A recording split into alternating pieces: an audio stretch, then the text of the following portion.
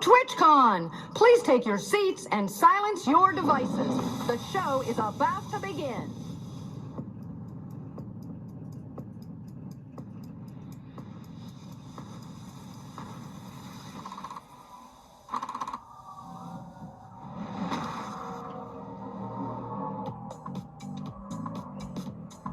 Please welcome to the stage and to San Diego, and welcome to Twitchcon!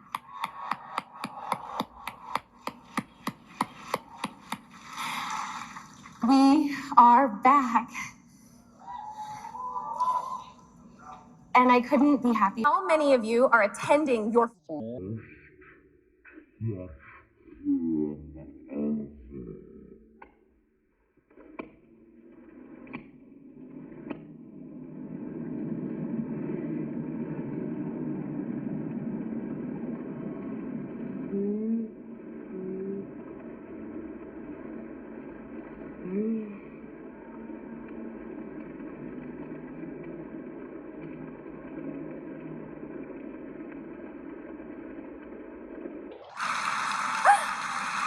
cave merch and other surprises?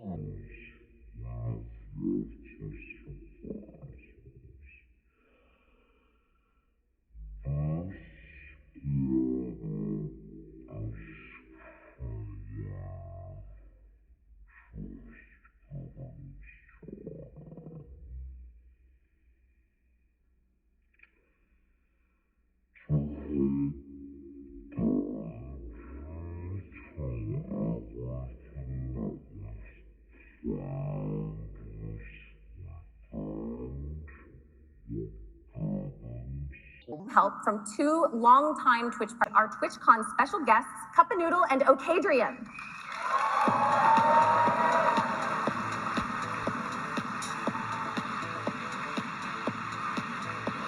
Oh, holy cow.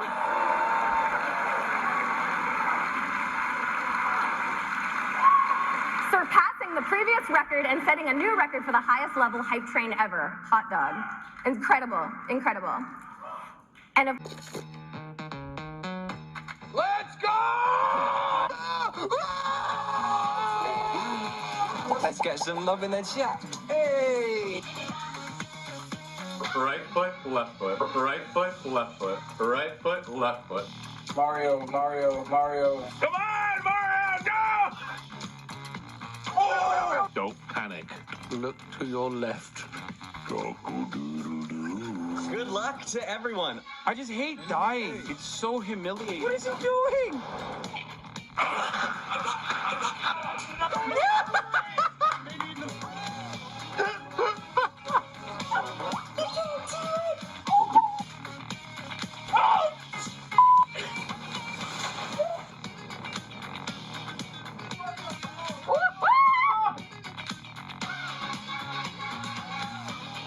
What the f is a wax? Oh, it's a wax show. Mario. No way, bro. Oh, God, no. sorry, this is harder. You said that she holds the record for most subs of all time for a female streamer.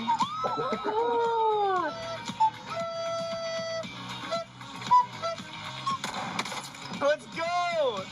So Mona can't run hit run! This kind of easy. Oh, every time I say it! Well, everyone GG.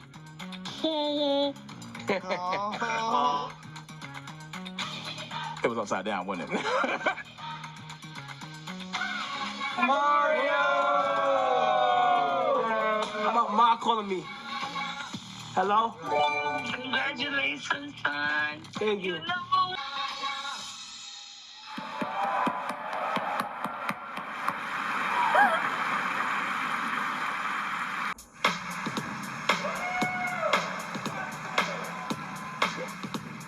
Hello, everyone. Welcome back to TwitchCon San Diego. I'm just so thrilled to be here with everyone again. Even today, on day one of the show, it is already just so incredibly energizing to walk around the convention center and see everyone back here again. I was in Artist Alley earlier today, which, by the way, is the largest Artist Alley in TwitchCon history. And I was blown away by the creativity in everyone's work there. And everywhere you look here, there's someone in cosplay, there's someone repping the Twitch purple, or there's a happy reunion with friends from chat. And this is without a doubt the best weekend for me all year. So thank you. To build a brand, to learn from other streamers, or just, I think like most of you, to have a great time in San Diego with all your friends from chat. Your participation this weekend is what makes TwitchCon unforgettable. And when we see that level of support and generosity, we want to support your efforts so you can do even more good, even more often. We've heard from streamers that raising money for charity can come with a lot of stress and responsibility. And we've heard from viewers that they want to make sure they know where their donations are going. And we don't want to make it so that streamers have to be in the position of holding on to funds that were meant for the charity in their own bank account. So we...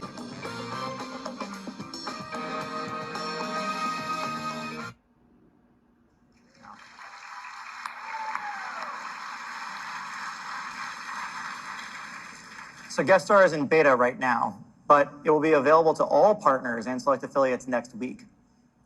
We're also excited to announce that Guest Star will be available to everyone starting next month.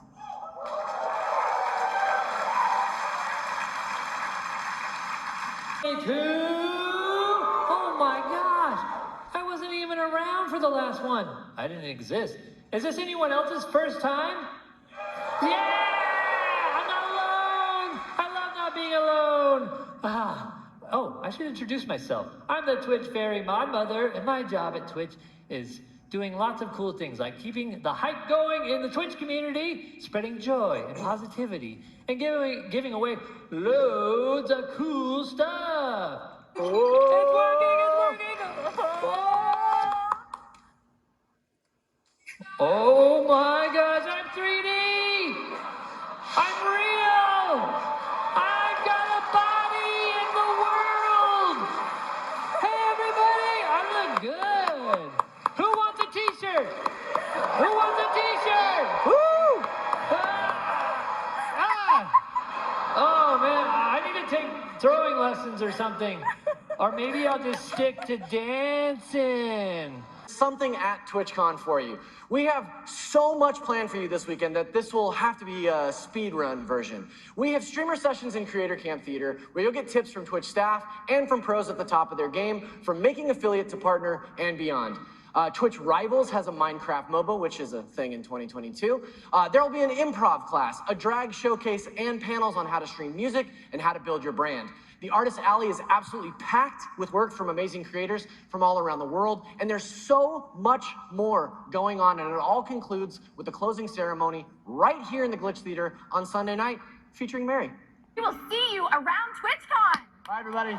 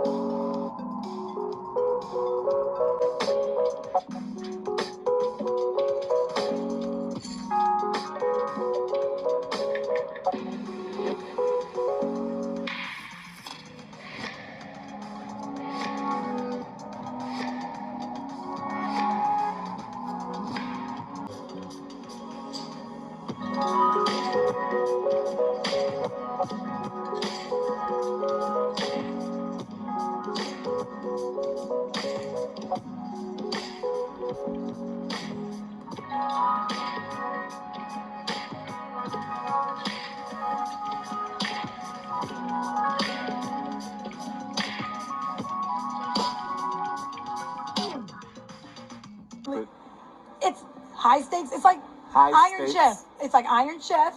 And I was a judge once. Yeah. So just getting to try the food is probably one of the best sandwiches I've ever had in my life. But I feel like what's crazy is the people that were actually participating are the... Could be a fantastic time the entire few days. We close out the weekend with some really good times. It's going to be, I almost said lit, but I don't think I'm in the right age bracket to say that anymore, so I can't say it.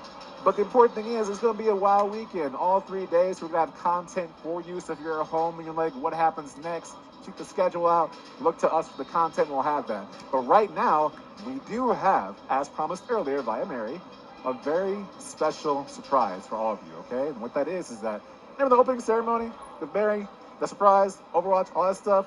So our friends over at Blizzard sent over an exclusive cinematic trailer.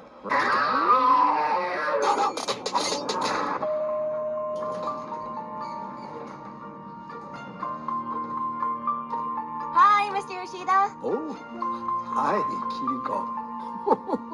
Donuts for dinner again? These aren't just any donuts.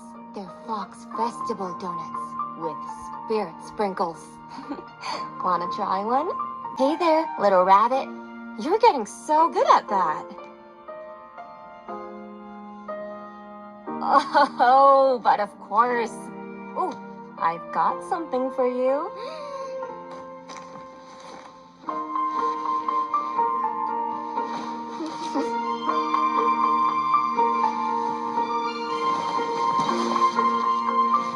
Aww. How do I look? You know, I stay up all night worrying about you. You've stopped training with me. Kanezaka's falling apart, and I don't know how to protect you. Faith alone isn't...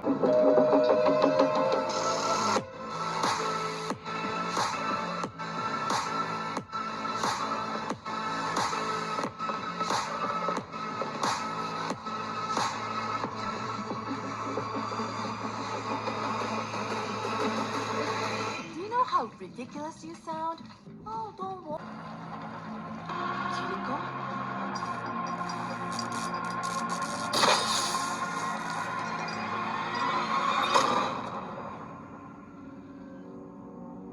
I'm gonna kick every one of you in the face.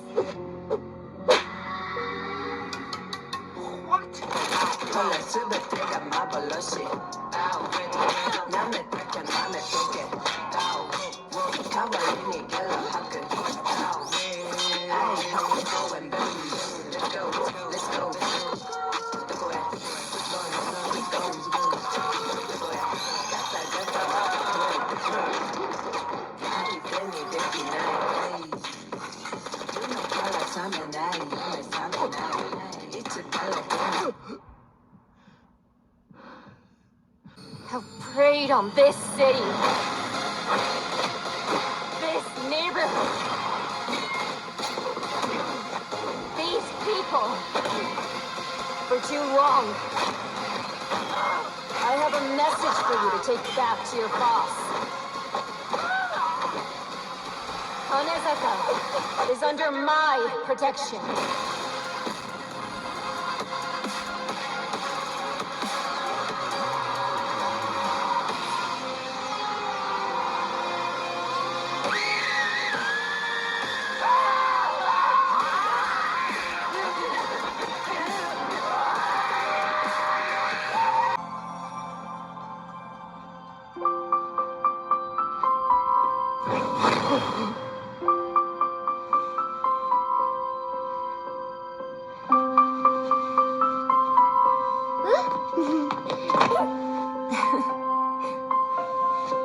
Are you okay?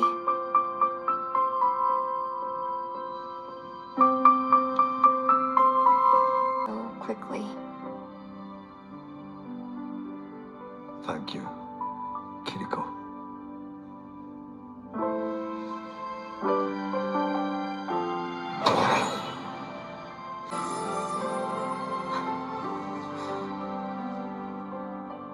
Maybe I shouldn't have stopped training with you, after all.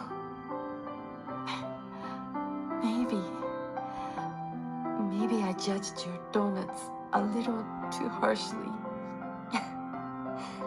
Maybe moving home for a little while isn't such a bad idea. My baby is a superhero!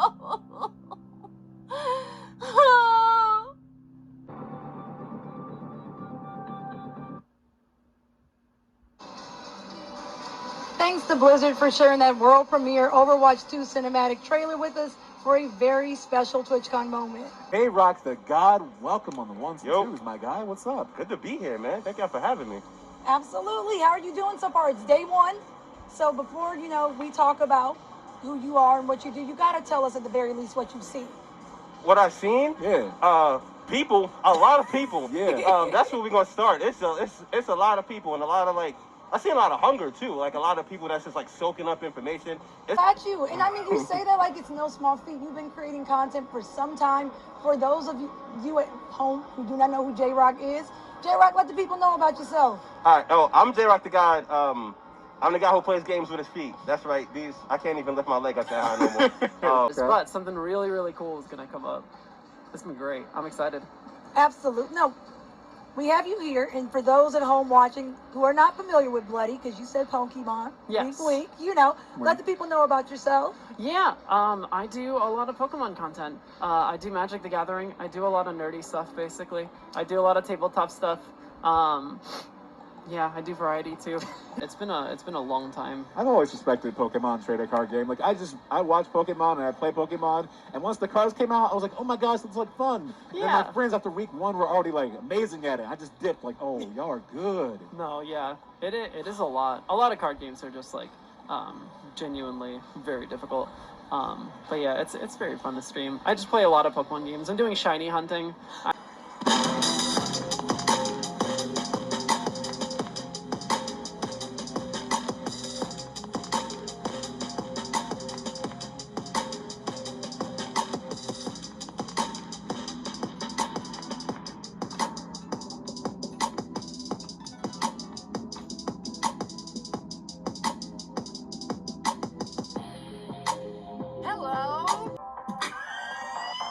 Oh, I see them right here. Oh, it's over. I'm landing on them.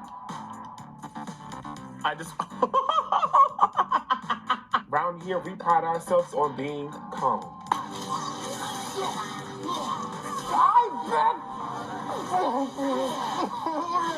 There's nothing not calm about this stream. Wait, there's rugs. I need to scratch. We do not raise our voices in this stream. We gotta go! We gotta go! Shut up, please. Yes, the ASMR girls are super. Baila tu cuerpo, quería Macarena, con tu cuerpo la baila la guía que se buena.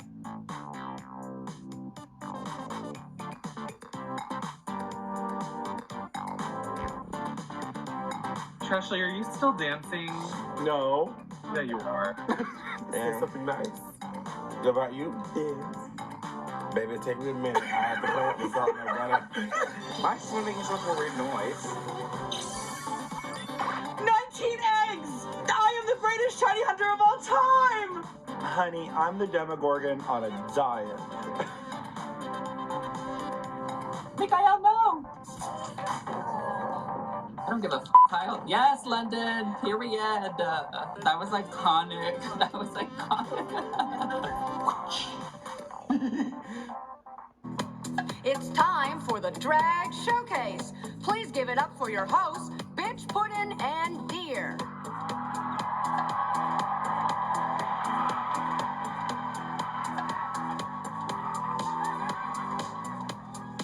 It's awesome. Okay, we all are excited to be here, right? But high glitch stage, live audience, you are alive, you're breathing. This is live. It's live. Hi, Leia. Leia's my cat. Oh my god. Hi, Lady Lay. On the tele. It's near and dear to the queer community, but it's also for everyone to enjoy. Drag is art. Art is subjective. Twitch is a great place for drag artists to thrive and build communities. Whether it be creating the first digital drag show, uplifting queers safely in their homes during a worldwide pandemic, or establishing all drag troupe on Twitch, cultivating a new path for all styles of drag to shine. it was the Rainbow Road that led us here. Twitch has provided us space to thrive and showcase the beautiful art form of drag. Thank you, Twitch, for being the premier platform for communities. Because building community is what we are all about. Yes.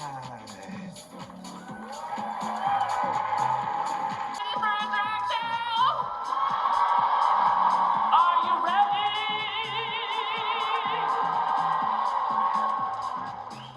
Good. Good, because we've got queens, we've got kings, we've got everybody, and more. Buck on this stage like Ash's Pikachu when he's forced into a Pokeball. She is hunting for shinies, and she will never be caught with a party full of Zubats. Get ready for battle because y'all are here. Be open, because guess what? She's here to open the first TwitchCon Drag Showcase at San Diego. Without any further ado, Mia Easylay, I choose you! No way, I'm just warming up. Menopause, I choose you now!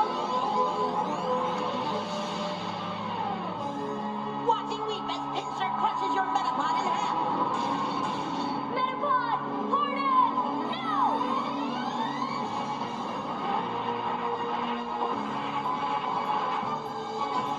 Tell me something I need to know.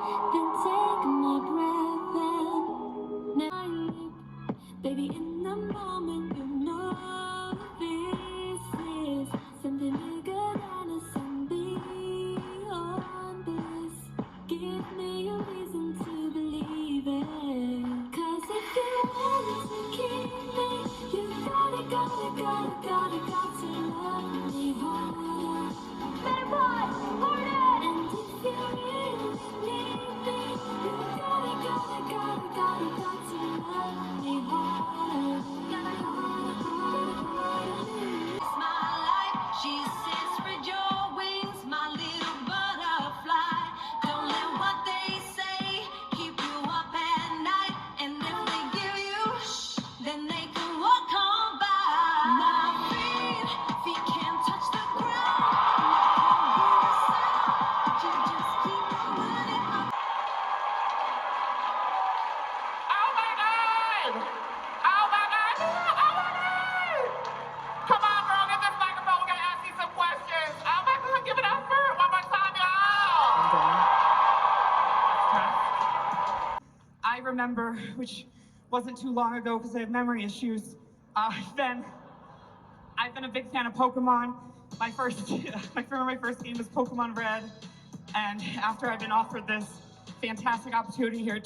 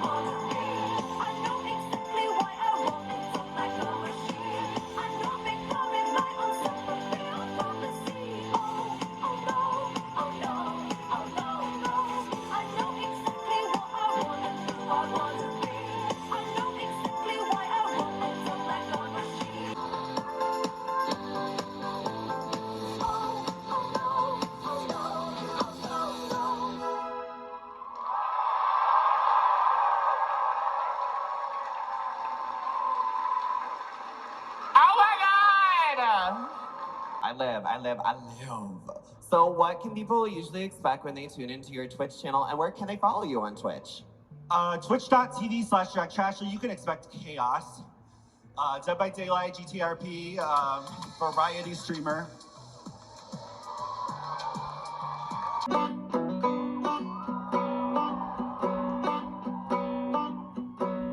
I've been down with a broken heart since the day I learned to speak. The devil gave me a crooked toe when he gave me crooked feet. Oh, Gabriel dawn came to me and kissed me in my sleep. And I'll be singing like an angel on Twitter melody. I'm gonna ride,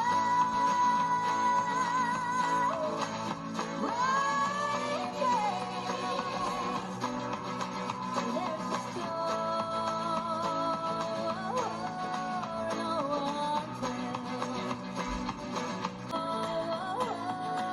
no one tells. You gotta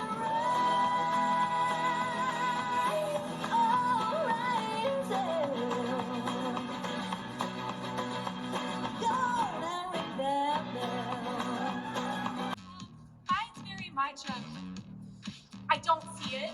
It's not present. I guess kind of in 3 different realms. Cheers. Awesome. Be kind, be respectful. And it's whatever's journey is yours, regardless if that's your definition of gender identity or if you have a more personal one, because I know my trans brothers and sisters out there. Watch or fun to watch streams or complete cozy Sims, Stardew Valley, Animal Crossing. There's no in between. Yes! There's just drastic difference.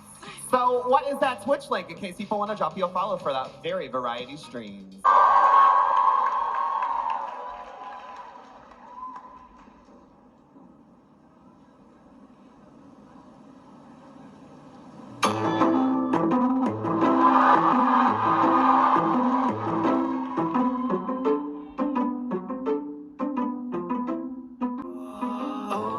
Well, imagine as I'm pacing the pews in a church corridor, and I can't help but to hear, no, I can't help but to hear an exchanging of words. What a beautiful wedding, what a beautiful wedding, sings a bridesmaid to a waiter. Yes, but what a shame the poor groom's bride is up. I chime in with a haven't you people ever heard of closing the goddamn door? No, it's much better to face these kinds of things with a sense of force and rationality. I chime in, haven't you people ever heard of closing the goddamn door? No, it's much better to face these kinds of things with a sense. Well, this calls for a toast, so pour the champagne, pour the champagne.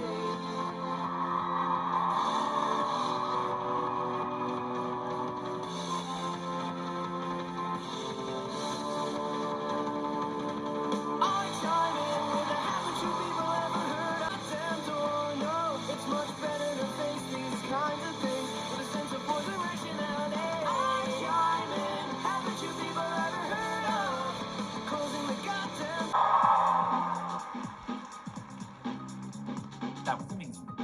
Thank you so much. But I have a question. You are a drag investigator. What's the greatest mystery you've ever solved? That's a challenging question that I'm still trying to solve. Gender identity, sexual identity, that's something I'm still trying to figure out. So I'll tell you when I'm fixed. Good answer. As I said before, it's not as long as you take, as long as you just believe in yourself.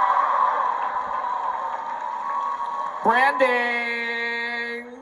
Thank you, Felony Dodger from season 2 of Blade Brothers Dragon, who made this fabulous bag. Girls, yours is so cute. Look at that. It's like a little... Speaking of which, our next entertaintress is on a personal mission to show the world that silly and serious can be best friends through the stunning world of drag.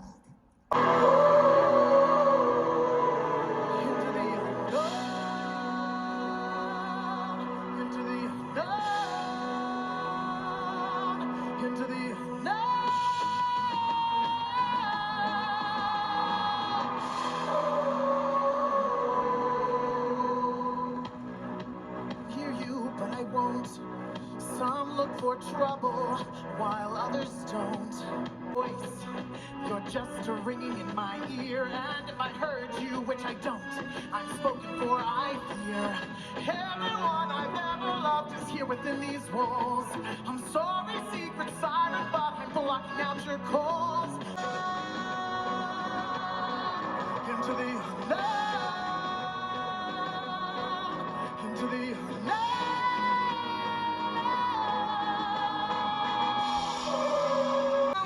Can you feel me? Can you show me?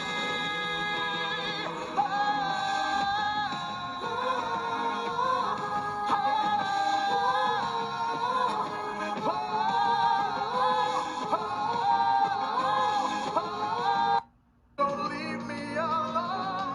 How do I follow you into the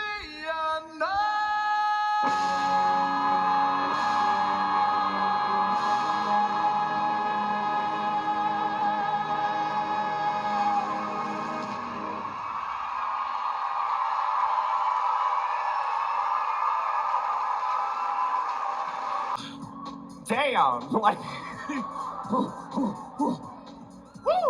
That was incredible. Thank you. I'm gonna start singing. Sing it, dear, sing it!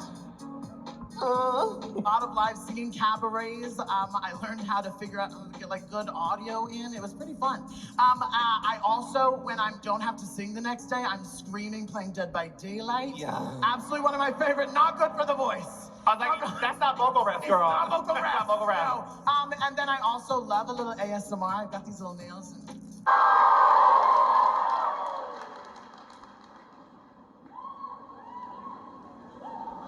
Stay, are you ready? Are you ready?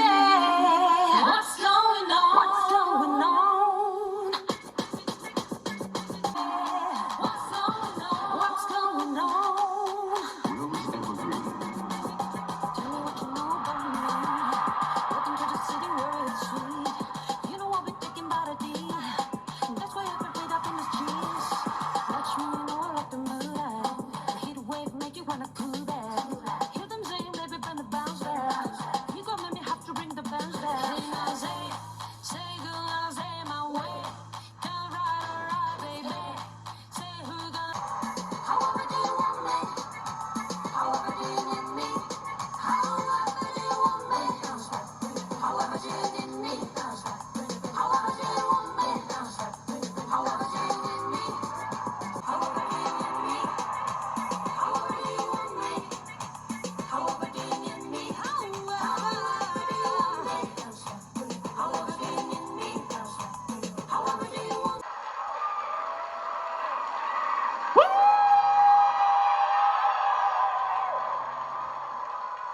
Rose Evergreen! That was incredible. Hello, everybody. How do you have your breath? Huh? You have your breath. You're so composed. You're beautiful. Girl, you I had a breath watching you. Catches a breath, y'all. What the fuck was that? It was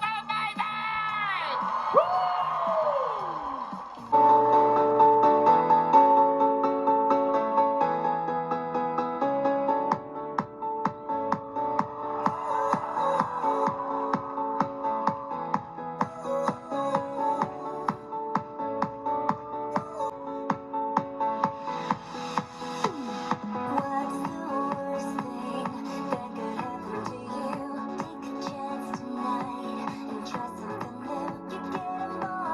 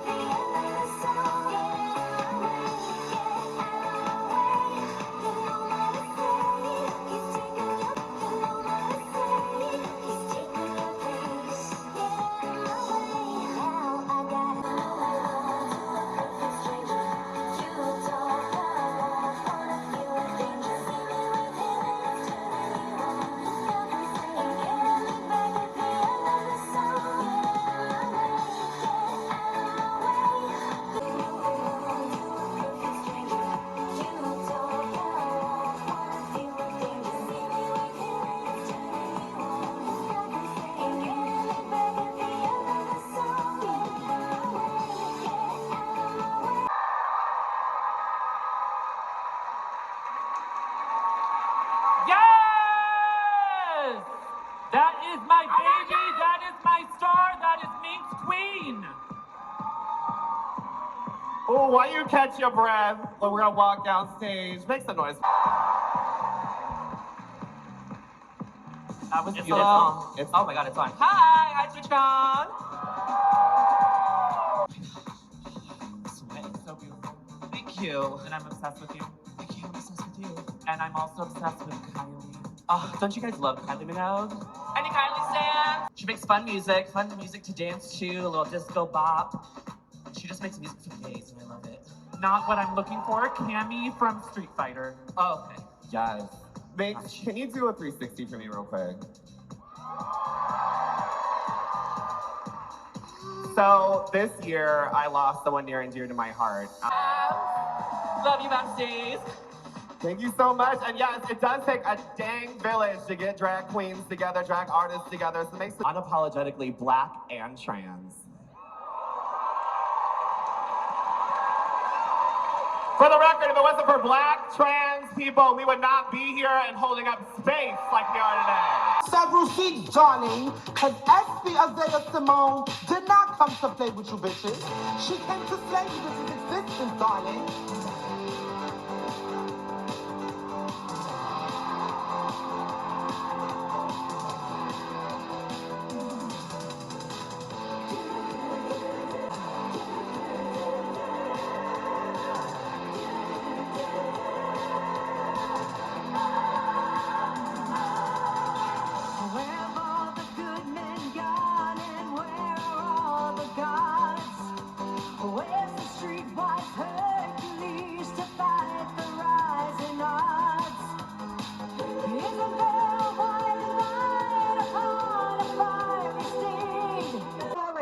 And I can't get up. Y'all be weak in the knees. Stand up. Stand up. I'm holding up for a hero till the end of the night. He's gotta be strong and he's gotta be fast and he's gotta be fresh from the fight.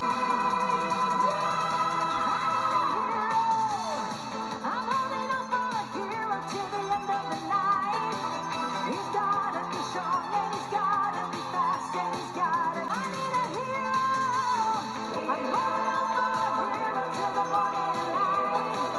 He's gotta be strong and he's gotta be strong and he's gotta be larger than life. I need a hero. I'm holding up for a hero till the end of the night. The storm and the flood. I can feel his approach like the fire in my blood. Oh my God! Woo! Make some noise. It's SP Simone's birthday, everyone! Happy birthday! SP, what do you usually play on Twitch? What can they see the kids watch you do in these things? They're gonna play about 40 different games because I can't make up my mind. So I start with one and I switch to others. But Dead by Daylight is the first one, of course. And then I do some GTA RP because I'm that girl. And It tastes nice. Do you want to lick it? Rather not. Okay. Some people are shy, it's fine. Our next entertainer is not shy, and I can't wait to introduce her. She's the current Miss Empress of Seattle, Washington. She is. Know me? I'm Leonard Bradshaw. If you don't like me, I'm Leonard Bradshaw. I'm just your everyday person who does drag, living their best life as much as they can, trying to survive, dancing the night away, enjoying fashion, and trying to find a place to fit in, which doesn't really necessarily always happen or feels like it's happening, which is why I wanted to talk to you today. I can go from doing things like this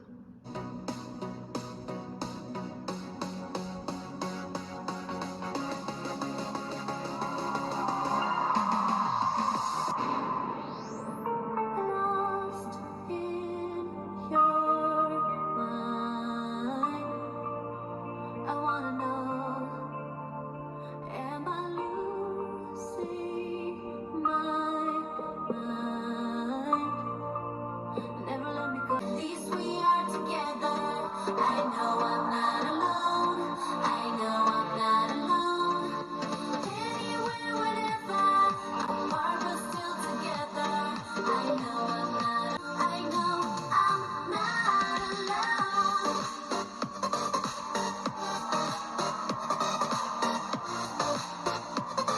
I know I'm not alone.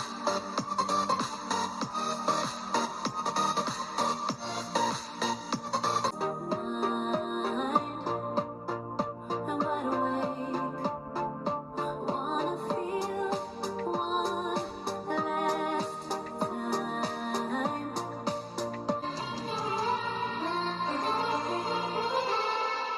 If this night is not forever, at least we are together. I know I'm not alone. I'm not alone.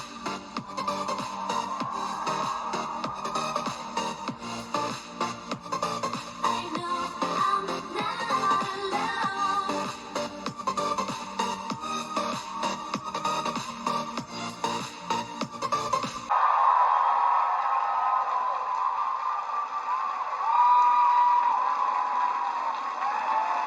Yes! Make some noise for London Bradshaw, everybody! Look at you. Step down, diva. Oh, hello. Hi. Do you want us? London, you want to say anything to the kids right now? Hey, besties, what's up? Hello. If you don't know me, I'm partner London. Why is she partner? It was a journey, and we're making movements on this platform, especially for Black lives, which is important to me. Okay. Amen, bitch. Made it happen. She's our last entertainer. Y'all make some noise for Marisol.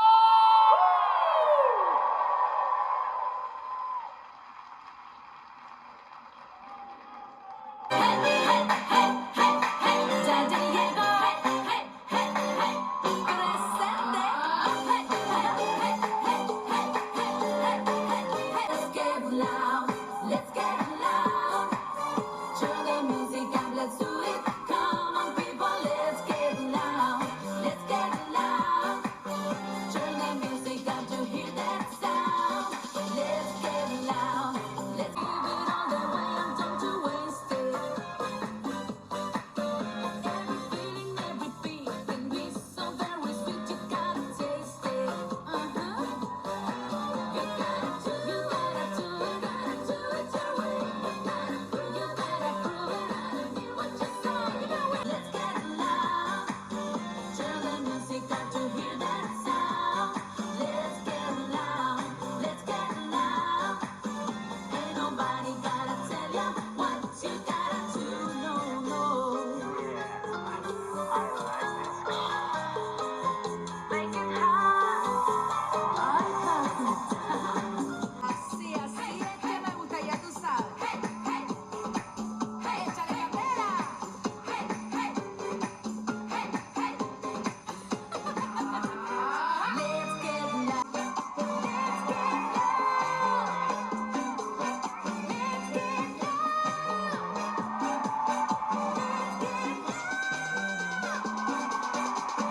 get loud. Let's get loud. Turn the music up to hear that sound.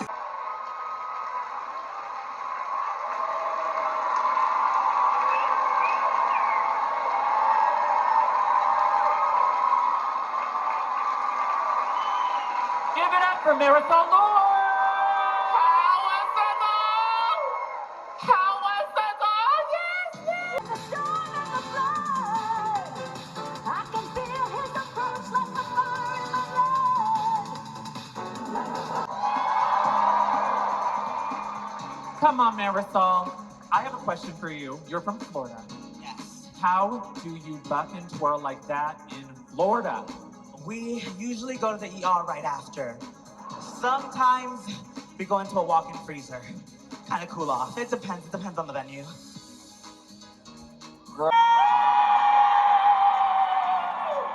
Thank you to all my supporters. Thank you to Twitch for having me on their Hispanic Heritage campaign. And I hope to see you all there. Oh my gosh, yes! That's what we do on our channel. Do you want to go first and tell the kids what you do on your channel? Well, my name is Deer. Let's play what you fear. And I like to play scary games. If you like horror, you can follow me on twitch.tv/Deer. DEERE. And what? According to you, I go by Bitch Porters.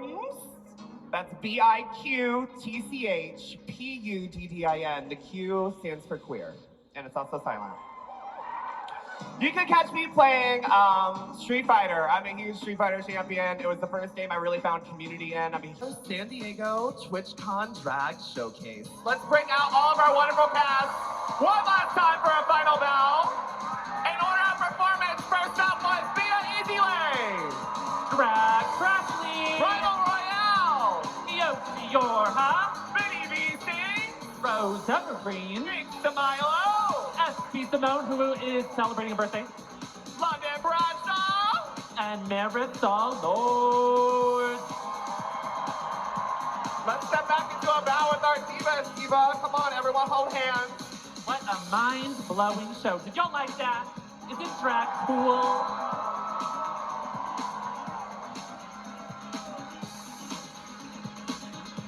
Oh my god, I for one think I'm gonna be taking up drag after this show. I love that for you. You should. This community is ever evolving and ever changing, and I am so grateful to be here with all of you in San Diego. And thanks for welcoming us into your homes if you are watching on twitch.tv/Twitch. Yes, yes, yes. Well, we all wouldn't be here without one special person who produced this whole showcase. We have to bring out my girl. That's our baby, our star, Jenny Raider! Oh my God, Jenny, come out here, yes! Wait, go to the middle of the stage. Go to the middle of the stage. You don't look at me. Don't look at me. Don't look at me. It's a surprise. I have flowers! Yay! Thank you so much. And can we get a noise for queer women in this industry, y'all?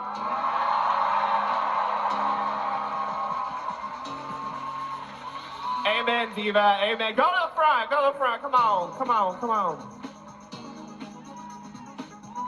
So who's gonna start drag? Who are we gonna see on twitch.tv doing some drag? So anyone else in fire? What? What's happening? Anyone else feeling the fire? What? Anyone else feeling the fire to take up drag after watching the show? Pride is not about drag shows. It's not about floats. It's not about even clubs or wearing fun outfits. Pride is about being unapologetically yourself 365 days a year. So regardless if you're on Twitch streaming with all your people, or if you're out in the street and facing any adversity in any kind of way, you hold your head up high and be unapologetically proud of who you are. Be yourself. Well, I can't wait for the next Twitchcon Drag Showcase. What about you, dear? I honestly can't wait for the next Twitchcon Drag Showcase. What about you, dear? I'm so excited to see every one of these performers, as well as everyone within the drag tags, everywhere on Twitch. Well, we're your hosts. I'm Bitch Puddin'. You can find me at twitch.tv/BIQTCHPUDDIN. And I'm Deer. Let's play what you fear. See you on twitch.tv/Deer. Have a fun, everyone. We still have Sunday. Tune into twitch.tv/Twitch for more gorgeous content on TwitchCon Day 2. Oh my God. This was just a tip. Be safe and be gay. Goodbye, everybody.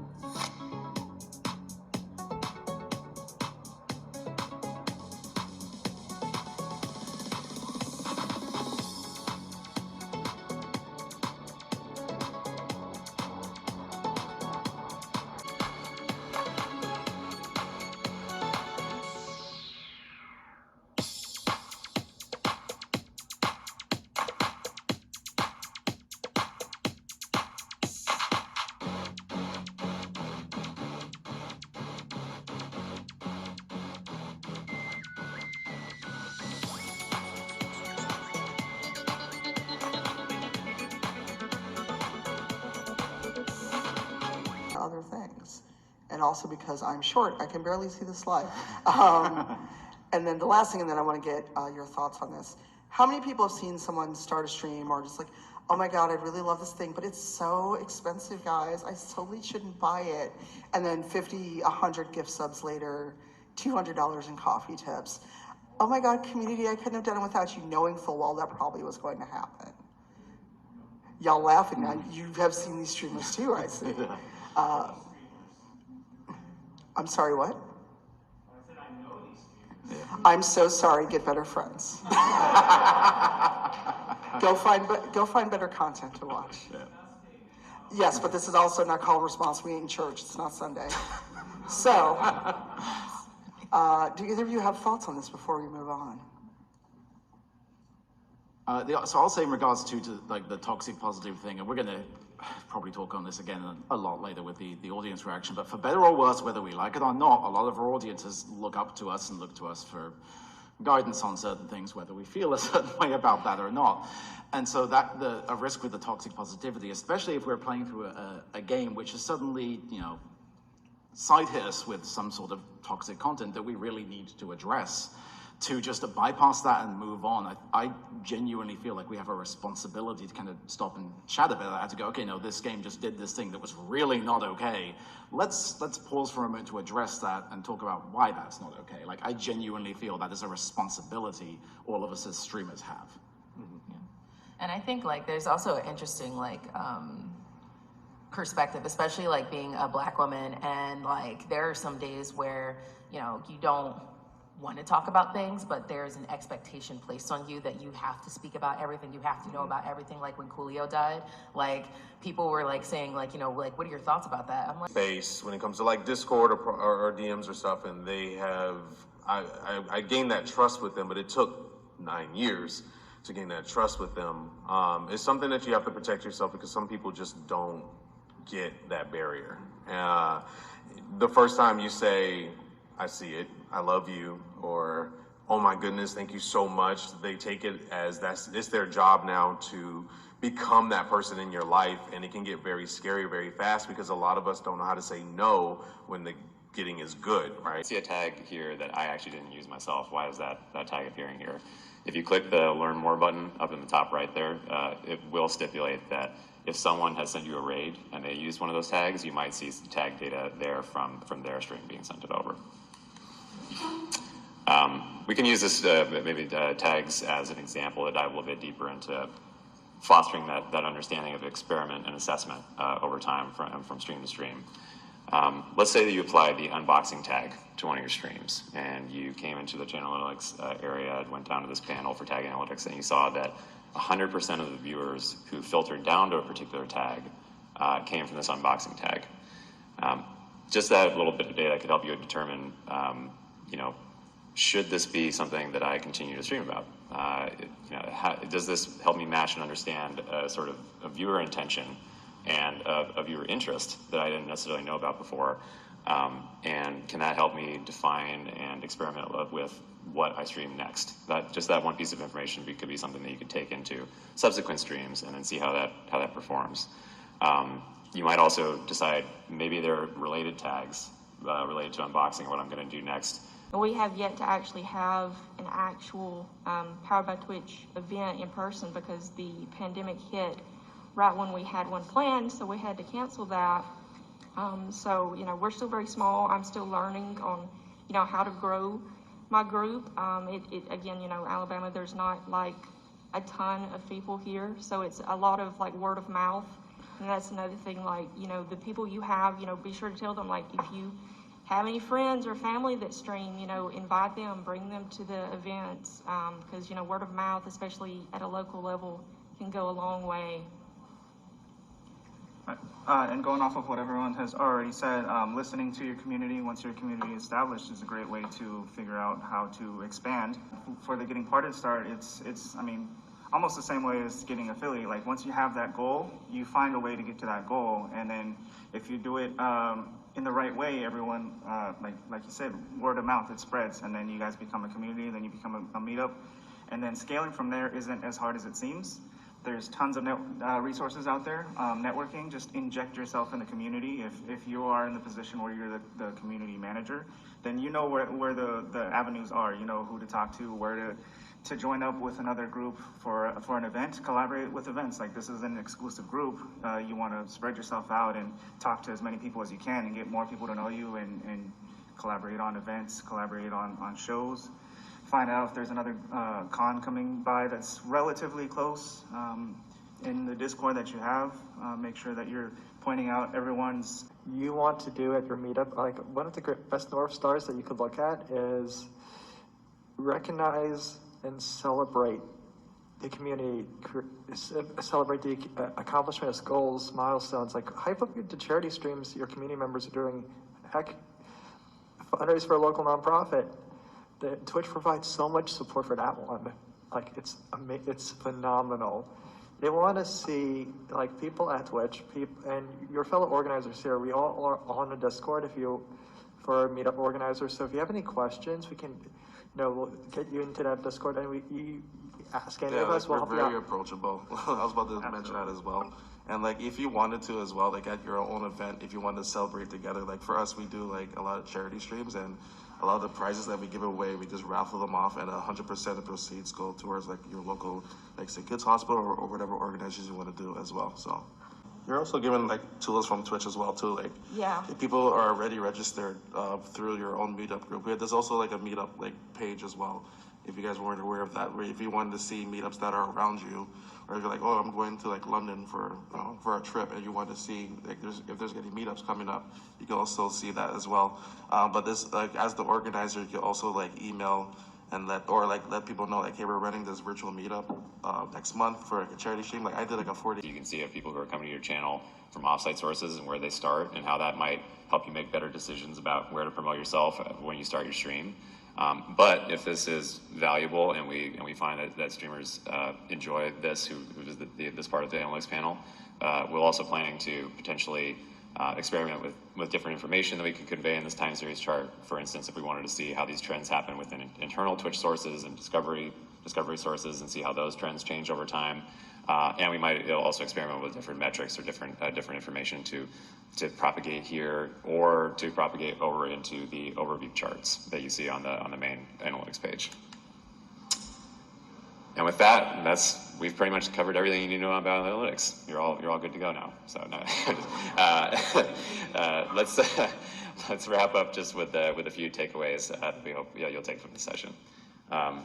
First and foremost, again, as we approach this as product managers, it's something important for us to remember, but we hope you all remember as well. Everyone grows at different rates, and having periods of dips, plateaus, and hopefully also unexpected or expected growth that you see out of actions you take, all that's completely normal.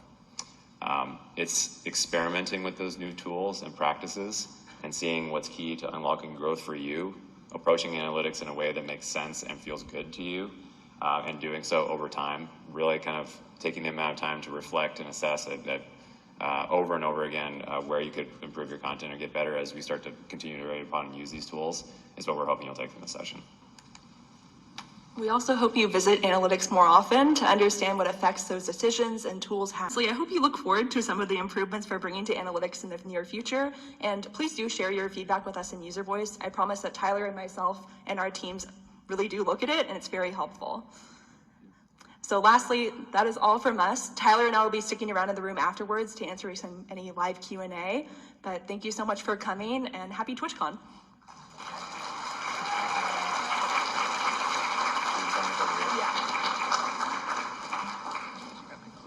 Sure. Show of hands, who has had to kick someone out of their community? Oh, that's the most hands yet. Wow, more hands than at the beginning. And how many of you spent countless hours of emotional labor agonizing over what to do before you finally kicked that person out?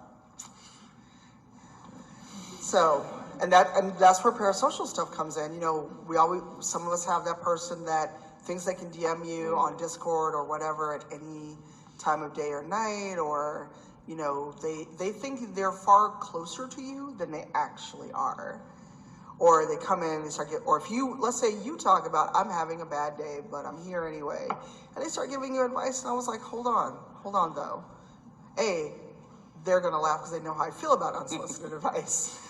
But also, you're not my friend that way. If I say I'm having a bad day, maybe I got some stuff going on.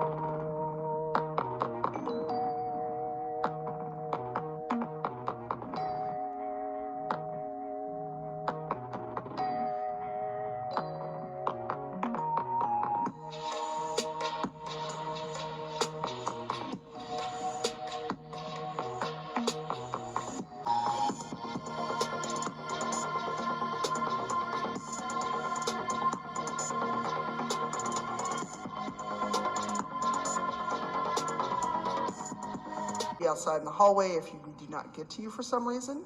But if you start rambling, I will ask you to go find a question somewhere in this concert hall or convention hall. The concert hall. I believe what we're going to do is we're going to go right side, left side, back and forth. So please feel free to line up on both sides. Try to keep them even so that way we can get you all going, or whatever your seat is closest. Whilst people are lining up too, I want to call out just one other thing from Dr. B's notes I want to make sure we get to, which is a question for audience members specifically, not the audience in here, but like the Twitch chat, which is to have an honest conversation with yourself about the motivation in your fandom. Like, are you there because you admire the person professionally, or are you there because you're genuinely trying to be friends with a streamer? Because the latter very rarely happens. So question like, why truly are you there? So if you're there, because you admire them professionally, cool, but don't try and establish that friendship that way. It's probably not going to work. Yes. All right. I always like to ask, are you okay if I just go by, if I call you this, and just whatever their response is? But yeah, I don't necessarily consider shortening somebody's display name to be a pet name per se. I consider a pet name to be something completely different than what somebody could reasonably, like there's a difference between a nickname and a pet name. Yeah. So a follow-up, I guess. What if the chatters, like, their name's like Emily, but they want to go by like AV, like a totally different name that's not even related to their username? Should I accommodate that? I mean, that's up to you. It's your chat. If someone comes in or they've got a really long, hard name to pronounce, and I'll just say, hey, just so I'm clear, what is it you'd like me to respond to you with? But also, it's your chat. Out in the hall, they will be kind enough to entertain those. Thank you so very much for being here. Hope you got everything that you wanted out of this. Thank you. And feel free to see them outside in the hall. Have a beautiful day and be safe. And be kind to one another. Thank you. Thank you so much.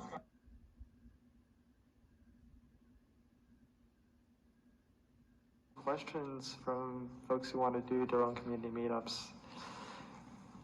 And one more thing, thank you to all of our volunteers and community members in Seattle that made the Seattle meetup so much fun. Thank you. Yeah, just thank you so much for just coming out and asking your questions. For me, I know, or Accomplish it.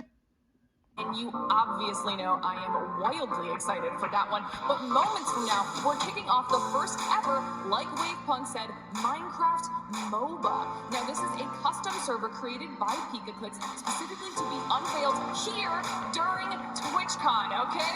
So let's see who's here to take the first crack at this brand new game mode. Because it's time for us to take a look at the reason all of the crowd is here, which is our teams. We're gonna take a look at Team Fratzy first. Let's start talking. Squad obviously has recognizable people, Carl. Definitely, and I know Dave Kratzy. He makes the best teams. He himself is an amazing player as well. So he has Sneak Snag, Boomer, Tapple, and Gumi, which are all amazing players, and I can't wait to see how they do. And then also on that side of the stage, we have Team S Major. Okay, gonna keep on moving down the list. You know they love them. Oh yes, S Major bringing through the crew. We've got JoJo, we've got CPK, orange juice, and fruit berries. I love seeing the way that these teams have been preparing for today and the energy that they are grabbing from the crowd here to support them. And then on the other side of the arena, we of course have Team Hannah Rose. The crowd loves him, Cara. Oh my god. Hannah's amazing, right? We got Hannah, we got Puns, we got Foolish, Awesome Dude, and Sylvie. Can we get some hype for them? Let's hear it, let's hear it. Hannah knows how to work the crowd. Oh, Sylvie love. Our final team of the arena is, of course, Team Purpled. Latigress, let's close this one out. Purple coming through with Ian Frost. We've got Snifferfish 5 up, and he's so ready to take to the action today. A mixture of the familiarity of Minecraft with a whole new mode. It's going to be a really, really fun day as we get to see the rest of our streamers up there. They are settling in, getting themselves ready for today. And I know you might be thinking, Minecraft MOBA? How does that work? For you, okay? So obviously 20 players are up here, and they will be the first ever to play this custom Minecraft MOBA server. They are split into 4 teams of 5, going head-to-head in a straightforward bracket. Now, this is a single elimination tournament with a 3rd place match for the teams that do lose in round 1. All matches are best of 3, and we should have fireworks from the start as teams crazy cool maps that we get to see today, Latigress. I'm excited for that. These are the kind of maps that make me want to actually dive into the screen and just live there, maybe eat a little bit of candy off of some trees and hint at some of what's to come. But I really admire the work that was put through to not only lean in. Some of them voiced by a few people you may know. Like Cara. Like Cara. And there's also Scott. There's a lot of people who voiced them, all right? But they are all super unique. They have like all unique ultimates, all unique skills. They even have backstories and lore. It's insane. You guys got to read up on them. You guys got to see them in action. And $3,000 going to each player from the winning team. Okay, it's a lot of money. And then the team that loses both matches will still take home $5,000 as a group for a total prize pool of $35K big ones. All right, now, Cara, how excited are you to see these unique maps, characters, and this unique format? I am so excited because while they may be Minecraft players first and foremost, I don't know how familiar with playing MOBAs. So I'm very, very excited to see the strategies they come up with, how they incorporate their Minecraft skills into more of a MOBA setting, and I honestly am so excited. It's going to be a fun one for sure. But first, it's time for Brave Stakes presented by Crypto.com, where our analysts put their word on the line with a bold prediction of something that will happen in today's event. Now, we need you to own this moment with conviction and commitment. So what will it be? We'll start with you, Latigress. All right, I'm making my prediction. I believe that Team Purple is gonna take the whole thing all the way to the finals and shut it down. Who thinks Team Purple might win this whole thing? Ooh, I don't know, Gabby. Yes, some believers. I believe in you for believing in Purple. All right, what do you got, Cara? So I think Team S Major will bring it home. He has an amazing lineup. He has my personal favorite player of all time, JoJo Solos. Right? Any JoJo fans? Come on. Everyone is. Everyone. And I think they're going to do really well. All right. Well, those are definitely some interesting predictions. We'll check back later in the show to see if their Brave Stakes paid off. Crypto.com, the official global cryptocurrency platform of Twitch Rivals and the fastest growing crypto and NFT platform. Fortune favors the brave. Now, the players are loading into the lobbies for our first match, and the crowd here playing Minecraft Dragons coming up next. This is Twitch Rivals, live from Twitchcon.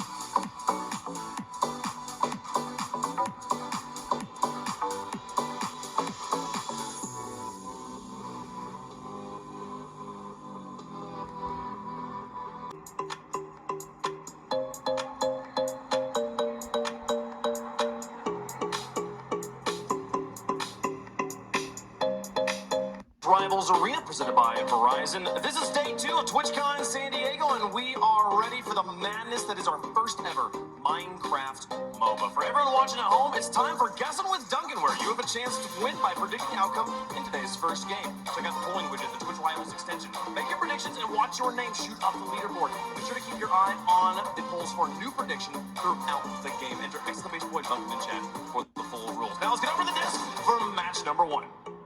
All right, things are getting set up, sorted, and ready to go. Obviously, match number 1 right around the corner. We kind of need to talk about this game mode a little bit here because, like we've said a few times, the map and destroying, in this case, the Ender Dragon to win it all. You have a few things along the way. You have the Wither Towers that'll become your obstacle. You want to get through those crystals. We've got these different camps that'll be popping up through that give you gold and give you XP so that you can upgrade your team, upgrade yourself individually to really lean things in your favor. I think one thing I love is the way that he integrated. Obviously, it's a lot of elements that is in Minecraft, right? So all of the monsters that we're going to see, a lot of the shop things, for instance, very, very familiar to those watching. 100%. So the fact that the dragon is the ultimate boss you have to kill, that is 100% Minecraft. The Wither Towers. Wither is an actual, like, a bonus mob you can get in Minecraft, which is really nice to see. And then they have a whole bunch of other passive mobs directly from the game and some custom ones, which is very much a team aspect sort of game. So I wonder if they can actually mold their strategies into more of the MOBA type thing where they can do the team fights, they take the advantages via numbers instead of just solo skill. I love it. I love it. Well, if we want some insider information, we might be able to get it right now because we do have Reflection standing by with Hannah Rose. All right, we're about to get ready for game number 1. We got Hannah Rose ready to go. Hannah, how's everything going? I'm doing good. How are you? I'm great. We're in person again since 2019. How have the fans been? You've been walking around. Sweet. They're amazing. So you're getting ready for game number 1. Now, I know you know Minecraft a little bit anyways, right? I think you do, but how about the MOBA aspect of it? Minecraft MOBA, it's going to be a bit different. I don't know anything about a MOBA. I don't know what a MOBA is, honestly. But I know Foolish and Puns do, and Sam, so we'll be okay. So that's great to know. You assembled your team. Let's go through that a little bit more in depth. What were you thinking when you said, okay, I got to play with 4 others. I'm going to pick who I'm going to pick? That is pretty cool. And then, of course, you can enable party mode, which is your channel points being pulled together to trigger confetti blasts for every single time a mob is slain.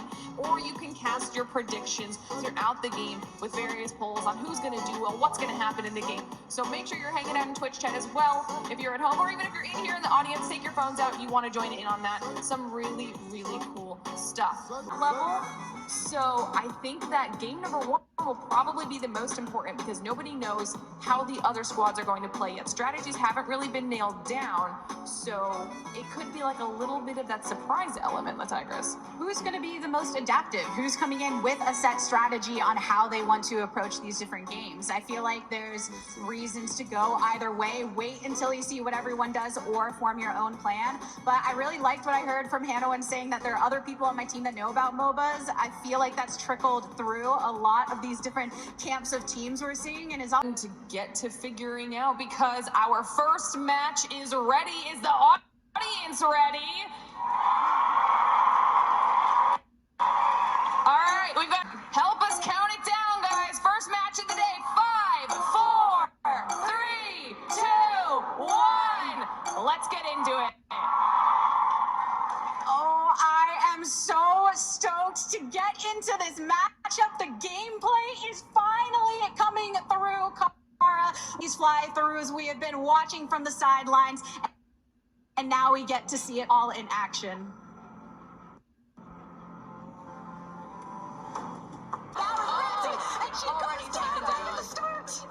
So there's already a giant battle for this big mob. I think it's a tier 3 mob. Oh yes, and when it comes to the tier 3, the important thing to know between them, you get so much more XP and so much more gold than you do from the other camps, but that means you're taking more damage. It's much more ruthless when it comes to actually achieving the end game of these camps. Exactly. Even just damaging the tier 3 mobs gives you a big mana boost, which you're gonna need for the ultimates, because the ultimates take between 1,500 to 2,000 mana just to put them on. Yeah, walking of the details of what you can expect here. I love that we get to see some of these overhead views because in a MOBA, it's so important to see where people are going, where they're pathing. I hear a lot of shout outs here for Sneak Snag on Team Kratzy. But I think those ultimates that you are speaking about are going to be very, very important. We talked about the amount of cost that it takes. So when you go and you take down a lot of these camps, you'll start building up that blue bar at the bottom. And once it's full, they'll be able to actually execute. So it looks like Team Kratzy has a lot of control over the Devil's Food Cake right now, which is going to be very imperative for any team. No, that's not an ultimate yet. Getting there, We're getting there. I cannot wait to show you guys the ultimates. They are amazing. It is really going to be a good time to see how all of these players do utilize the kits that they have available. Lots of shots from Boomer. Getting into it, does manage to pick up a kill, gaining a little bit more. I think that when it comes to the characters and who they are playing, you really have to consider that and what they offer to these different kits because, for instance, what we're witnessing right now, this is the Great Mage.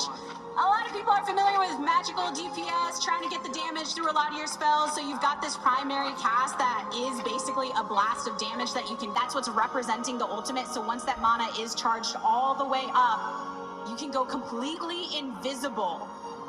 Think about how that's going to come into play. That's going to be amazing for sneaking object. Fun, you're coming back into it, but if you're far onto the map and you're towards that other objective rather, so punishing.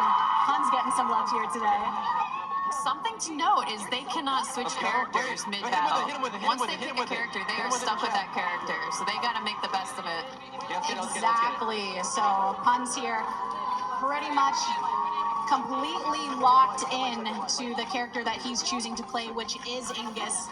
Yeah, Pyro, you gotta have a Pyro in, but every kind of team class-based game. But they're going right for it. They're trying to get that high stakes with the with the 2-3 mob here, but they have some opposition. A full-on 4v3 team fight. Team Kratzy coming in strong, starting to take down some of the enemy team engrossing upon it. Kratzy ends up getting eliminated in that exchange by the tower. Yeah, one of the most important rules in MOBAs is don't fight under the tower, and I think Team Kratzy just found that out. And these towers do a lot of damage. They take a lot of accuracy to be able to shoot back and take them down. And again, sometimes when you're all the way in the enemy base. What a shot! That was an amazing shot by Foolish. Way from downtown, getting a couple of trades back and forth here too. Not exactly one team fight wavering in the favor of another. I feel like of all of the maps too, this is one of the ones that's a little easier to traverse across. Some of the other ones have deeper canyons and things you have to make. But everyone right now just kind of taking that beeline towards their next objective. Everyone just getting some mobs in, going to the jungle, doing some jungling, trying to get back some gold, get back some mana and some experience. A little team fight here. Smacking him with the sword, gets the knockback. We've got a couple eliminations. Boomer with a double kill right now. Okay, so alright, Dave trying to take down the Wither Tower. That does a lot. Oh, that's Sylvie. Sylvie coming in, defending her tower. Oh my goodness. So it looks like Team Kratzy getting some advantages here in terms of the kills. So remember everyone, you have to take down the tower before you can take down the crystal behind it. And it's not until you take down all 3 crystals that you can then set your sights on the dragon to take the overall W for the game. And that's why everyone is really focusing down on one competitive experience. Oh yes, she is an amazing team leader. She makes amazing calls. She really analyzes the situation very well. I am wondering, so awesome dude here, who unfortunately falls to his death, is playing Angel, and that's the one that I called out. Are a lot of people going to feel, hey, one of the easiest things to strategize is let's make sure we have that healer. The primary ability does offer an AoE heal, so you're not just giving that advantage to yourself, but for a team. So if you do go and want to go for the team ahead, we get Hannah Rose now with the double kill. There was a little bit of captain on captain action earlier. I wonder if there's any tension between the two with their names on the line. She's like, there's Dave. Gotta go for him. Gotta finish him off. Okay, let's go, Sam. I wonder when you think about the times when you're playing Minecraft and you're coming on through. Oh, we got a little bit of action. I'll pause on that. Sneak trying to back up. He's a range character, so trying to get that range against Awesome Dude. Almost trying to really kite this out. Step back and get the hit. Retreat. Not quite. Nah, couldn't make it through. But I do wonder, do you feel like having all the candy canes and everything around are just harder to find these angles because they're fighting straight down the lane, only with the vision. Sample. Hands up.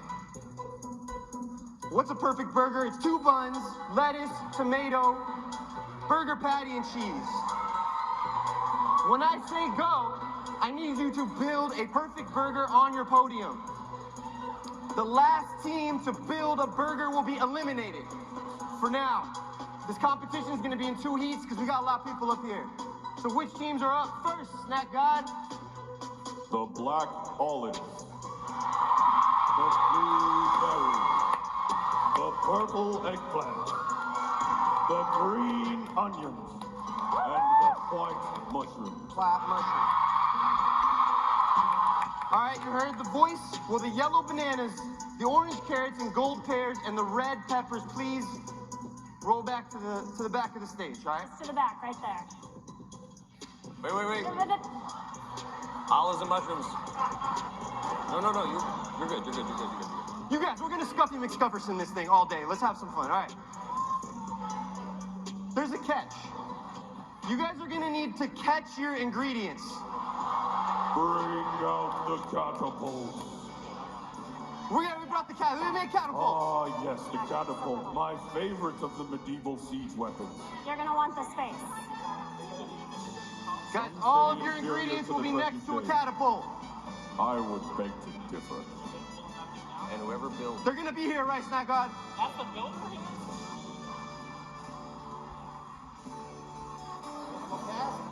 You got it?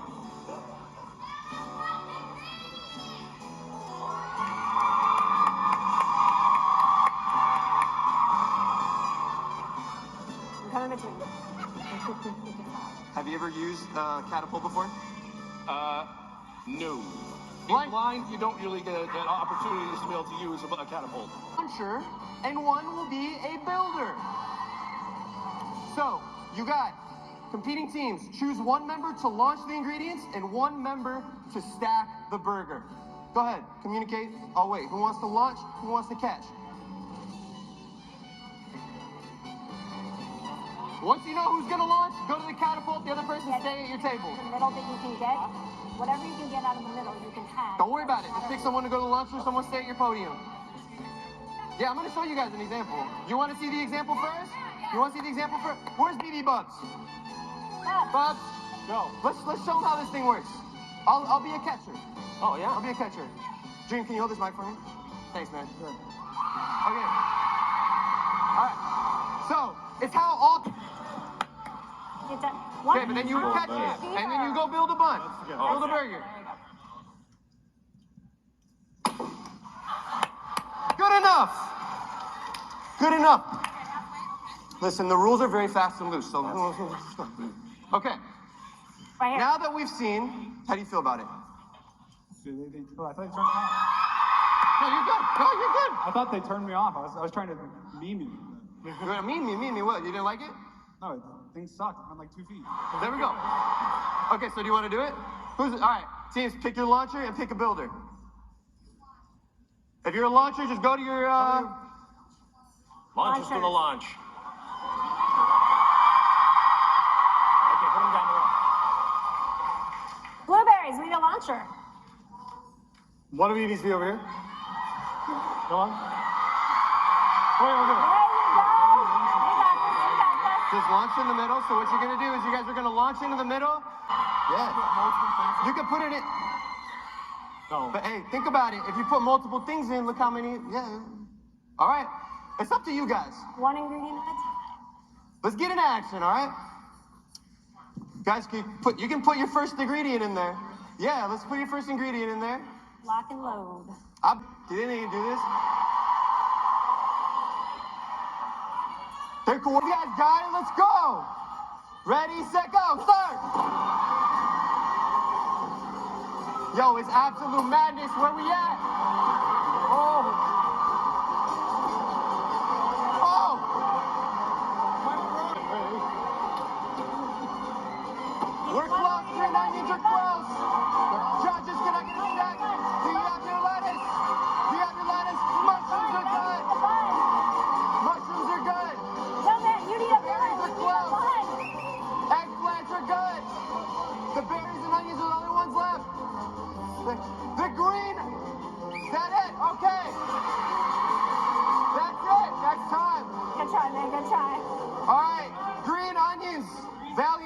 you can follow me over here while we change everyone else, congratulations, you've made it to the next heat. Green Onions, this is the, it's a sick, it's a... He's a terrible, he's at least killed 12 people with his cooking.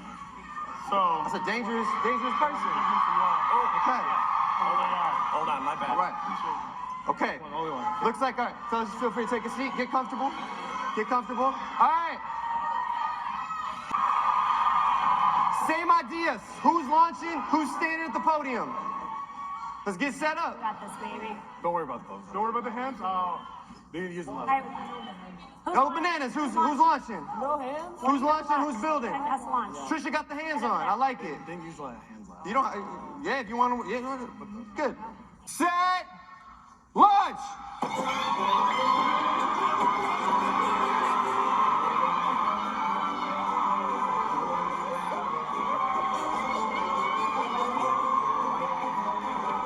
Carrots in the lead. Carrots are finished. Peppers are finished. Bananas are looking for one more. And bananas are finished. The pears have been eliminated. Wow,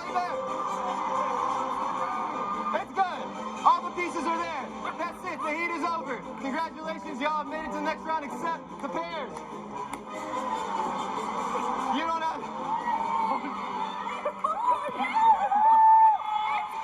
You're gonna get another chance. It's okay. All right. The next match.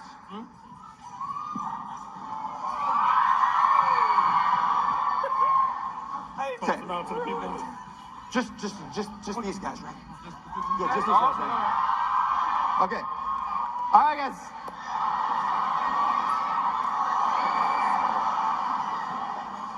In a few moments, our judges are going to bring you a series of different foods. I want you all to taste it and tell me what it is you think you're eating. The first team to buzz in and correctly tell me what's in your mouth will advance. You only get one guess per round, so taste carefully. Only 4 teams are going to make it through. Pretty simple. Yes, this is too simple. It's stupid. They will just look at the food and say what it is. What would you do then? I would blindfold them. You said blindfold so they can't smell the food. Fine. Do you feel like you're at any sort of advantage in this match? No. Okay. Good luck.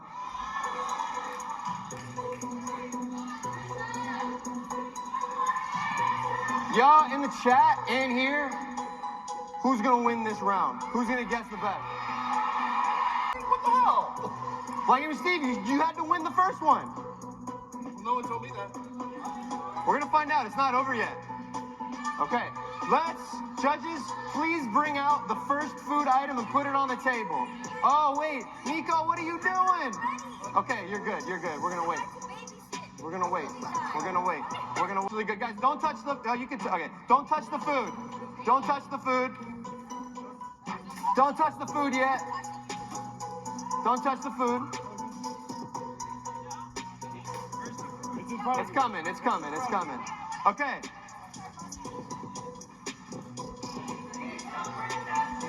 Woo!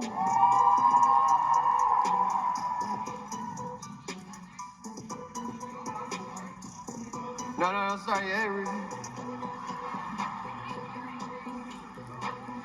Okay, the first food item is in front of you. When I say go, you may touch it. Don't hit the buzzer yet because it's not going to work.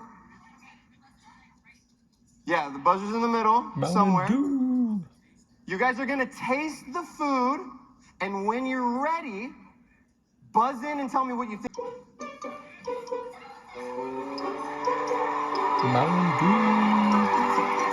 Okay, red peppers, what is it?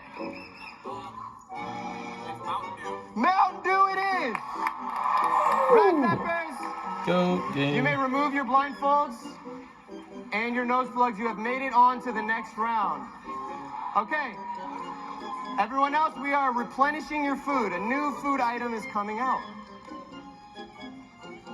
What if it was G Fuel?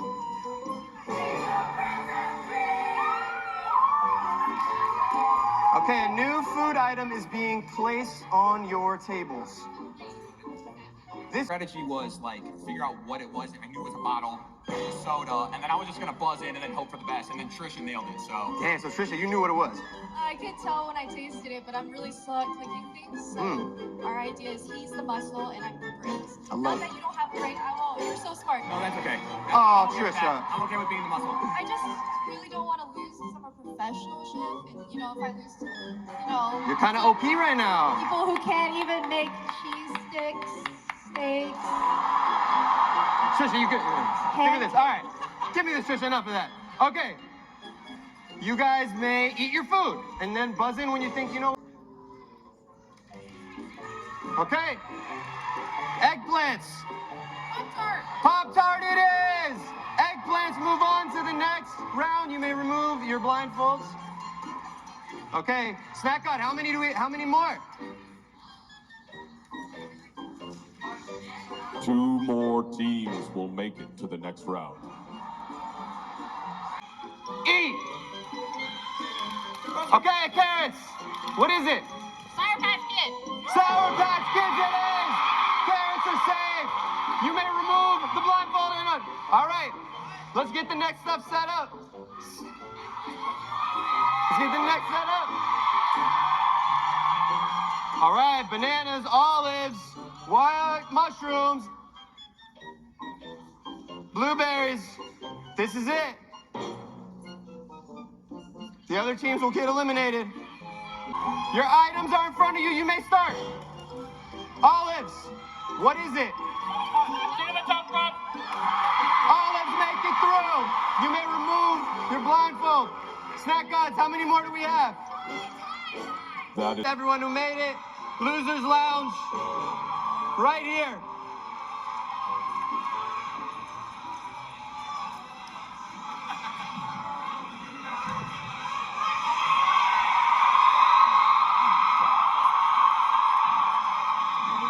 How did it do, Quackity?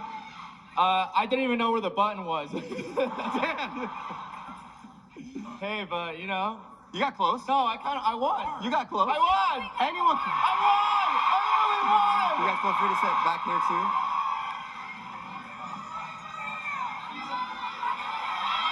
I always win. You were doing everything, huh? I was doing all the work. I was babysitting him. We won. Someone get this dude a babysitter. Chat. All right, let's talk. Come on. What happened, Evan Caitlin? You know, we weren't quite as fast, but at least we got some snacks, so I'm still happy. Got to eat. Peace Princess.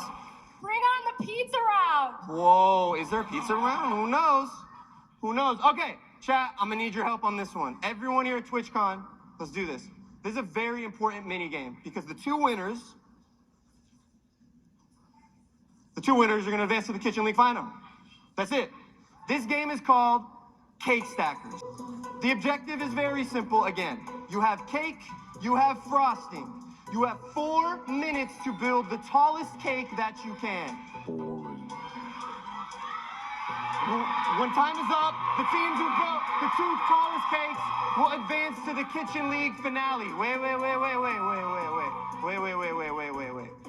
Let's get ready. I want them to hear the instruction, guys. There's cake and there's frosting. There's started yet. Well, I started a poll. For what? I want the chat to choose the most chaotic eliminated team. I have plans for them. Guys, take out your phones. Cool. So I can start the game? Yes. All right, finally. Everybody, you still ready? Bill. Okay. Chat, you can vote on your phone. Who's the most chaotic team in the Losers Lounge?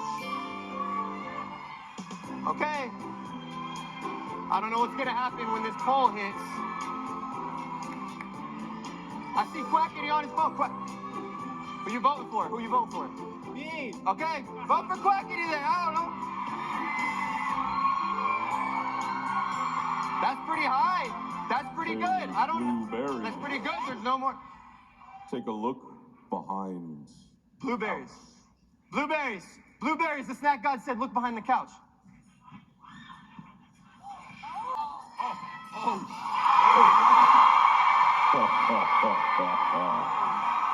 You have 30 seconds 30 to wreak seconds. havoc. Do your best. Right, come here, come here, come here, come here, come here, come here, come here. We're gonna turn this bad boy on. Okay, okay. You have 30 seconds. Blow these cakes over. You guys can protect your cake. Don't get too close, don't get too close. Blow at them. Find it. Blow. Oh.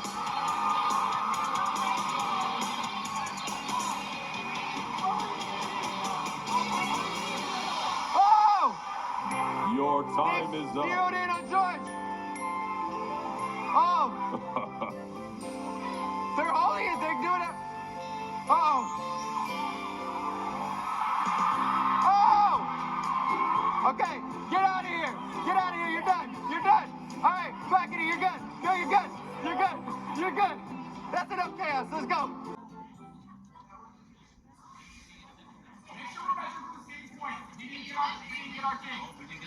I mean, if we want to measure just the case, measure the case. You're the judge.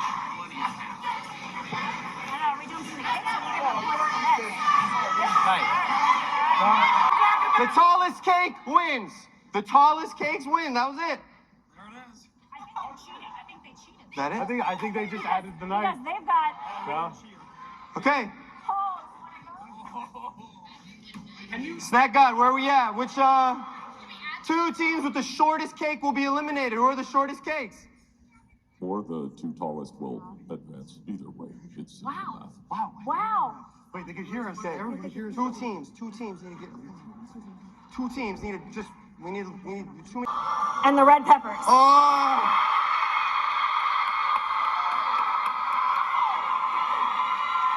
Peppers, eggplants.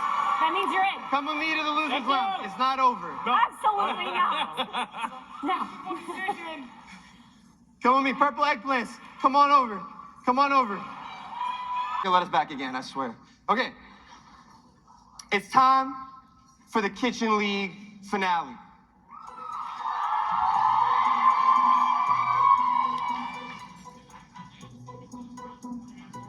Oh.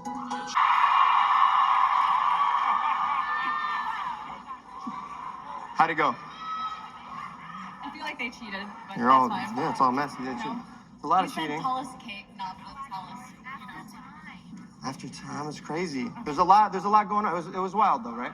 I honestly was about to stick the whole cake on my head, but then I remembered there's no sink. So then I was like, Yeah. ah. Yeah, that would've been tough. Tallest cake. Would it have counted if we had the cake? Oh, hungry. Is it time for the Kitchen League finale? Well, Eli, What? do you like popcorn? Yes, I love popcorn. Me too. What are we even talking about? What? How? In your purple pouch, there is a box of Pocky. In that box are 7 sticks. 2 of them are strawberry, and 5 are matcha green tea, my favorite. Each eliminated team will draw. Do you feel like you're at any sort of advantage in this match? No. Okay. Good luck.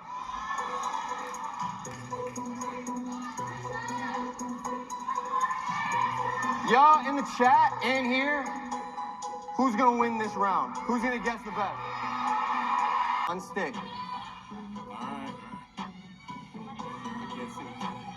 There we go. Still in. Let's go. Okay, still in. Okay. No, don't eat it yet. Don't eat it yet.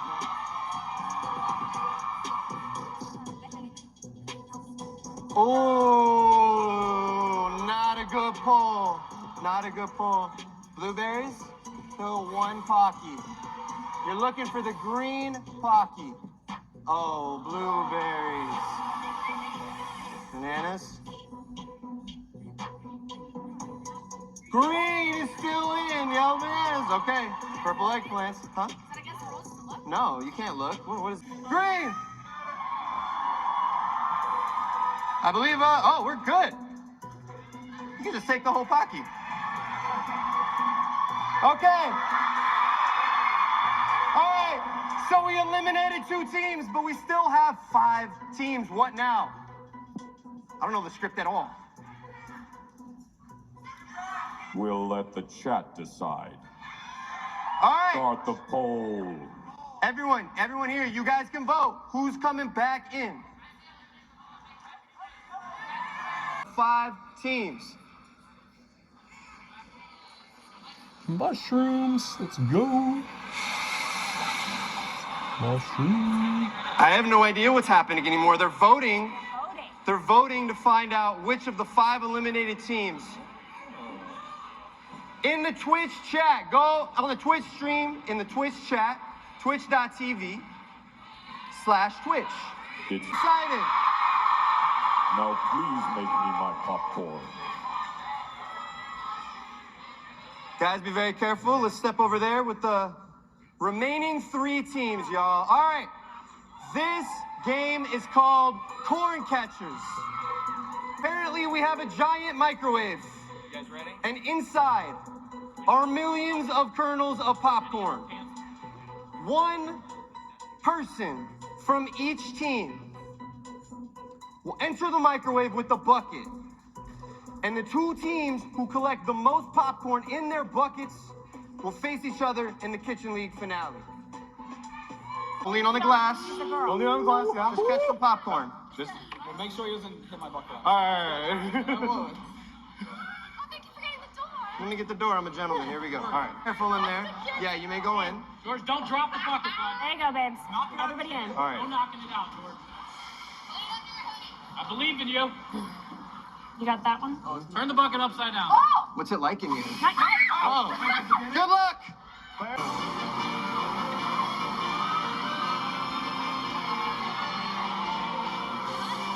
Don't lean on the glass!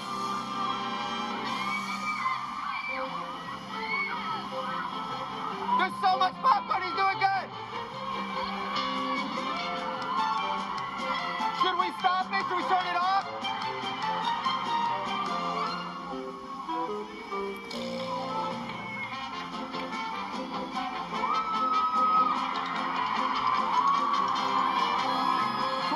Seconds left. He lost his bucket. Sapnap and George are fighting.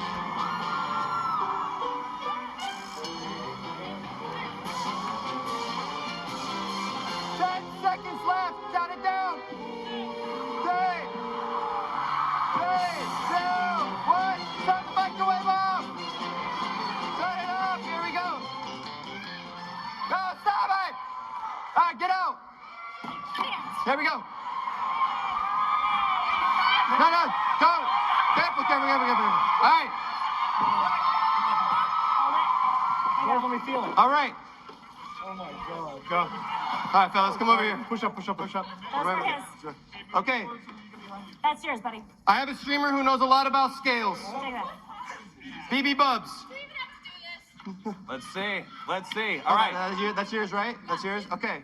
Who's up George. first? Who was that? Just George. This is George. This is black olive. And 57 grams. 157 grams. I have eyes, so I can see that there's the most in here. Are you eating your popcorn? 231 grams. Okay. The last bucket. I am. 159 grams going to the mushrooms. Who had the least? What's that? Who had the least? Who had the least? The Sapnap? George. Oh no. All right, orange carrots. Come on over. By 2. Let's go next. You guys ready for Kitchen League? We're already at the losers now. Hey. Okay. All right, watch out for the cable. as we run around. Snack God, are we ready? Let's do this. Go mushrooms. We're in the kitchen. It's the white mushrooms against the black olives. You guys have a full kitchen-ish. Welcome to your first official Kitchen League match. This is ranked. You guys have proven yourselves worthy of the moment.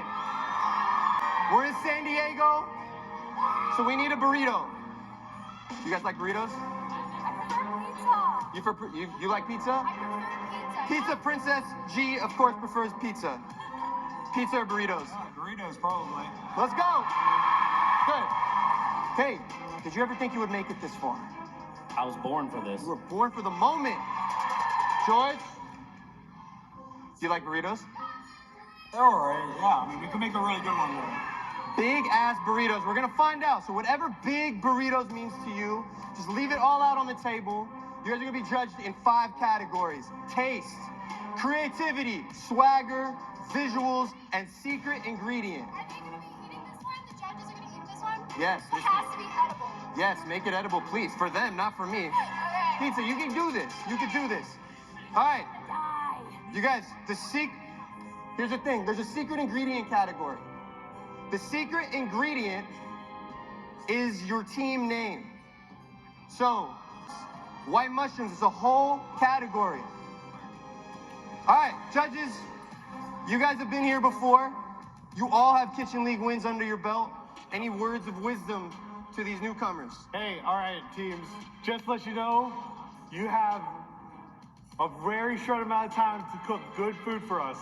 That time's gonna fly by so fast if you've never done this before. Keep that in mind, all right? 20 minutes is gonna fly by. So let's get into it. For everyone at home, I'm excited for you to finally see a Kitchen League. You can play along, all right? The chat, you guys hold the power seriously on this here. There it is. Use your channel points to fill the sabotage bar. When the George's like, yo, sabotage bar? No. All right. When the meter's full, you get to pick which sabotage to turn on. Today's sabotages are handcuffs. Both teammates will get handcuffs. We're gonna take away your kitchen tools. If the sabotage gets enacted. Yeah, the chat's gonna choose. Big hands, you have to cook with the big stupid hands on, okay? Blindfold is just like it sounds, you're gonna get blindfolded for a short period of time. They're gonna get them, So that's how you sabotage. But if you wanna help them, there's protections. When a sabotage is active, the screen again. Use your channel points to fill that bar. It's called the protection meter. The remaining time on the sabotage will be protected. Boom. You only get 4 protections, so use them wisely or just don't use them. I don't care. You're 4. You guys have 20 minutes to plate a dish for the judges. You guys have access to the pantry. Let's make this a cage match.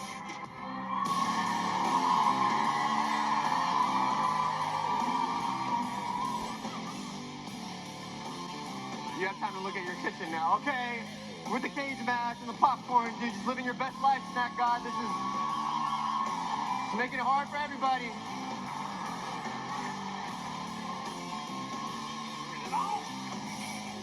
Huh? Yeah, that's not good.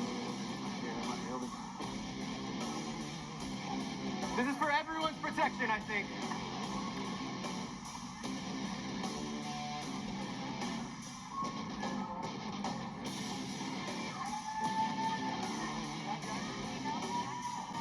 No kitchen tools.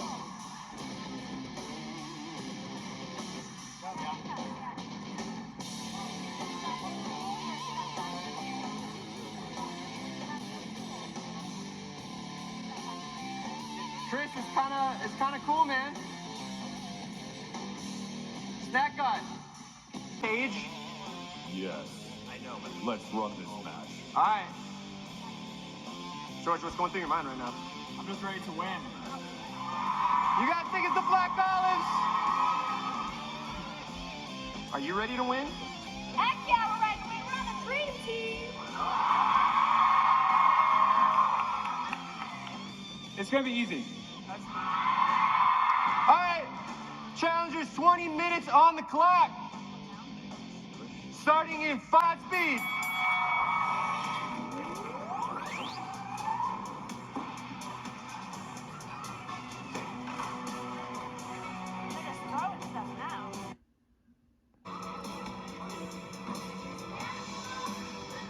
Spatula.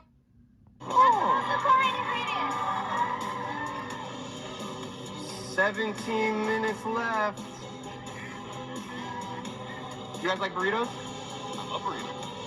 Let me know how to make it. You would have crushed in this, huh? I'm So just good? saying. Yeah. Take it. Why are you still wearing the helmet? Why am I wearing the helmet? I have to be safe next to Tina. That's why. That's why. The axe just showed up, dude. How's there an axe on stage? It just... Okay, Dreams open up the top ramen right now. Okay, we have taco seasoning in George's hands. He's going out to get some water.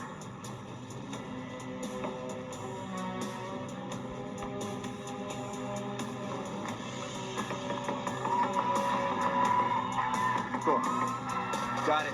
Okay, I'm hearing you guys have sabotaged so hard you broke the system. That means you guys pick blindfold. Blindfold sabotage for 2 minutes. Whip out those blindfolds. You guys are crazy.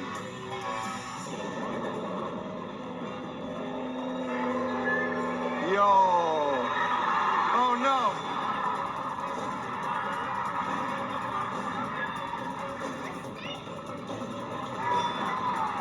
Oh, this is so blindfolded.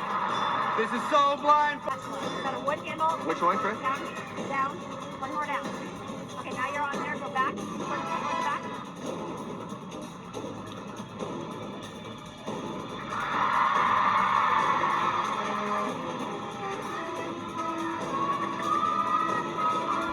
Look at the chef skills on Chef Steve. Look at George flipping blindfolded.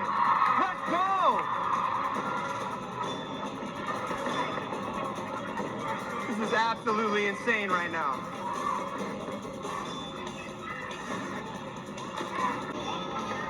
Guys, you have 13 minutes left.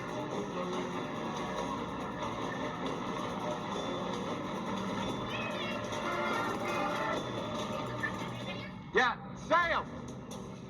Okay.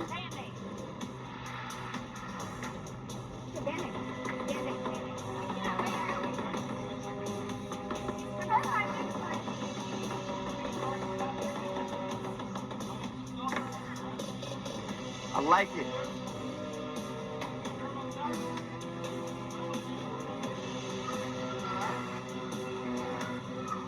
Chef Steve, fill me in. Where we at in this right now? We're doing good. George is a master chef.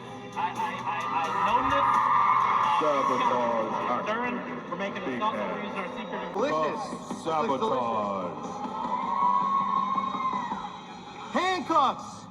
Bring those handcuffs out. Sabotage. Yeah. You can take the hands off, but it's handcuff time. Handcuff time. Judges, can we get some handcuffs on these competitors for a couple minutes? I need you to be together. Handcuffs. There you go, boys. Ruby's done that before, look. Sorry, babe. All right. Yes. Not again. Not again. Hold on.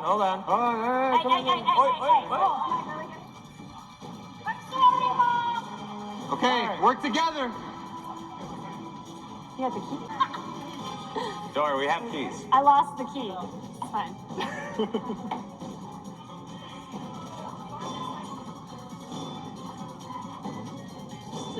This is an excellent show of communication between chefs and their sous chefs right now. You think Dream's gonna win? You think so? What makes you so confident about that? These are some pretty big mushrooms. I mean, look at their dish. We're Yeah, going. we can't even see it. Can't even see it. It's like the worst seat in the house. Just under 10 minutes left, guys. So an olive Okay, got it. is, Yeah. in It's a this- good angle, I think.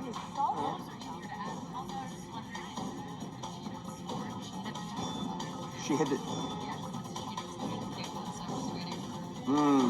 Apparently Pizza Princess. They both, well, the theme is burritos. The theme, Cheeto burrito. Cheeto burrito. So you think black olives are an easier secret ingredient right now? Yes. Set behind the fridges that has stuff that's not a kitchen tool. You can use your hands, be careful, but no kitchen tools for 2 minutes.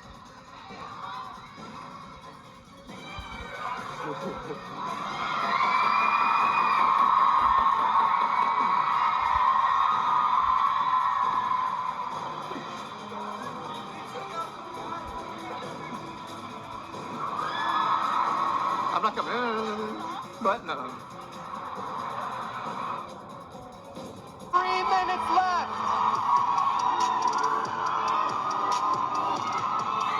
Give it up for the black olives. Let's go.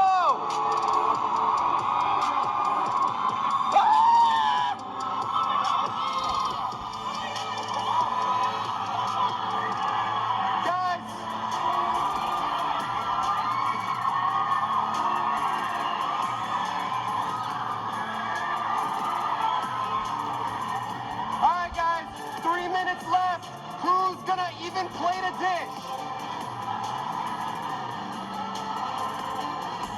Okay, Chef Steve is rolling like he's done this before.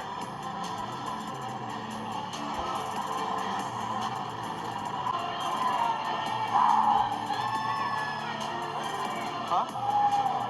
Are these two on the table? Yeah, let him drag on the table. Leave it on the table when you're done.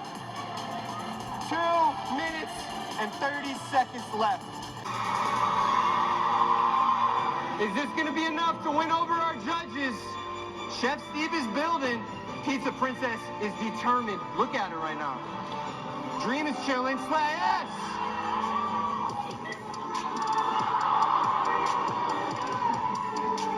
Break it up for him. Relax, okay?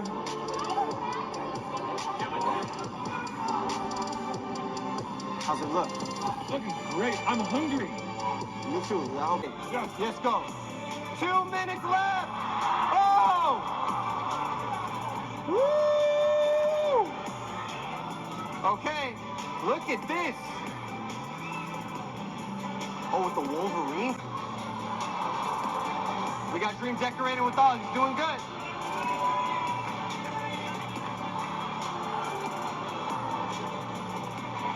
Woo!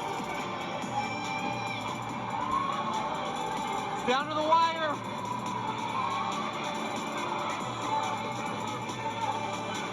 You guys are calling it. They're focused. Pizza Princess still going. Dream still decorating.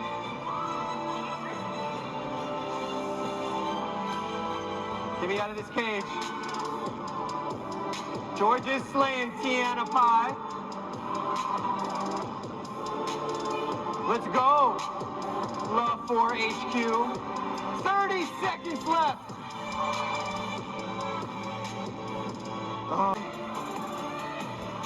20 seconds. Chad, I'm gonna need that help on the 10. All is for the win, says Ikiraga. 8, 7, 6, 5, 4, 3, 2, 1. Time is up. That's it.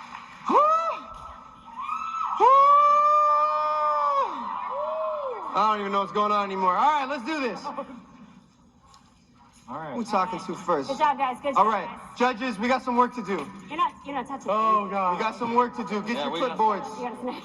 Get your. George, good splashes on me. You didn't warn me. We did some real good work here. This looks phenomenal. Tell me about your dish. Well, I'll hand you off to my what do I call you? My assistant chef. Yeah, we'll tell you the full details. I'm George's sous chef. Yeah. All right, Chef Steve, walk me through. What are we looking at here? The key was big ass at burrito. Yes. So in my mind, the first thing I was trying to do is not only make tasty food, because really we're not just here to make memories, we're here to make food. Yep. And then also make the biggest burrito we could. So we did 4 solid tortilla shells, all nice and seared, sprinkled with the garlic, onion, and powder. We didn't just put the plain tortilla in the pan, we also seasoned it. We seasoned every step of this. We had the meat, we chose ground beef, we So black beans. We made a homemade pico de gallo on top, and we put in our black olives, special ingredient, into the pico de gallo. And then we topped it all off with flaming hot Cheetos, and we stole from them, which is honestly, in my opinion, a little bit of swagger. Yeah, this is good. It's also worth noting, not only did they not have a plate, we have a plate, we plated it nicely. We have, What are you looking at here? well, so go ahead, you can start. My specialty is in pizza, so this was very hard, but Dream really had some great ideas for this. What were those ideas? Chucking the sour cream off the edge so they don't get it. That's a good tactic, though. That's a really good tactic. But we did something kind of special. We saw the ramen, and we thought if we put the noodles in the burrito, like they don't do that at Chipotle, so like let's do it here, something different. It's so, good. Yeah, lots of mushrooms. Okay, lots of mushrooms, a lot of secret ingredient. Oh yeah, how'd you guys use your secret ingredient, black olives? So the black olives went into the pico de gallo. There we go. That we actually chopped up with both of the medieval axe and the I don't know what else you call it. Okay, judges, feel free. Let's get some tasting in. Let's taste these things. Oh yeah, wait, what are we? We spelled a loser with black olives. I'm a bit of an artist. Oh God. We ran out of mushrooms. You're trying to steal our swag. I almost stabbed George in the head. I was very upset. All right, judges, take it away, Ruby. Right here. We're gonna ask him. All right, I feel like in the spirit of Yes, Chef yes. right? All right. Well, you're giving me the middle, George? Yeah. All right. George, you like All right. a little drag, the little cheese drag? You guys think the middle is the best part of a burrito? I know we seasoned every step. The bottom, there's two bottoms. Like it. You know what I mean? You get two butts. Yo, I will stop the whole show and have this conversation with you because I love it. It's two bottoms of a burrito. I'm just kidding. What does it taste like? Is it good? All right, you get an overwhelming bit of the spicy Cheeto right out the gate. Okay. All right. But they've got well-seasoned meat. I like it. And you can tell that they've seasoned that tortilla, which is really worth it. What do you think? There's not an overabundance of more than one thing, so there's plenty of balance to it all. There's plenty of beans, there's plenty of meat, there's plenty of all the pico de gallo. The flavors blend nicely. It's not overly spicy, but it's still got a nice little kick. Yeah. All right. What do you got? Okay. So I'm looking for that secret ingredient. I don't know if I can taste those olives in there. It is a bit bleak. It is a little underneath it all. The big ass flavors of the big ass burrito kind of drown out the olives. I will give it that. I will say their presentation was phenomenal. So Wonderful presentation. Nice presentation. It is also bigger than that. All right, let's talk to the mushrooms. Let's try the mushrooms dish. Really a question of length versus girth at this point. Wait, let me just wipe this down. Ooh. Let me just wipe this down for the presentation. I like the hospitality. The hospitality. So nice. Let the taste speak for itself. Oh, okay. All right.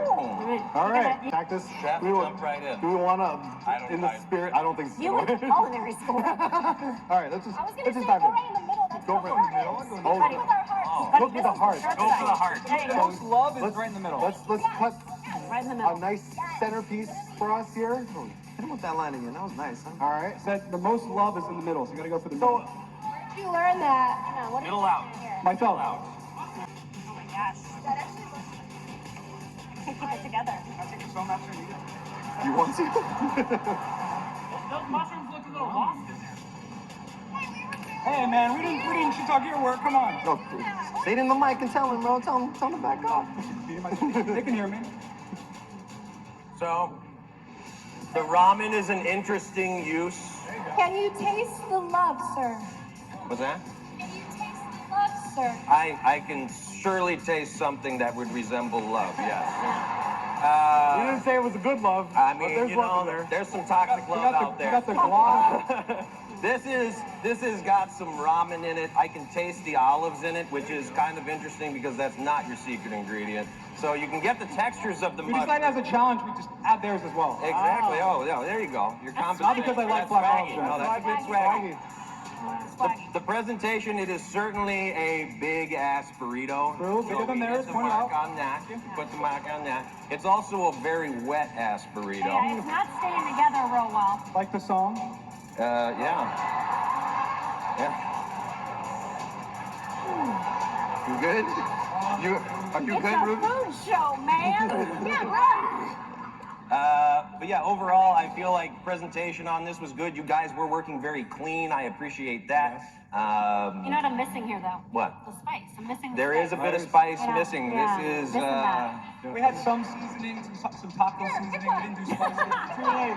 I'll say I'm a little too light. We can't add it to it. They stole us. And then they threw it into the crowd. Yeah, some people in the third row got some Got sour some cream too. sour cream a little. All right, judges, let's lock in those scores. Let's lock in some scores. That's just nice of you. Thank you. All right, we're gonna not slip and fall. All right, after you guys saw that, Thank you. Thank you. There you go.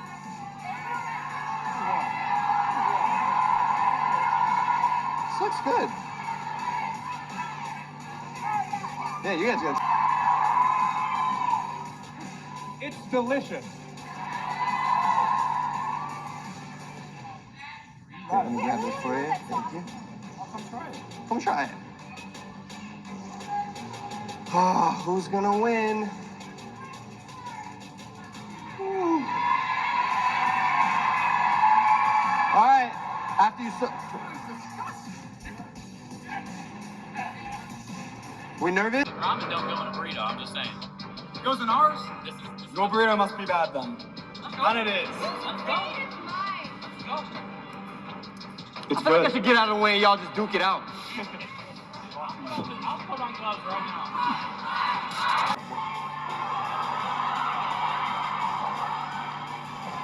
No more food.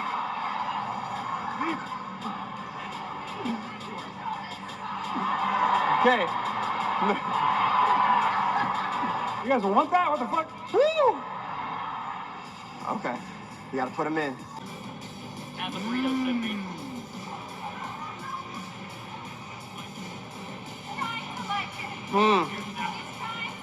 That's a choice.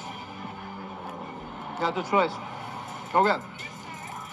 Judges, are we almost there? It's okay. It's okay. I'm gonna trust that the judges know what they're doing. The boys are doing math. The boys are doing math. I like the boys doing math. I don't know how to do it. I was told there was. What do you got? The taste. They taste good? You know, I think there was one a little stronger than the other in taste. Who was it? You want me to tell you now before everybody's ready? I want to know who you thought tasted well.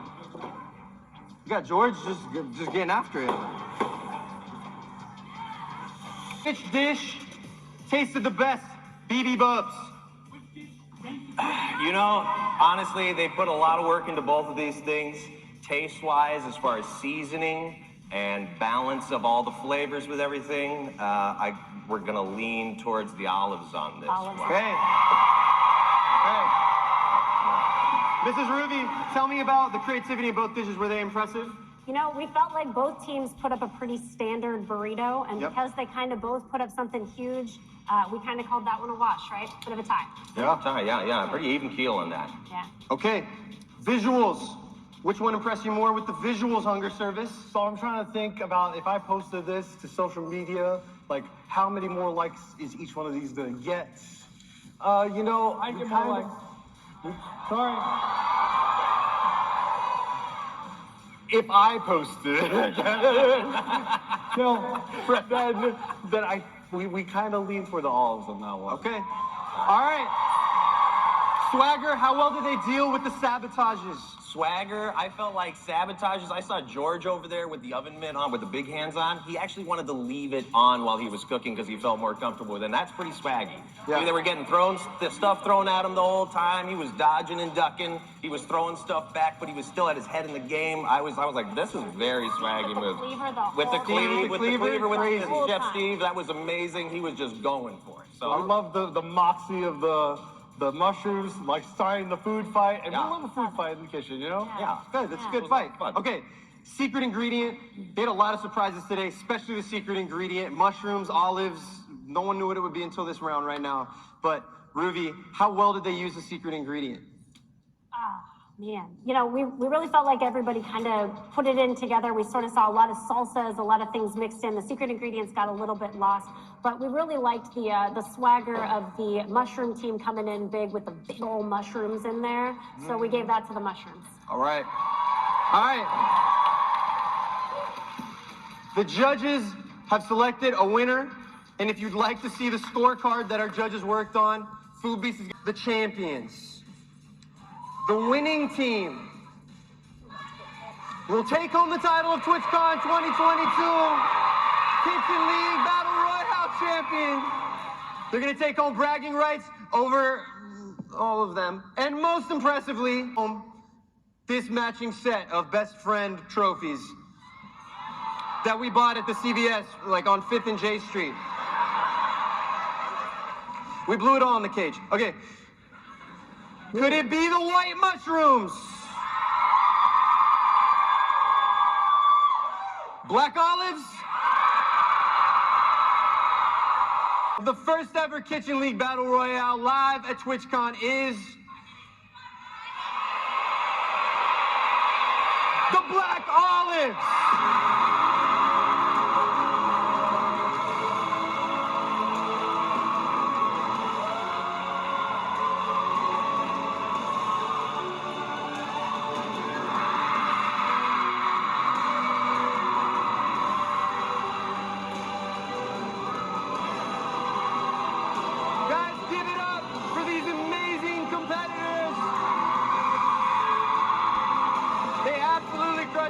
Great job. Pizza Princess, great job. You guys were very close.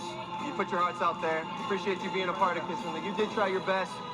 And show Kitchen League, I thank you guys so much for all the love. Make sure you're following every one of these creators who joined us today in the tournament. If you enjoyed what you saw, come hang out with us on the Food Beast channel.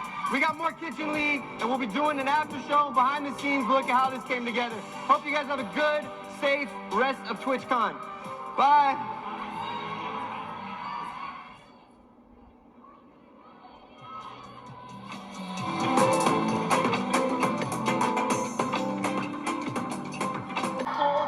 Here, so a lot of aggro right off of the bat. So Team Hannah Rose picking this up so far.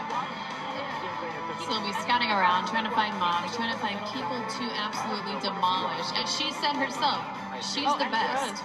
I think one of the most impressive things in terms of performance of our creators today is every single interview we have seen so far has had so much budding personality through it. Sylvie, like you just mentioned, a lot of confidence. Wait, really I love Sylvie. She is the best.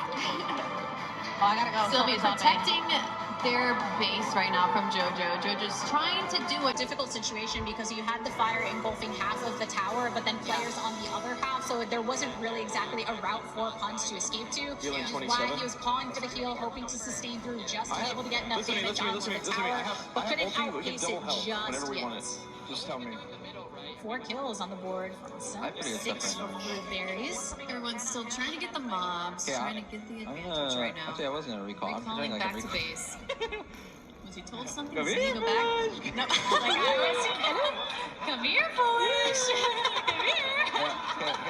I'm coming back and saying that. Very handedly taking down Foolish. We're coming to you live from the official balcony. You can see we're all the way up right now. Low lies being told. We're in the Glitch Theater. My name is O'Kadrian. I can't do things by myself. I'm not good enough at it. I got the homie Cup right here. What up, Cup? I'm good. I'm Cup and Noodle. I'm surprised you said you're not good at it. You think I'm somehow gonna be of any assistance together? It's equal disaster. You know, like when you get really bad fast food, when you combine it together, it makes this really nice meal. It's exactly what it is right now. Is it nice? It's nice now, but it's gonna hit different later, right? True. Tower, but getting harassed by Sam and Buns. At least knocking down to 2 hearts here. Buns taking down JoJo as well. I would say Puns and JoJo are probably 2 of the players that I would say people should keep their eyes on in the late game. They've been so clutch for. Oh, here comes Orange Juice putting down the fire. Ooh, the damage! Look at how fast that burn happens. Ignis is a very, very good character. Double kill though, so the numbers are starting to even out. Had to focus on Sylvie. Sylvie taking down JoJo. judges not here. This is a very tight one. So look at the game state right now, though. Hannah, all of the Wither Towers have been eliminated, but... And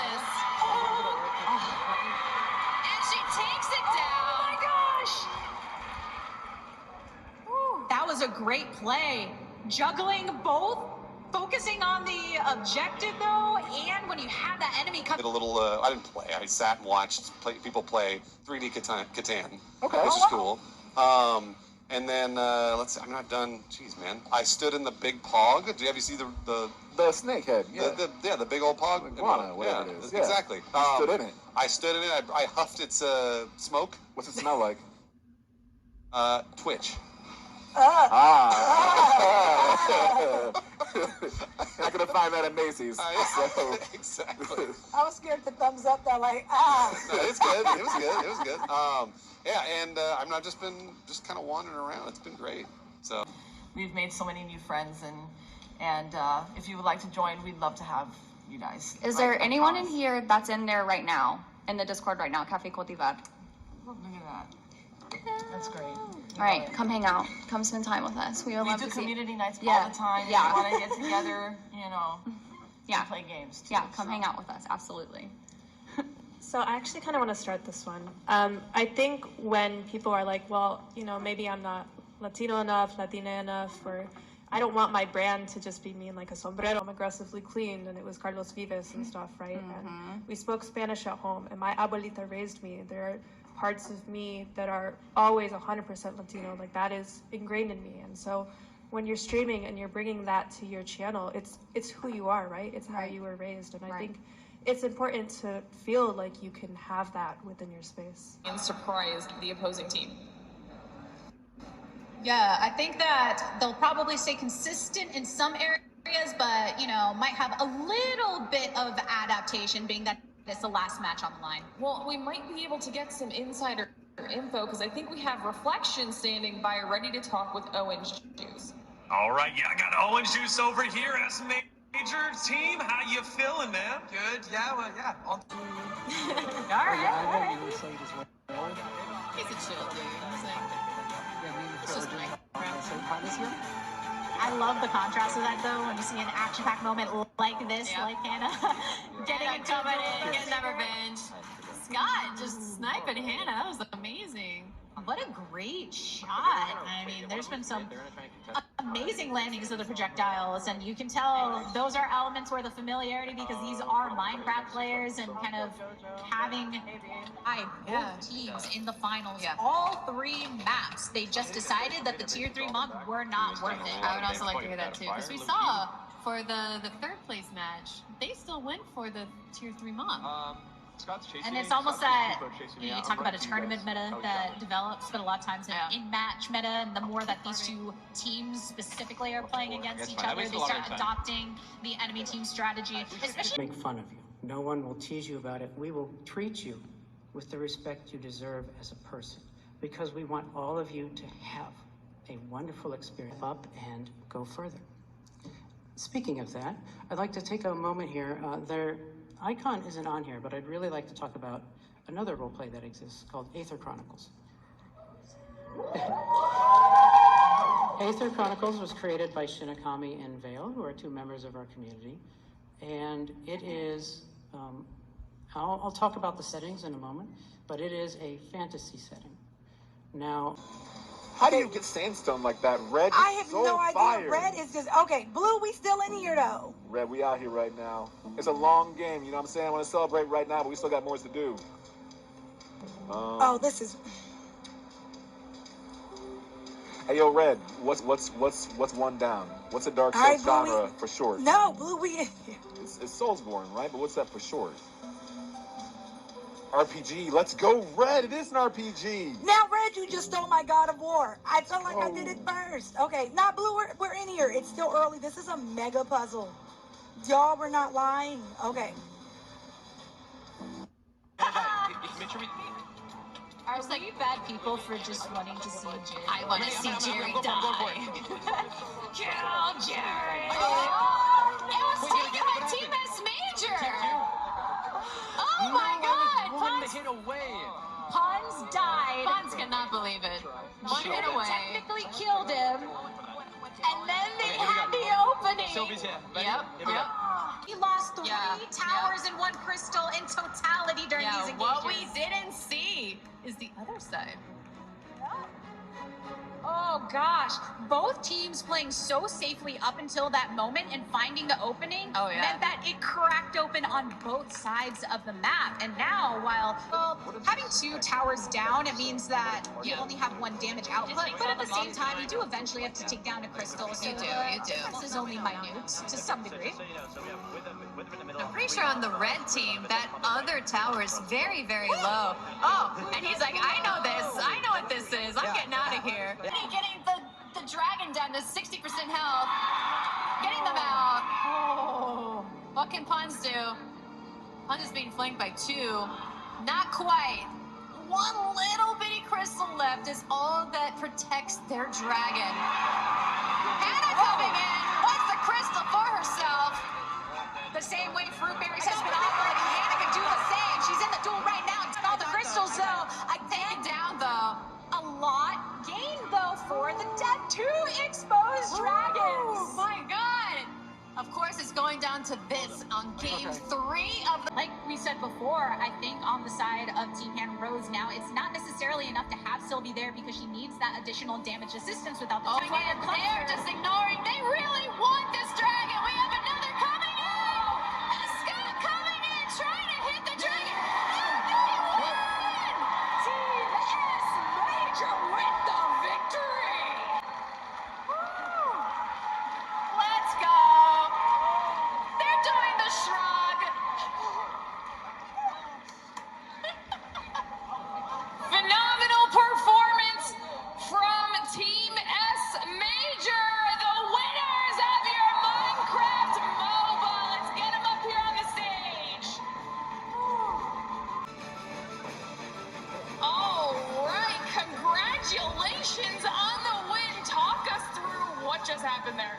Honestly, it's a blur, but it was insane. I think the fact that, like, we'd had to kind of do 3 rounds each time meant we knew all the maps, so it gave us an advantage like we had in the first round. But our team comp, our communication, and our skills made us win. And I'm so happy I could have done it without my team, my amazing team.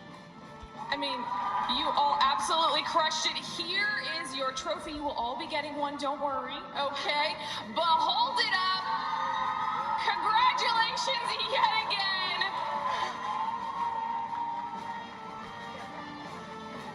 All right, I've got to ask you, Fruitberries, because I feel like you were having some of the most fun. I was watching you deliberately troll people while you were competing. Like how? Everyone else was so lasered in focus.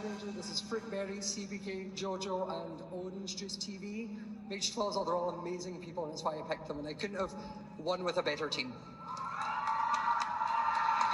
Fantastic job. Yet again, but chat, it's also time to reveal your MVP with some help from Pizza Hut. But first, Pizza Hut's Detroit-style pizza is back with the sauce poured right on top of that thick, crispy square crust. Get yours today. So now let's unbox our MV pizza to see who the winner is. Yeah, who do you... It's here, Anna Rose! Anna Rose, congratulations for being our MV pizza. But that's a wrap for Minecraft MOBA. But don't go anywhere. The creators for Apex Legends Mode Mashup are in the building. We're getting ready for battle next. This is Twitch Rivals live from Twitchcon.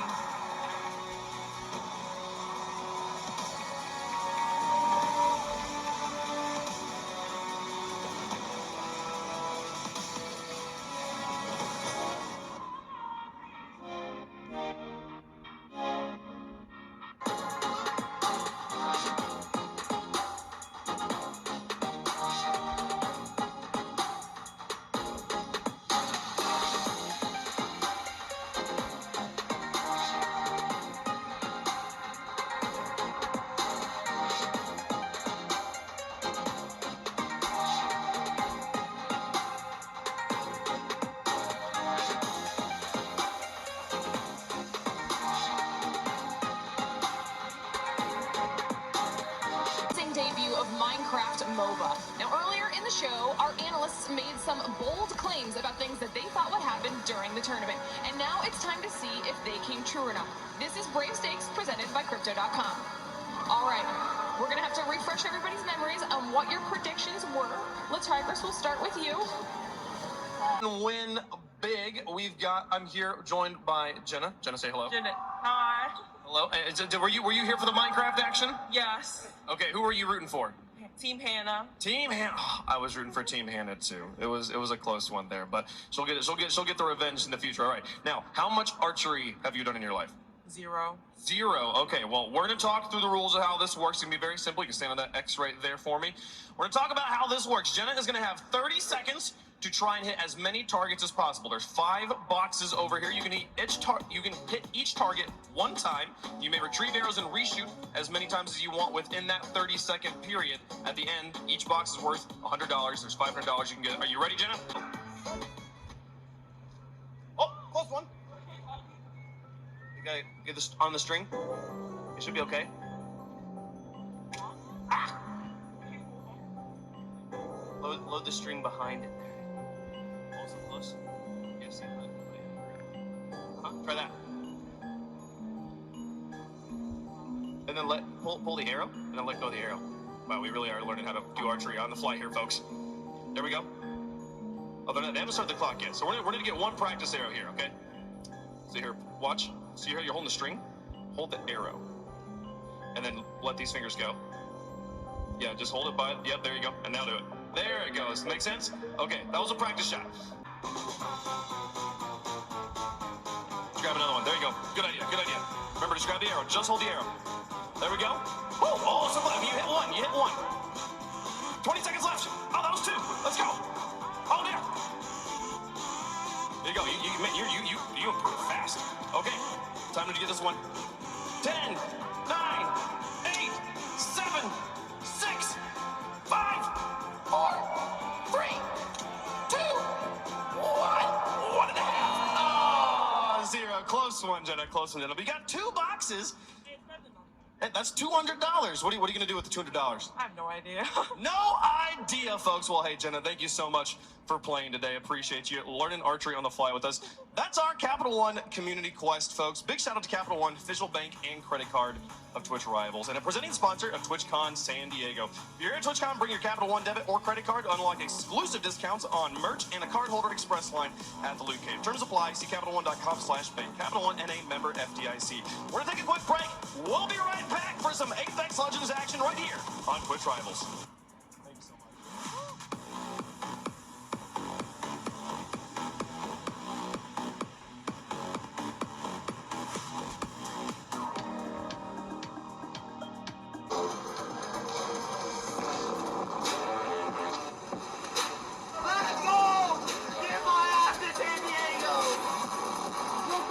TwitchCon San Diego. To TwitchCon San Diego! Let's go! How much more effort can they put into this game to at least solidify their win position right now? They could steal first place. This could be everything for them in these final moments. Oh my god! Make some noise! It's just an absolute massacre right now. No survivors. It just doesn't seem as though it's going to let up anytime soon.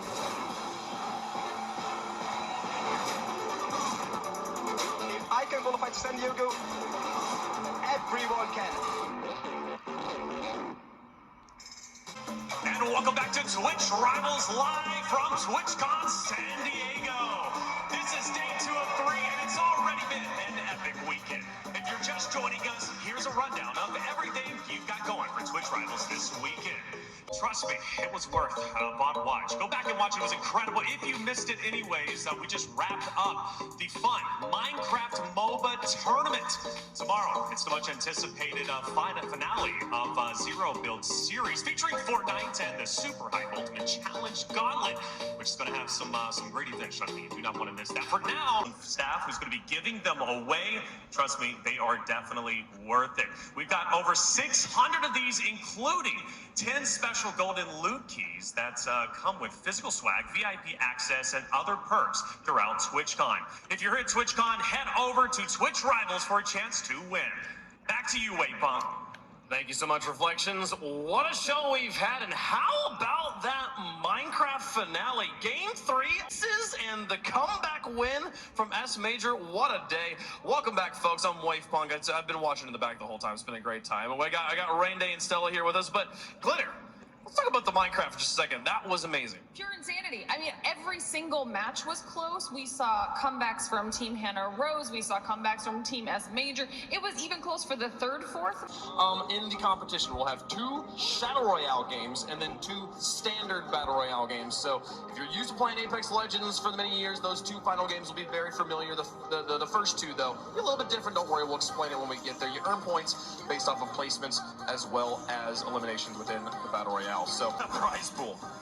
Yeah, you guys want to go jump in real quick? Yeah, can we play instead of gas up here? We would guarantee that $3,300 last place so quickly. Yeah. We're guaranteed. No, he has no faith in you. That's $1,100 a piece, though. I mean, that's true. you know what I'm saying? That's, obviously high ground. A lot of cool things that are different than standard Apex with this. Well, we can explain Shadow Royale to you as much as we want, but it's probably easiest just to show you.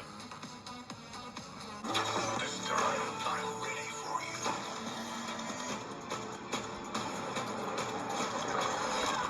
Welcome back.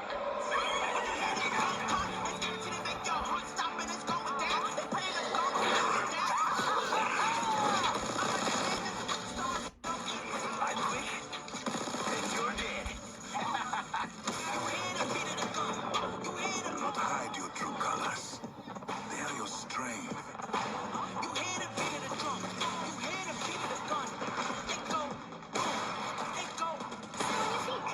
No trees for you, compadre. Oh no, I killed. Who are you again? Never mind, I don't care. You can do better, skip set. Look at him. Beautiful idiot. What a moron. Anyway, why are you calling this number? We found a payphone. Phone booth. I didn't even know they had those anymore. Oh, yeah, I guess so. I once screwed in a phone booth. Oh, in East Donna, come on Rutherford, New now. Jersey. Donna, no, we're live. They condemned it. Anyway, I hope you're having a wonderful time watching the Price Namers or whatever the hell this is. I'm gonna go back to my other phone. I'll talk to you later. Anyway, bye. Give it up for Hey Donna, everybody. I don't know how we dialed her. All right, contestants. God, I love that woman. She's pretty good. She's pretty good. She's a foxy mama. Do you guys have any questions about this payphone before you guess the price? Where's Carl? Oh, Carl gave he'll be right back. Bruce? He quit. Oklahoma, right? So Oh, we he take quit. that into the, like, it came from Oklahoma, so it had to be, was it used by any... No, it's brand new. Okay, Come on. brand new. He's asking if a serial killer used Oh! Or like the Unibot. Oh my God. He outfit changed. That's crazy. Thank you so much. Thank you. That's crazy. A quick change. We don't know much about this phone other than that it's street phone. Yeah, we have no idea. Something you normally wear. What's up? Yeah, this is my closet. All right, yeah, let's write down your guesses. Write down your guesses. Think. So I heard 300 in the crowd. You think that's a 300 guess? You think it's 300? Oh. 300. $69. Whoa, bow chicka bow wow. Give us a peek. All right. $2. Okay, now we're just getting cheaper. $2.50. Hey, Ferdinand, is that audio is really loud? We don't have to turn the music up that loud. Come on. Did you see it? No. All right, let's get our guesses. All right. We'll start with George this time. George, what do you think? Well, obviously, I'm going to win right now because it's obviously 560. 560. Thank you. Good guess. I got it wrong. All right. Bruce, what do you think? Coming from Oklahoma where there's nothing but cornfields and a bunch of dirt roads, I feel like it's $389. $389. No. Oh my God. Carl just wrote his number. Carl literally. Hassan, can we get your guess, please? I probably overshot it. This is a very expensive thing. Oh, For those yeah. of you who don't know, I mean, it's also technically vintage. I didn't factor in the Oklahoma number there, but $1,000. $1,000. What do you think, Amaranth? Carl Jacobs, with your completely original guess, what did you guess? That's crazy circumstances. What is, thank you for having me, $999. $999. What a completely original guess influenced by absolutely nothing. All right. The person who got closest to the price that we paid for this payphone is getting on the board for the first time. It's Bruce. Drop him off! 10 points for Bruce.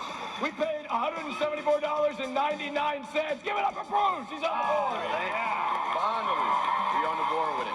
And you know who isn't on the board? It's George. I'm doing too bad. It's on my phone. At the end of round one, let's get a recap here. Hassan in the lead with 20 points. Carl and Bruce are tied at 10, and George is at 0. George, how does it feel to be in deadlock? Carl!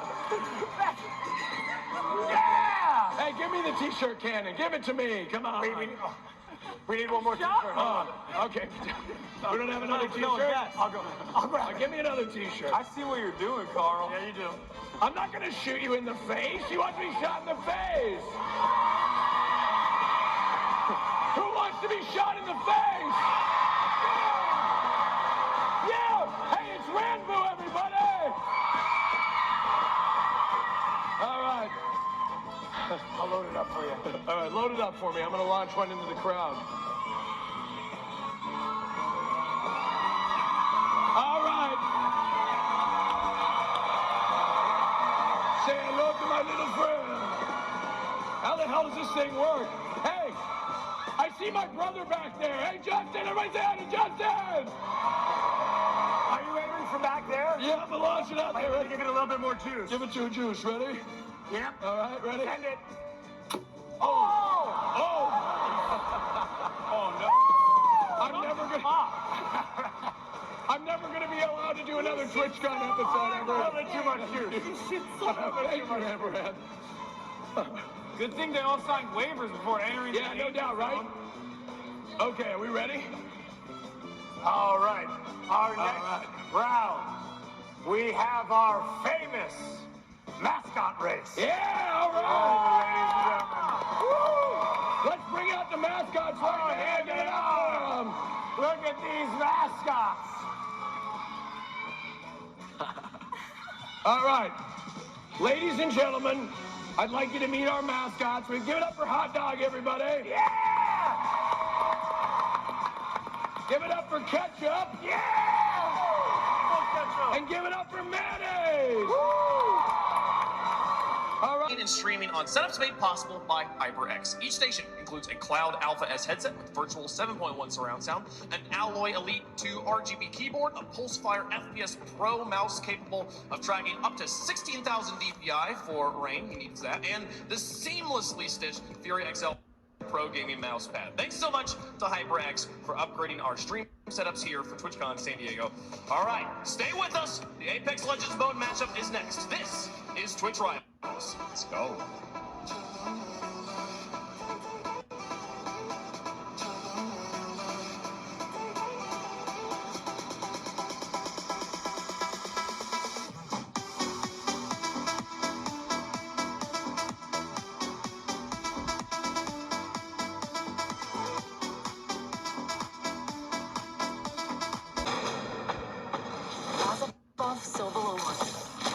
We do this for science.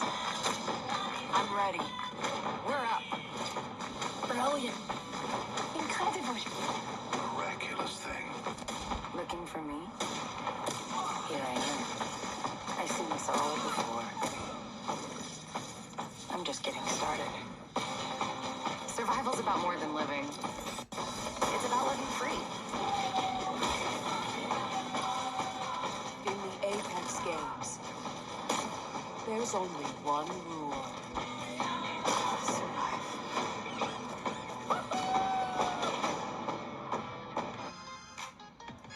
moments away from getting into gameplay. Here's Princess Jordy said communities all weekend, and right now it's time for Apex Legends, folks. It's going to be great. Let's take a look at some of the teams. I think, Stella, let's start with your team. Who you got your eyes on? So excited. Yeah, I want to talk about Nicewig's team because he has Greek and Drum Bum on, the two store boys. I am so excited. Putting you on the spot, Wig. So excited to see them play. I mean, Wig has just been a pillar of the community, and from casting ALGS to also just solo streaming and doing so much. Look at this. He's not the king, you know. He's not the owner, but we do call him the CEO. And that is TSM Imperial How. I got to give a shout out to that team. That's my first go-to because you know the man knows what he's doing. You know he's laser focused. And you know that he's got, he can communicate with his teammates. Let's put it that way. But the big thing that I love about this squad is that the communication is mainly going to be taken over by Sweet Dreams, who is also going to be working with him, another top-tier player from North America. And I think that entertaining players, when you watch him, it's poetry in motion as an FPS player. And many people cannot say that they can do that in one game. He's translated that over to Valorant. He's come back to Apex, doing it anywhere. One of the most exciting players to watch. I would say him alongside Dizzy, alongside maybe Shroud early, Apex Legends. These were my three favorite people to watch play this game. And he's teamed up with Zach Mazer as well from Cloud9 and Retzi from former Sentinel. So this is two pro players along with one of the most exciting players that we've ever seen compete in Apex. I'm very interested. Timmy fans in the house? Let's talk about the man. Oh my goodness, he has cemented his place in Twitch on this competition, the Apex Legends Twitch Rivals. Look at him. I talked to him yesterday. He says he is ready for today, and this is a huge prize pool for him and his team to be competing for. 45K to the winning team, and Timmy is definitely a favorite. He's actually really locked in. I had the privilege of checking in with him a few days earlier. Man was just ready to go. It looked like he was already doing 1v3s in his head, and now exciting to see him participate in this tournament as well. So This is a streamer that I have seen frag out and just hit buttons on his stream deck, also memeing out at the same time. Like, I'm just like, I can barely fight 1v3. Like, how are you? Love to Girl and her team over there. I actually think Girl, Yuki, and Nasky will win this entire tournament. I think they are going to be a dark horse. But you talk about Alliance Yuki, you talk about GMT Nasky. These are two of the best European EMEA professional players. So that's my brave stakes. I know not a lot of people are saying that, but I think it could happen. Girl is someone I met through Twitch Rivals. Did you? When she was playing with like 6,000 DPI at the very first event. She didn't even she was like had her settings still getting dialed in. It was crypto and NFT platform. Fortune favors the brave. Now, let's hear today from some of our players. I believe Glitter is standing by with Lulu Lovely here. You got Glitter over there? I sure am. All right, I'm very excited to talk to you, Lulu. First of all, welcome. Back here again. We talked about it. You've done this before. I mean, not only in Apex, but you were in this exact same setup with Twitch Rivals Ultimate Challenge in Vegas. So, in my opinion, I feel like you've got a little bit more experience than some of the other people up here. I definitely have gotten used to playing on stage a lot more. When I first played on stage, the nerves were crazy. My hands were shaking. I feel pretty good right now, to be honest. And we also brought up your tweet from earlier. Comes out, Stella. I think even if you don't mean to sweat, it's going to happen. Of course. I'm sweating right now. And you can't even win. No, I'm kidding. But no, for real, I mean, when you put this lobby together, that's what the sweat is talking about. Yeah. It could be 10K, it could be 1K. These players are competitors through and through. So it's going to be a great day of Apex for those who like that. Well, we're talking to It's Timmy, who's getting ready to compete. I know a lot of people out in the audience are excited. Are we excited to watch It's Timmy? How you feeling, brother? I'm feeling great. I mean, I'm just super excited to play like my second time playing LAN and, just show everyone what I got. So second time, first time, what was it like and what's going to be different this time around now that it's your second? You got that experience under your belt. Yeah, so the first time was last Twitchcon 2019 and I was like a newcomer. I was just like getting into like streaming and also like the professional play. Soon, look at this crowd at home, folks. These people are ready to watch some Apex. We're going to go to a quick break. When we come back, game one getting started. Don't go anywhere. You're watching Twitch Rivals. In a pair of hells, yeah, she be riding on that thing like a Ferris wheel. Yeah, I love them dark skin, brown skin, caramel. You know I had. You guys are ready. TwitchCon day number 2 has been absolutely electric on the Twitch Rivals stage, presented by Verizon here. We got lots of fans, lots of streamers represented on the stage. That makes it easy to pack. Look at this girl sign. Look at that. Where's that That's right up front. right here, yeah. Here we go. That, and the girls on the front row too. I hope she sees it. And we heard Lulu Lovely allude to this a second ago, saying like, "Oh, are we gonna like warm up with some gun run or something?" This is a mode we have not played yet. We have a special treat called Gun Run that's coming up here in just a second here, Ray. Yeah, I mean, Gun Run is the newest LTM in Apex Legends, and I would say go play it now. It's not available now, but it's coming back, and it's really worth your time. We've seen streamers and creators calling for it to come back. We've got a Shadow Royale, which we'll be showcasing. But basically, here's how it works. You have a chance to go through all the weapons in Apex Legends. I like it if you're a veteran. You already know how to play this really well, so you go for world records. You go for how efficient can you be? How much are you really efficient at this game with all of the weapons there? Or if you're a beginner, you get to try weapons out that you haven't. Your team is competing to get to the end of this weapon track. It's as simple as that. Why do we suck? Yeah, there's something in between that somehow messes up, but that is a great plan in general. Kill everyone, you will win. I don't know. You could see she was trying to, girl, she's funny because she was willing to say she's better than everyone else, but It's too late for them. They can't plan for that, so. Too late for them to figure out. Thank you so much, brother. You're going to kill it out there. Back to you on the desk. I love in every esports event, we ask them, tell us your strategy before the match. And then they go, no, I can't tell you the strategy before the match. I go, okay, I see what you're doing. And then finally someone does, and we're like, why'd you do that? Like, why do we ask the question? Yeah, because, he knows it is too late. I mean, most of these teams, they at least know what legends they're going to play in each mode, and they at least have some idea of how they want to early rotate, or if they want to play Edge, or if they want to mix up with some random Shadow. This is how this works. Someone out there has a PC problem right now, and they're figuring it out as fast as they can, and we're going to start the gameplay as quickly as we possibly can. I promise you we all want to do that. So, we're going to go on a quick break. When we come back, fingers crossed, we'll be getting the gameplay. Don't go anywhere. This is Twitch Rivals. Perfect, so I told him I'm a flinker. Such a good weapon on Stormpoint. They're such a good ranked grinding weapon. They're so good for Evo shields, but the G7 Scout has become the top tier long distance rifle. And you can see, oh my goodness, scouting out some Nessies. Oh my God. We're using them as hand warmers. Innovative. Getting ready. That's what creatives are for. Up and you wanted to put your flag on stream? Too bad. We're cutting away. We're going somewhere else. Only Nessies. I love those nice wing and his boys standing up, getting the crowd pumped up. It's a good sign the gameplay is coming up here. Yeah, that's a strong squad right there, too. I think that's Rambo, Tifa Jesse, and Fade. If you know Fade, the movement god, all across the online streams, content, VODs, incredible. This is a good sign. Incredible player. This is a good sign, chat. Uh-oh. That was like people in a game. Can we watch that? All right. And we are starting with Nice Wigs Lobby. Speaking of hyping up the chat, and is this real? This looks like it. Let's go! There it is. We are here. Make some noise. Let's go. All right, we got Hal, we got Nice Wig. We got everybody going in for this gun run. For people that have not played gun run before, can you explain the UI at the top how that works? Yes, what you're looking at is the track. That is the weapon that the team is on. They're all going to look like they're on Team Wolf, but that's obviously just the way the game is designed. And if you get these shots, you're going to move on faster down the track. And your next teammate is going to be seeing, oh, maybe it's Hemlock. If they get another kill, they're going to leapfrog above into that Hemlock, so you all are going to keep staying paced together. Exactly, and you can see that right now on Sweet's screen right there, that he is going to be able to skip ahead because Hal was able to get the kills here. So every assist counts because you know that someone on your team is getting that kill and they are advancing the tracker. Sweet, Hal looking to see if they can get something out of this one as well. Remember, only working with whites. That's important, 50 damage above the 100. Good start for the CEO and Sweet Dreams. This team looking like they are going into Shadow Royale with a little bit of confidence if it stays this way. Hey man, looks like my prediction is actually going to turn out pretty good here. I feel really good about my chances, Rain. Already bragging about what has not happened? Okay, listen, I normally don't root against these guys, but I might have to keep it a little more suspenseful. Laser sights on the alternator, a great introduction into Season 14. Obviously, laser sights combating what barrel stabilizers do for these weapons. Barrel stabilizers working for ARs, LMGs, long-range aim-down sights, but this is for your close-range SMGs and pistols up close to make these fights more accurate. And you can see AC already going down there, feeling the accuracy. Did you see the tweets between AC and Hal today? Oh, where was he was tying her shoe again? No, well, that was very cute. Talked to Hotsick yesterday. He was saying that we better get the winner's interview ready with us, with him, because he believes he's going to win it all. Hotsick coach for Team Liquid for a long, long time. Those guys, phenomenal.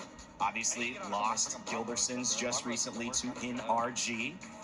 And Gildersons is playing with Verhulst. So an interesting kind of dynamic there going on with the squad. But you can already see their team is on the knife if they get one more kill for him. Absolutely, this is going to be difficult, especially when you look at the way the B2020 is positioned. Everyone going for the high ground. Oh, accidentally taps into maybe what? Was that an emote? Gilderson's maybe missed the shot to get on the P20 as well. Actually would be the knife. Oh my God! Gilderson's gets on the knife. And that really sets him up for a beautiful opportunity to close the game out here. Yeah, he's taking the time to heal because he wants to be at.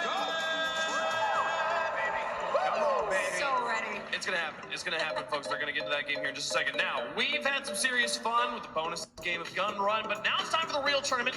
4 games of Shadow and Battle Royale with $200,000 on the line. And as we kick that off, chat, it's time for Guessing with Duncan, where you have a chance to win by predicting the outcome in today's first game. Check out the polling widget in the Twitch Rivals extension. Make your predictions and watch your name shoot up the leaderboard. And keep your eye on the extension for new predictions throughout the game. You can enter !Duncan in chat for the full rules. Game. So it's actually never been played competitively either. Yeah. Especially at a LAN. So there's a lot of first.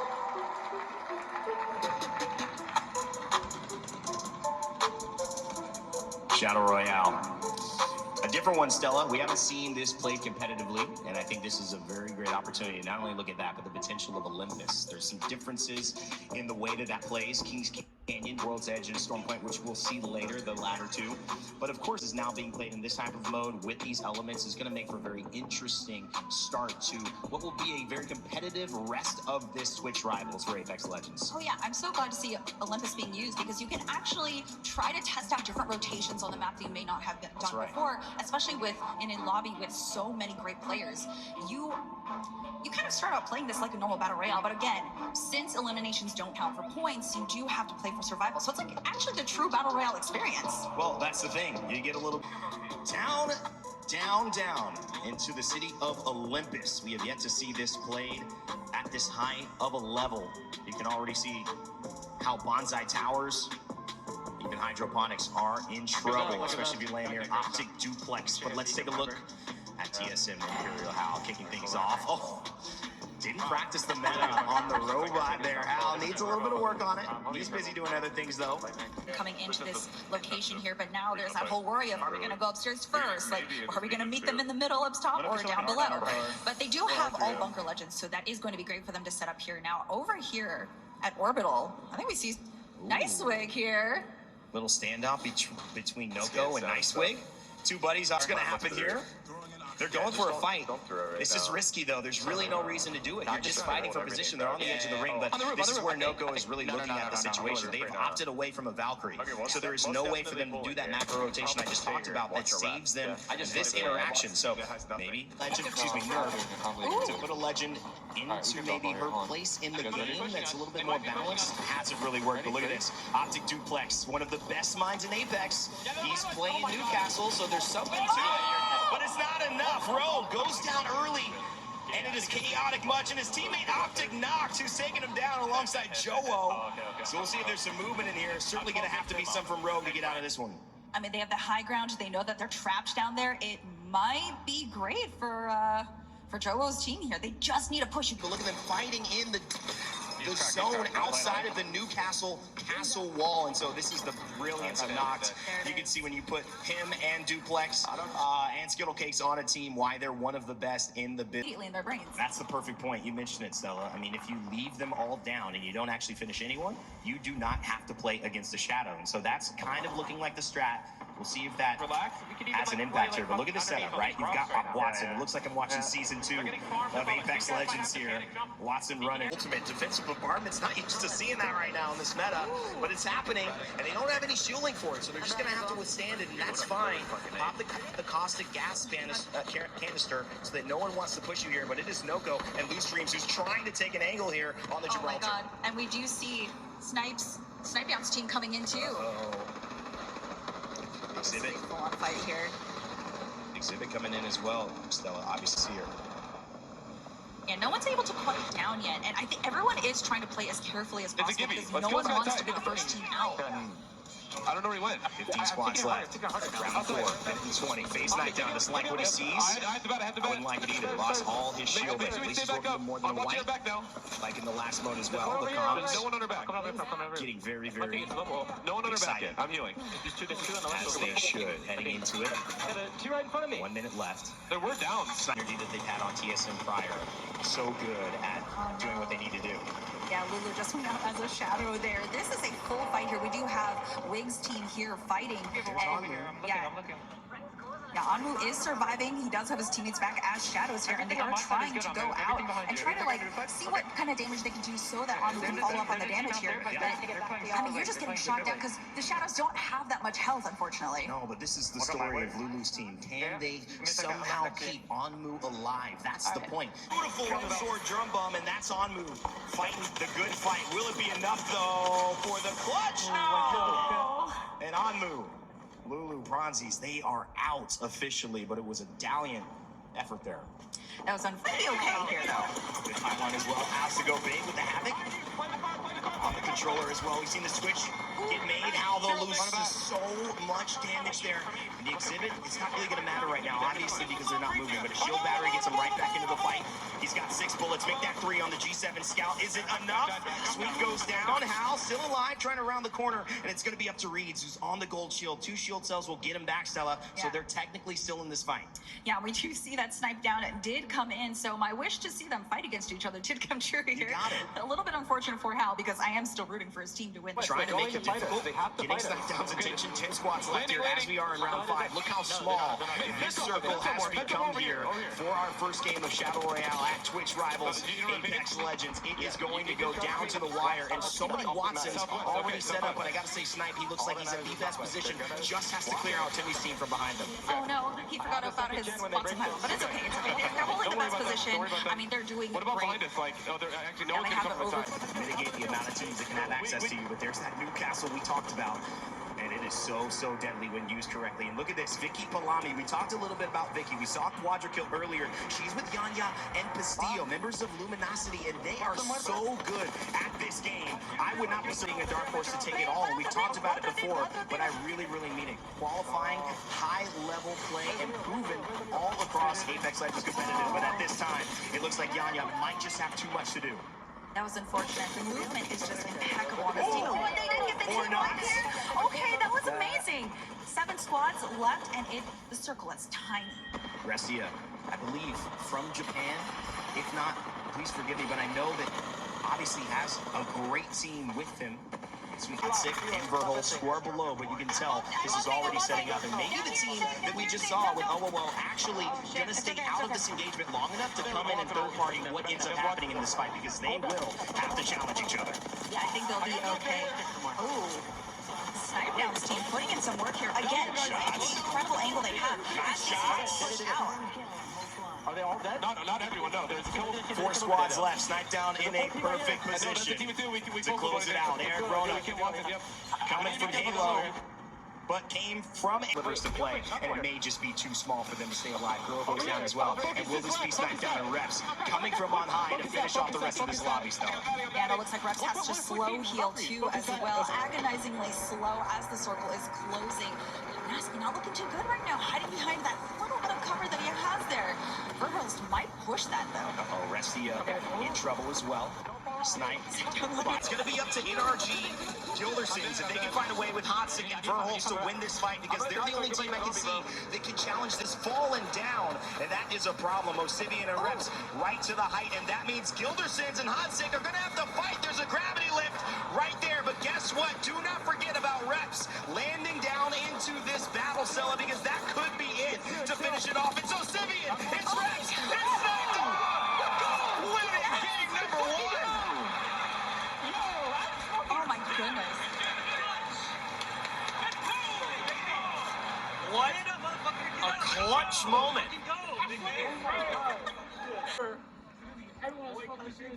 Oh, Snackdown had a Nessie. I want to say that's why they won. They had a little Nessie right there staring right into them. It could have been that or the Horizon gravity lift that let them third party that fight. That or the Nessie, either one. But seriously, showcasing why Horizon is so good at this meta. And it's really the late World's Edge. We're getting competitive. As they land out of the dropship, it's time for Olympus yet again. It is Shadow Royale Game 2. We've got only one left here. And this is, again, just for placement points. So buckle up. It's not going to be too many fights early on, but it will be important fights and a blaze of speed at the end that will determine who goes into our last two competitive standard BR games to finish off our rivals. Bright light on something special from today's action, and we are going to be featuring a fun moment here, a fun, unique situation. Let's check it out. We're going to find out together here.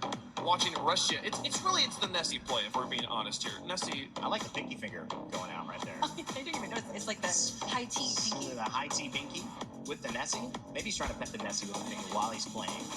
But no, incredible performance from Restia, I think. This is actually, I think this is. Actually, yeah, this is Hal was playing, but Restia is finding them in this moment. Oh, yeah. I think this is just Restia showcasing a great utilization of a Watson team and also being really, really coordinated as a squad. They played this angle to the last second. I think they ended up placing third, Stella. It was a great performance. Yeah, I was going to say, this angle is weird. It's a tough angle to be taking because you have to be watching so many different spots here. Farm is there. The final game of our Apex Legends Showdown is just around the corner. I got to find a new metaphor. I can't wait for that corner. But just over the horizon. Over the hill. It's coming, folks. Here we game of the day. Let's go, baby. Let's decide who wins some money here. Who's getting 45K? Taking first place. Will it be Hambino cleaning it up? Yet again, will we see Hal make the unthinkable comeback? Already, I believe, 19 points down from first place. He would have to pull not only a first place win, but at least 10 kills to make that happen. I've seen it. It can happen. It can happen. Crazier things have happened in Crazier Apex. things have Foam, James with transparent resin, details on the horns, with the Dremel. I learned to do flame effect for the LEDs. It was the first time sewing for the core set because I really don't like sewing. I prefer to do big props. For me, Twitchcon, cosplay contest, is Welcome, Villain Cosplay.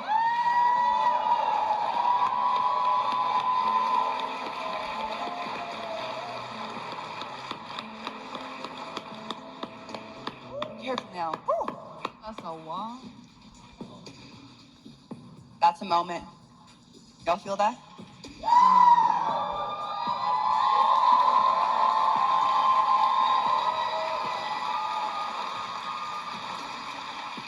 I'm like all right now. Let's kick off our judge feedback with Hoku props. From one larger-than-life winner to another, how do you feel about Villainous Cosplay? So when you are approaching building a costume this big, you have to consider a lot of elements. One of the main ones for me is always mobility. How am I going to get up? How am I going to move? How am I going to be able to actually interact with the environment? You know, People are going to hear you fighting Gold in here, energy. Oh, and they could try to surprise you from above. We've seen this way too many times. But I think they should be okay. They're pretty confident coming out of this here. Yeah, and this is right where you can get surprised. Teams can wait on top of that, as Stella was mentioning. Stormpoint, though, the next competitive map in Apex Legends, we've only had one for many years. Stormpoint was recently introduced 2 seasons ago to be the next addition to competitive Apex Legends. Olympus, Kings Canyon have not had that privilege, for sure. And everyone who is here, listening, watching, and of course playing, knows it. So they have got to make no mistakes. And if you do make a mistake, you got to be able to find yourself adjusting very quickly to still stay alive. It's not very hard to, I think, find a space that works in this map, especially in, these late game circles, Stella, because it's so big. But finding a good space, a space that's going to really last, that's really more of the problem. There's only a few great ones towards the end of the game. Yeah, that's why you see such frantic final circles on for this map. How do you feel about it? Happy? Because it's different, right? Up another It's side. nice to see something different, especially Twitch rivals here with this being the only game on Stormpoint. But I'm curious to see how that's going to work out for them. Yeah, I mean, Lifeline obviously has a lot of value in terms of her healing capabilities and sustainability. I'm not sure who is actually being played alongside Lifeline. Lifeline Newcastle, an interesting combination, right? You get the healing, you get the defensiveness. Yes. I'm not sure if that's what they're going for. Obviously, there's some mobile cover that you can create with a drop care package as well, care drop package, because you can kind of play around that or cover at least the Fight here between Vaxon's team and Snipedown's team here. 2 Horizon Qs going up. Meet you in the skies, my friend. One will fall, though. It looks like Vaxlon got really close to that one. Snipedown needs the bat here. This is absolutely tournament defining for him. Gonna hit a couple of shots of the G7 onto the black hole as well. And it's AC, Reptar, and Vaxlon who decide that maybe they don't want to take this fight. AC knows. I don't even really want to play for the Al, very good friends with Snipedown. She's heard a little bit. By the fact that he also has to manage 2 other people, and that is a lot to consider, especially when things can change on a dime in Apex Legends. I don't know what else is playable. Still left here. As we continue to find ways for this to get even more interesting, we look at Hambino set up into a nice spot, but not a permanent one. Just renting for now, like most people in the United States. A little too real there. I know. They've been sitting at the fingers right here for this long, and Verhulst with the aim, we know exactly what this man brings to the table. Add Gildas into the mix, and it's almost lights out. That's Yanya going down as well. Vicky Palami could be the last one. Is it Bastillo? It doesn't matter. They're dead. That is how good this team is. 2 of the best controller players, plus one of the best coaches in Apex Legends, already looking good. To score well, we'll have to wait till the end of the game, but it's Rescue who cleans that up. Yeah, hopefully they were able to secure some offset that placement, but that might, ooh, this is really messy here. We have Zach Mazer, ACU, Stunny, Sweet coming in as well. This is a mess right here. Big moment for Asu. They go here. This is ending the chance. They got 18 points last game. Oh my god, I got cannot do it. Don't worry just yet. They're in a pretty decent spot to get a revive on Asu, but here's the problem. They've been fighting Zed and Vinny, and now it's Hal and Sweet. And Reeds who are coming in from on the high ground as well. With the wingman turned into a sniper. Doesn't need to care about that. He'll do a close range for this time. Hal cleans up the kills. It is Lyric and Joa who they found, and look at that. Asu, Retzi, and Zach still alive, but Hal knows that they are alive. I think they're going to be alive that much longer if they have anything to say to it. Yeah, Reeds did a fantastic job of just laying down the initial crack here. Now they need to push now if they want to capitalize off of this damage here. All right, let's lay out and listen a little bit into how TSM Imperial Hounds. We can get kills here. So many fucking kills across. Blue armor's here. Look at these guys. I got Kraber. You can rescue the corner though. Hal, you hold. Yeah. Are they crossing? No. No, we're good. Okay. Should I Phoenix hit? Yes. You're good. Okay, Phoenixing up. Bit of a wrap behind us. I'm Phoenixing in this front corner. Crack this guy. I cracked this guy. I think the guy cracked that's Kraber. You're playing Waterfall. I hit off like 80. It's kind of tough unless we poke net. Yeah. But there's a Kraber looking at us. I have the red. Go. 3v2 on this. Play under the ridge. They spin it up. Are you hard aping? Jump down and play on the gen. Play on the gen. Right in front of me. Far dead. Finish kills. Yeah, finish kills. I have a Kraber here. We have a minute. Yeah, we can bounce over here. 5 bullet Kraber. I'm taking. Not taking Kraber. I'm not paying. Alright, we got our other kill as well. So we're getting fucking heals here. I don't think we just walk in and play underneath? Maybe you gotta scout it. There's a one defense. You gotta hear it. Yeah. Cross now, bro. Top sign. They're Krabering us. Yeah. I think we have to Valko for it. We have to Valko the cross. I agree. Wait. The team at the fucking tunnel or the cannon's getting farmed right now. They're on our side, I think. Right here. We have to Valko right here where I'm at. Yeah. There's a team on height. Right here, 4 shots. Yeah, I'm not taking. We're good. Split out and emote immediately. Split off and emote immediately. You see this kid? You see this fucking idiot? He's on. Land here, We're gonna swing left as a team after everyone heals. Heal. I need to heal. You guys have your guns up. We're gonna swing left. We're gonna let the team fight. There's a team behind us here. I'm swinging this. I did. Alright, swing it out. Right in front of me. Drop this one. Break it. I'm canceling the red. Before you. What about? I have to cue that. I got one of them. Guys, scout PK for this. This is mostly you. 6, baby. Get in range. Let's go. Swing it down, y'all. Chill. Nice little bat on me. Right here has been hurt. Nobody behind us, okay? No one's making our right side low ground. Careful with that too. Like, they can fuck you there. Careful up top. Out. To get 8. We need to confirm that kill. Plays out. They're gonna back from behind. Got it. NRG Sweet and Reeds, they are ready to win this. And look, Stella, we talked about it. What would they need? A win and at least 10 kills. They're sitting on at least 11 right now. There is so much hope for them taking this whole thing right now, which, like, they didn't win every single game mode I was calling out, but if they win this one, I'm calling that a win. On top on Apex Legends showdown here at Twitch Rivals. If he does it again, it will surely be him in the lead. You would have to assume, could this be the end? Sends him down, but not quite out. He's still got Synox as well, a player fully capable of surviving here. Sang will fall too. They're not turning into shadows. This time around, it is just Synox who will have to pull out a miracle. And it's possible. It's possible because remember, placements are huge in keeping their lead above the rest of the lobby. So if he can rack here, there's still hope for Ambino fans. Oh, they're not. I think they're looking right now. They just don't know where exactly. It's just a matter of time. If this does it, it will certainly pave the way for one of the greatest Apex Legends Twitch rival moments we have ever seen. There's a lot of kills. There's a lot of kills below. And Reeds can come back from where they were in these last 2 games and somehow take the top spot with over a 25-point game. That would be historic, but there's still a lot of teams to get through. Speaking of 100th Faxlon, stranger hiding behind that rock. We can't see the name, but we know that they're there in a pylon to boot. Yeah, we do see so many teams just existing here. This is going to be a scramble here. Look at how many different points of elevation there are. We don't know who's going to jump first. Now, we do see Hal trying to peek out and get any of the teams that may be hiding underneath them, but I don't think they have that angle here. Yeah, they can't risk this. They cannot risk dropping down. Now, and it's Toxic just hanging out, helping the squad on his side, and you love to see it as well. They've got a really nice area, Stella, and the best thing is no one is behind them. Yeah, no, they are so clear to move, but they are getting this angle on Hal here. Are they getting full set? They got to push that. Toxic and Virgils have to push that. They've gotten so low. Sweet, Hal, calm down, but look at this. Horizon gravity lift could bring them back up. Virgils round, and it's anybody's game. And Hal's starting to push. Hot Sick and Hildersons. Oh, he's got one. Sweet. How sweet is he with the PK? You're about to find out. To take him down, Sweet. What a play.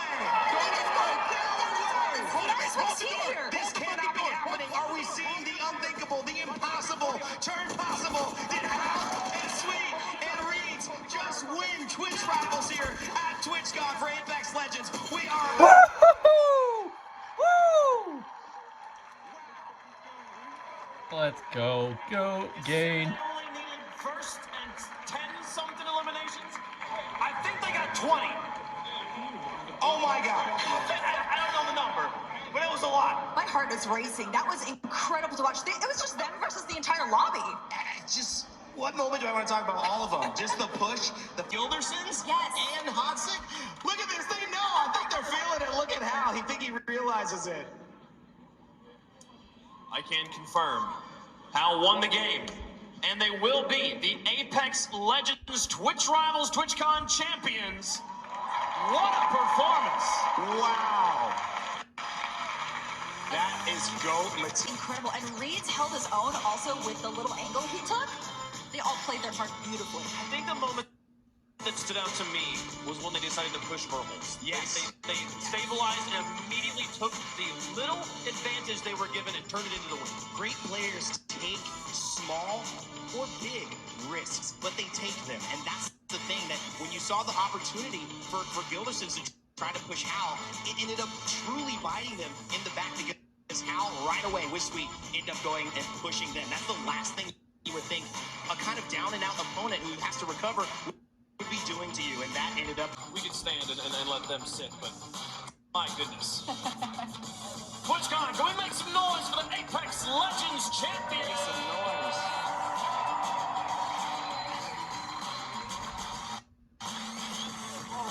Well done. So sweet. Good job, man. Oh my God. Congratulations. Congratulations, guys. Take some... Also, come on in. This is your trophy. Come on in. You may slide. You can hoist the trophy. You are the victors. There's one ratio but this one's the one for the show. Well done, gentlemen. Fantastic, fantastic. Let's talk about that end game here, because that seemed crazy. Was there a moment when you thought you were going to lose, Hal? Pipe up my chat with overlays. It'll auto clip whatever my awesome moments on stream into my Twitch dash, so I don't have to worry about if anybody clipped that cool thing. I know it already happened, right? So those are all things that Uncanny does that I actively use every single day in my stream. I'm a little old school. I like really well executed chatbots. If you can do that effectively. It's not about what you're imposing on other people, it's what you're imposing for yourself. Instead of saying, I will not let someone, you cannot speak to me that way, it is, I will not engage in a conversation when someone speaks to me like this, and reframing it as all of the things that you can control, because there's so much we can't control. In fact, 99.99% of everything in our lives we can't control. So keeping it to what you can control, and again, less is more, and being really intentional with your strategy, because you can't solve everything. I have a similar answer that's along the lines of therapy, but ask for help. Everyone! The grand prize winner is Hoku Props as Reinhardt from Overwatch! Andy Ray cosplay. Kiki Cannon! Casey Renee cosplay! Well, hello, my name is Casey Renee, and I'm a professional cosplayer. I make costumes that are typically better than the one I just dropped.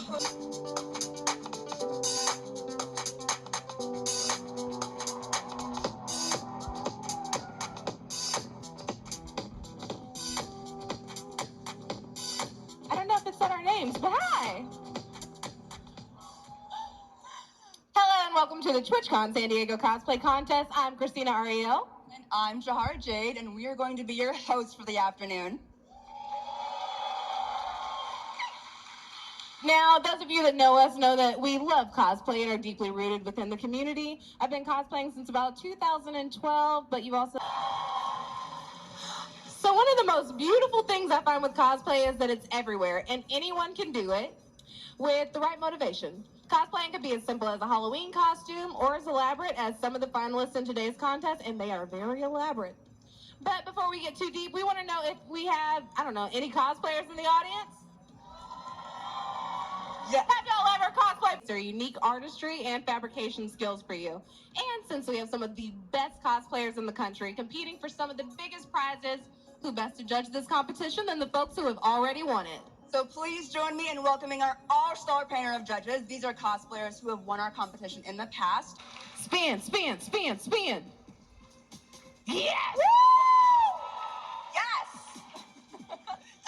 Our next judge was the winner of the FX category at TwitchCon 2019. Please welcome Andy Ray cosplay.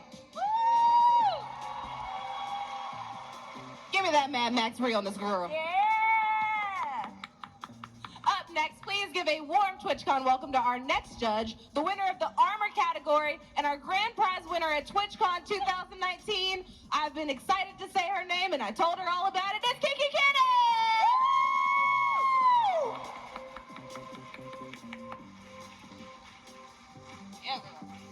Get it. Our final judge this afternoon was the top competitor in larger-than-life category and the winner of grand prize at TwitchCon 2016.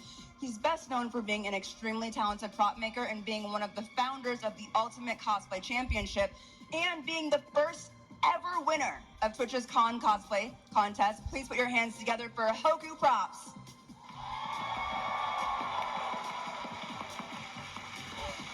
Rocking the best guy cosplay I'm extremely excited about.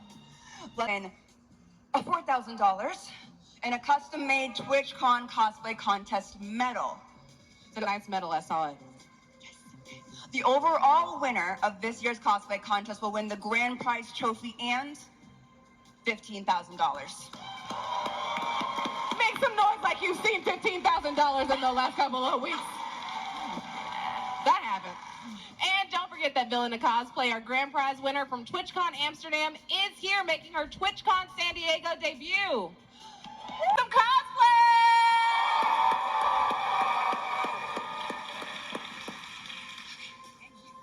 So the first category that we'll be looking at is needlework. The category is all about different ways in which people can manipulate fabric, including sewing, embroidery, beadwork, etc. Since the category is all about intricate details as well as the overall look, it's an extremely difficult category to get right.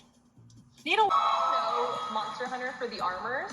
I'm not an armor person, I'm a seamstress. I will be cosplaying as Yomogi. She is from Monster Hunter Rise. She sells dongos, which you need to eat before you go on your mission, and she's super adorable. I like to cosplay characters that I feel really passionate about, not only the character, but also the whole series. She has over 15 pieces, plus all of the rope and tassel. I'm not even counting that. There's embroidery, leather work, so much patterning, and I have all natural fabrics, leather, linen, cotton. There is some foam because there's just an unrealistic way to make armor sometimes. EVA is not something I've dabbled in a lot. Figuring that out, getting that all together, I was very proud of that. The biggest aspect of this, and you know, the showpiece is Yomogi's apron. It's embroidered. This is my pride and joy. I overcame it, and I love it, and I'm glad that it's right in the front that everyone gets to see. It means so much to me to be involved in this. Chat, literally start to finish, got to join me and see me get into this contest. We had a chance. Yomogi from Monster Hunter Rise. Please welcome Abra Katrina.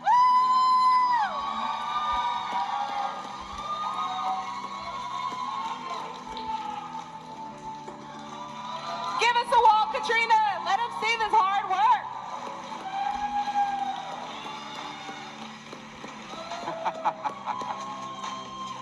Now, judges, what do we think of this cosplay? Casey?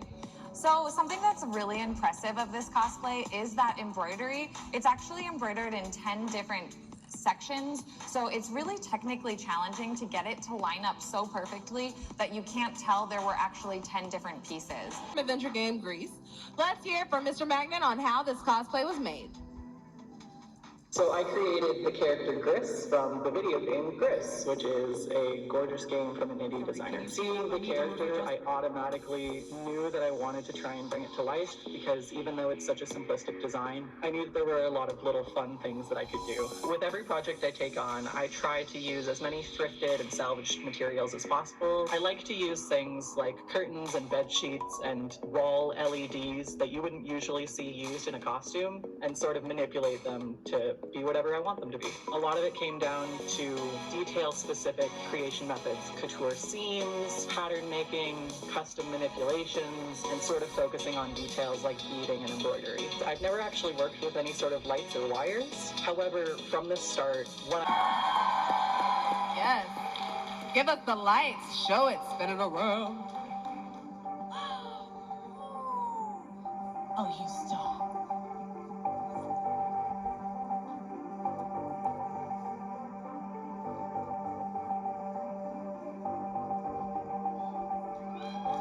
Yes.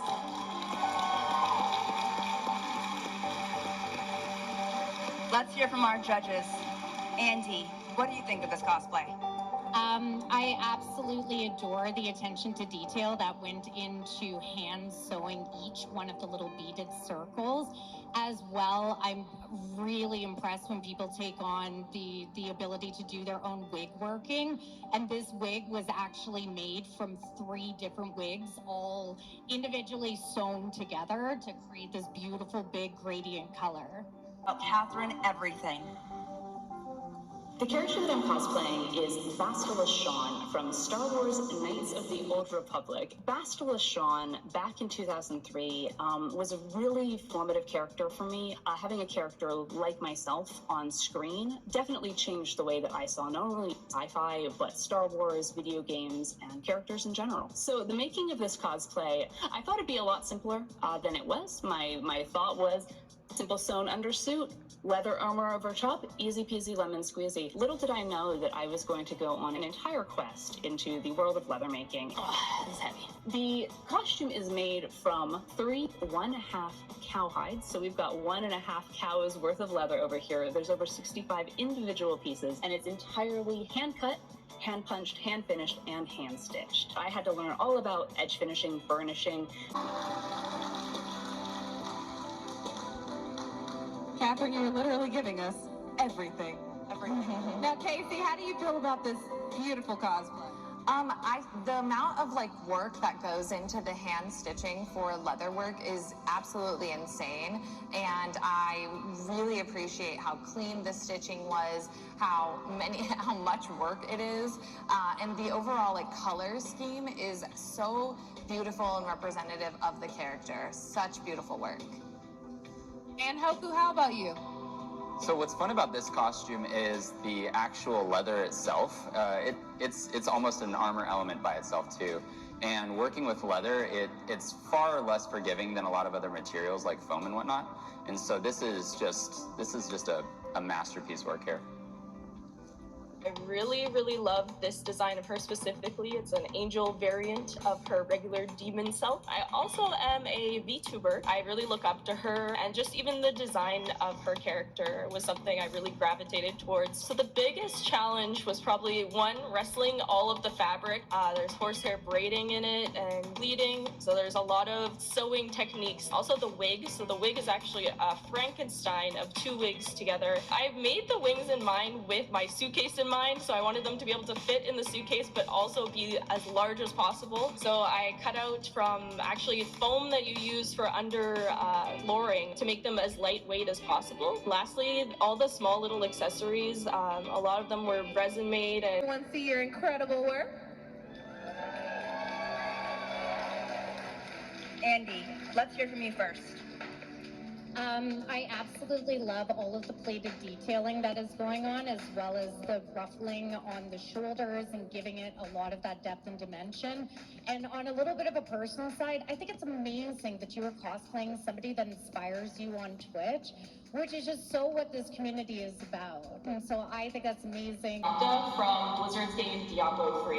When Diablo 3 first came out, it corresponded with a big obsession that I had with mods at the time. And Magda is being carried around with these two beautiful, big Luna mods, basically, working with servo motors to make wings flap. It has been a really, just been a lot more work than I had anticipated.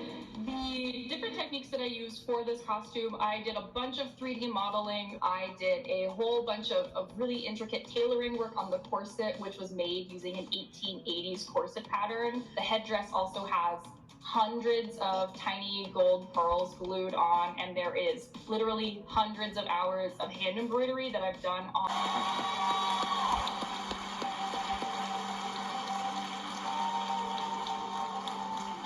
Now, Hoku, do you have any thoughts on this boss build? Yeah, I really appreciate the use of 3D modeling. That's what I do for a lot of my job here. And the ability for her to go through and digitally kind of mock stuff up and plan and iterate and get things really solid the way she wants, it really shows itself in this costume. Everything is so clean and so well done. Of the pieces that I'm going to be wearing, I'm super excited about it. It's really going to be fun. It's got a lot of whistles and bells and smokes and lights and all that kind of stuff. One of my favorite things about being in the cosplay community is how everybody is inclusive and supportive of each other. Regardless of where I place in a costume contest. Serving aviator Pharaoh realness. Yes. Wow. All right, bring it forward. Let them see. Yes, sir.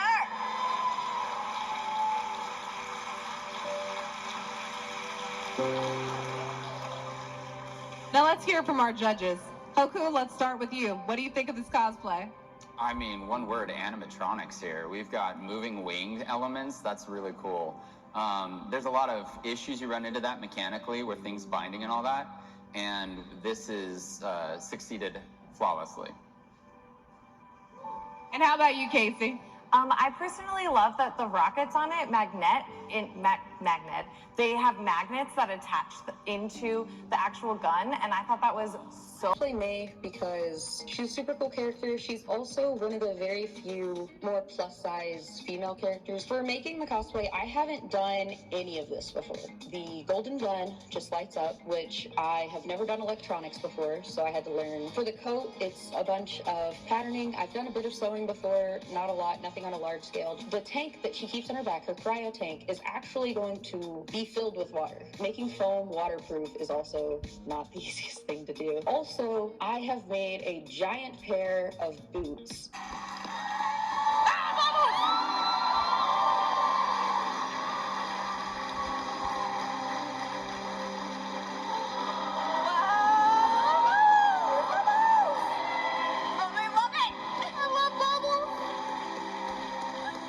Andy, do you have anything you think should be highlighted for the audience regarding this cosplay?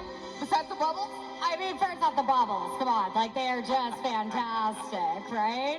But the other thing that I absolutely adore is that water beads were actually used, those jelly beads that absorb water, were actually used to fill a clear canister in the back to make it give the appearance of ice or some sort of like cryo-freezing material. Cosplaying as Tiny Tina from Borderlands 3. Tiny Tina represents having fun no matter what, even if you're in a wasteland. So I am a high school art teacher. About 10 years ago, I had a student that wanted to make an independent study project out of pixels, and I fell in love with perler beads from them. And I created a business that I went around Cincinnati selling my art, and then I combined that with my love for cosplay and decided, can I make a costume completely out of beads? And this is the first one I've done 100% out of beads. When it's all said and done, I have over 170,000 beads in this costume. So I felt pretty accomplished when I got to that number.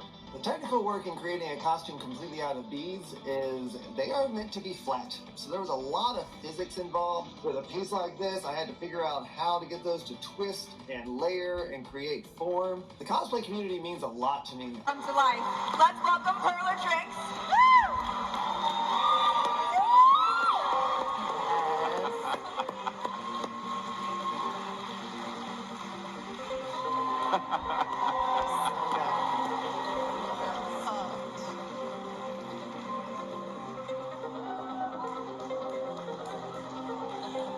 Listen, as a former Cincinnati resident, you're gonna get some hometown props from me. Shout out Barks Red Cream Soda.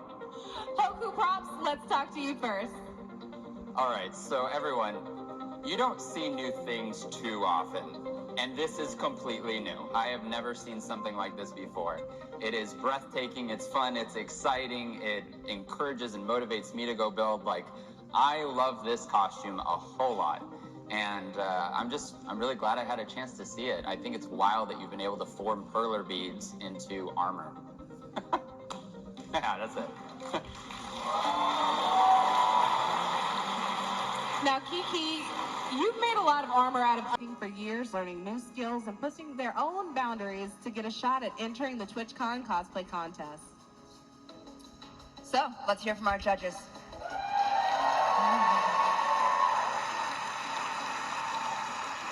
Andy, what do you think? I'm just so incredibly proud of you going forth and doing it. And you said that you had seen this artwork so long ago. I'm doing a Black Panther costume. Black Panther was a huge impact to the culture. Goosebumps, excitement, seeing somebody that looks like me for the first time on screen. If it inspired me, it's going to inspire other people. I really want to focus on inspiring youth. Found out about the cosplay contest very late in the game, about 2 weeks before the deadline. The Black Bob Ross.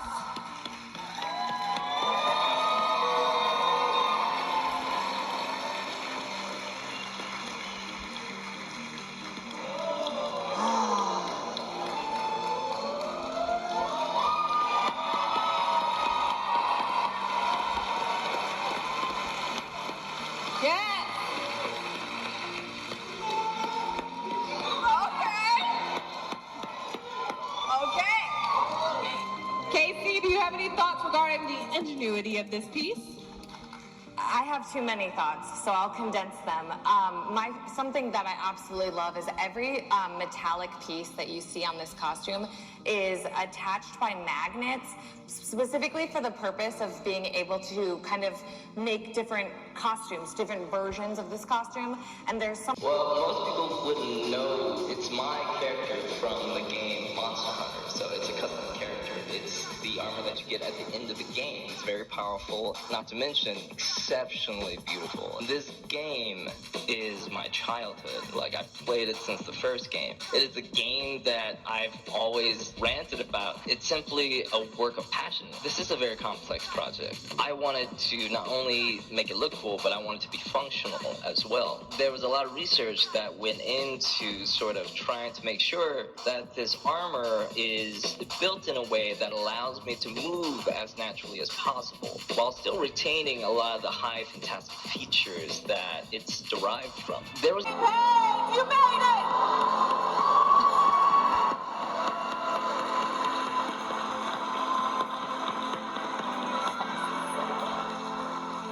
Absolutely incredible.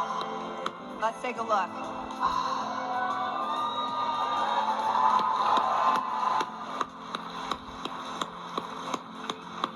Kiki, do you have any thoughts on this armor set as someone who won with Monster Hunter armor? Right, it's absolutely like amazing. And it's like the prop just came out of the game. When you get these details close up are just amazing. Like overall, from head to toe, it was clean, flawless. Yeah.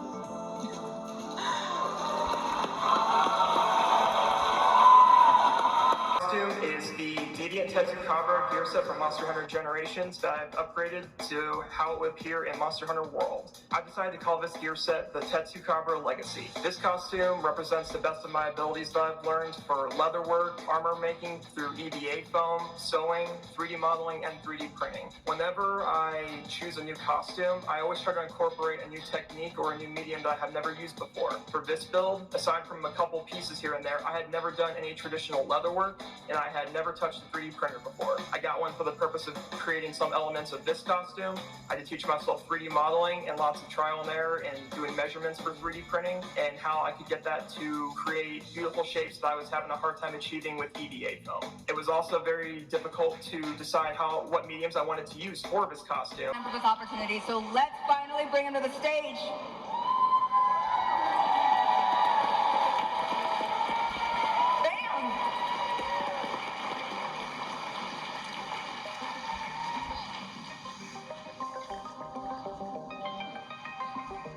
That's 2 years in the making. Look at that.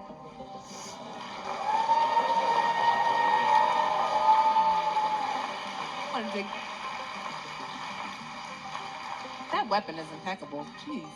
Hoku, let's hear from you first regarding this build. I know we're coming to you a lot here, but these are so incredible. We have to hear from an expert.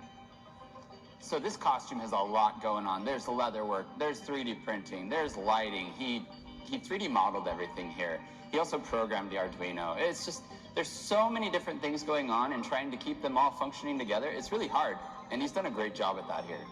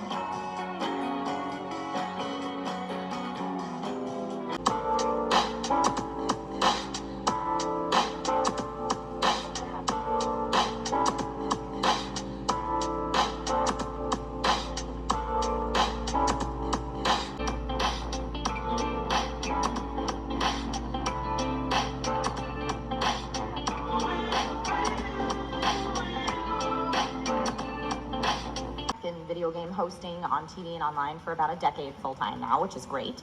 And I always joke around that on the days I'm not on set, I'm streaming on Twitch, because Twitch is my happy place. So I guess I should also probably say I am a parent. I became a parent 5 years ago, and yeah, I have always dealt with the struggles of. It's so nice to just kind of communicate to people that whether you're a streamer that's thinking of, I'm going to shout out Adam over there, whether you're a streamer that's thinking of siring someone someday, or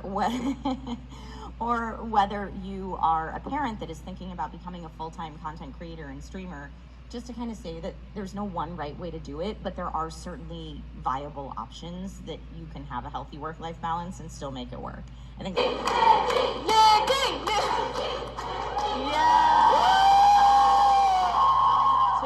Take a seat. Crumb.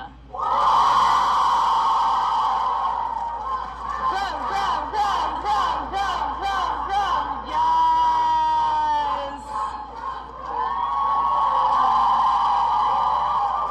And last, but certainly not least, Amesy!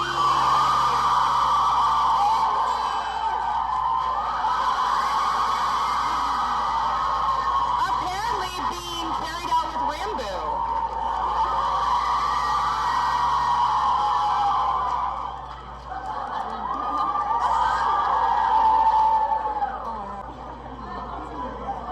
They're so close. Yeah. I feel like I could reach. Okay, I love this crowd, y'all. That was a good intro from the crowd, right? Like, I'm giving y'all a round of applause, but all right, let's dive right in. We got a lot to chat about here. So, y'all are really big names in the Twitter space, obviously, Twitch space. Can you take us to the beginning and explain how your whole streaming experience began? And Hannah, you're right next to me, so I'm gonna put you in the hot seat first. Wait, is this good? Can you hear me? Yeah, we got you. Okay, sorry. For me, I feel like I actually. If anyone knows what Toontown is in here, that was my origin story. Please don't ever find the Toontown videos. No. And I basically just like devolved from Toontown to like Among Us. I feel like we're all like color carrying. Don't ask about the devolve. I don't know. But like I feel like we've all just like had the Among Us phase really, and then it's just not Minecraft. a phase. It's a good game. It's not. It never stops. It's a lifestyle. It's a good game. And then it was just Minecraft, and then it was kind of just like making my way through like different communities and meeting people care enough to come up to me to ask for a photo. I was like, what? But yeah, like everyone else said, I think it really truly just never kind of like kicks in, and it, like Amesy said, I feel like everyone here has imposter syndrome because it kind of did happen overnight and no one expected it to happen off of just especially like a Minecraft server that everyone's been on 100 times over. But I'm very thankful for everybody and all my friends. Cute as heck. Oh, you're up next.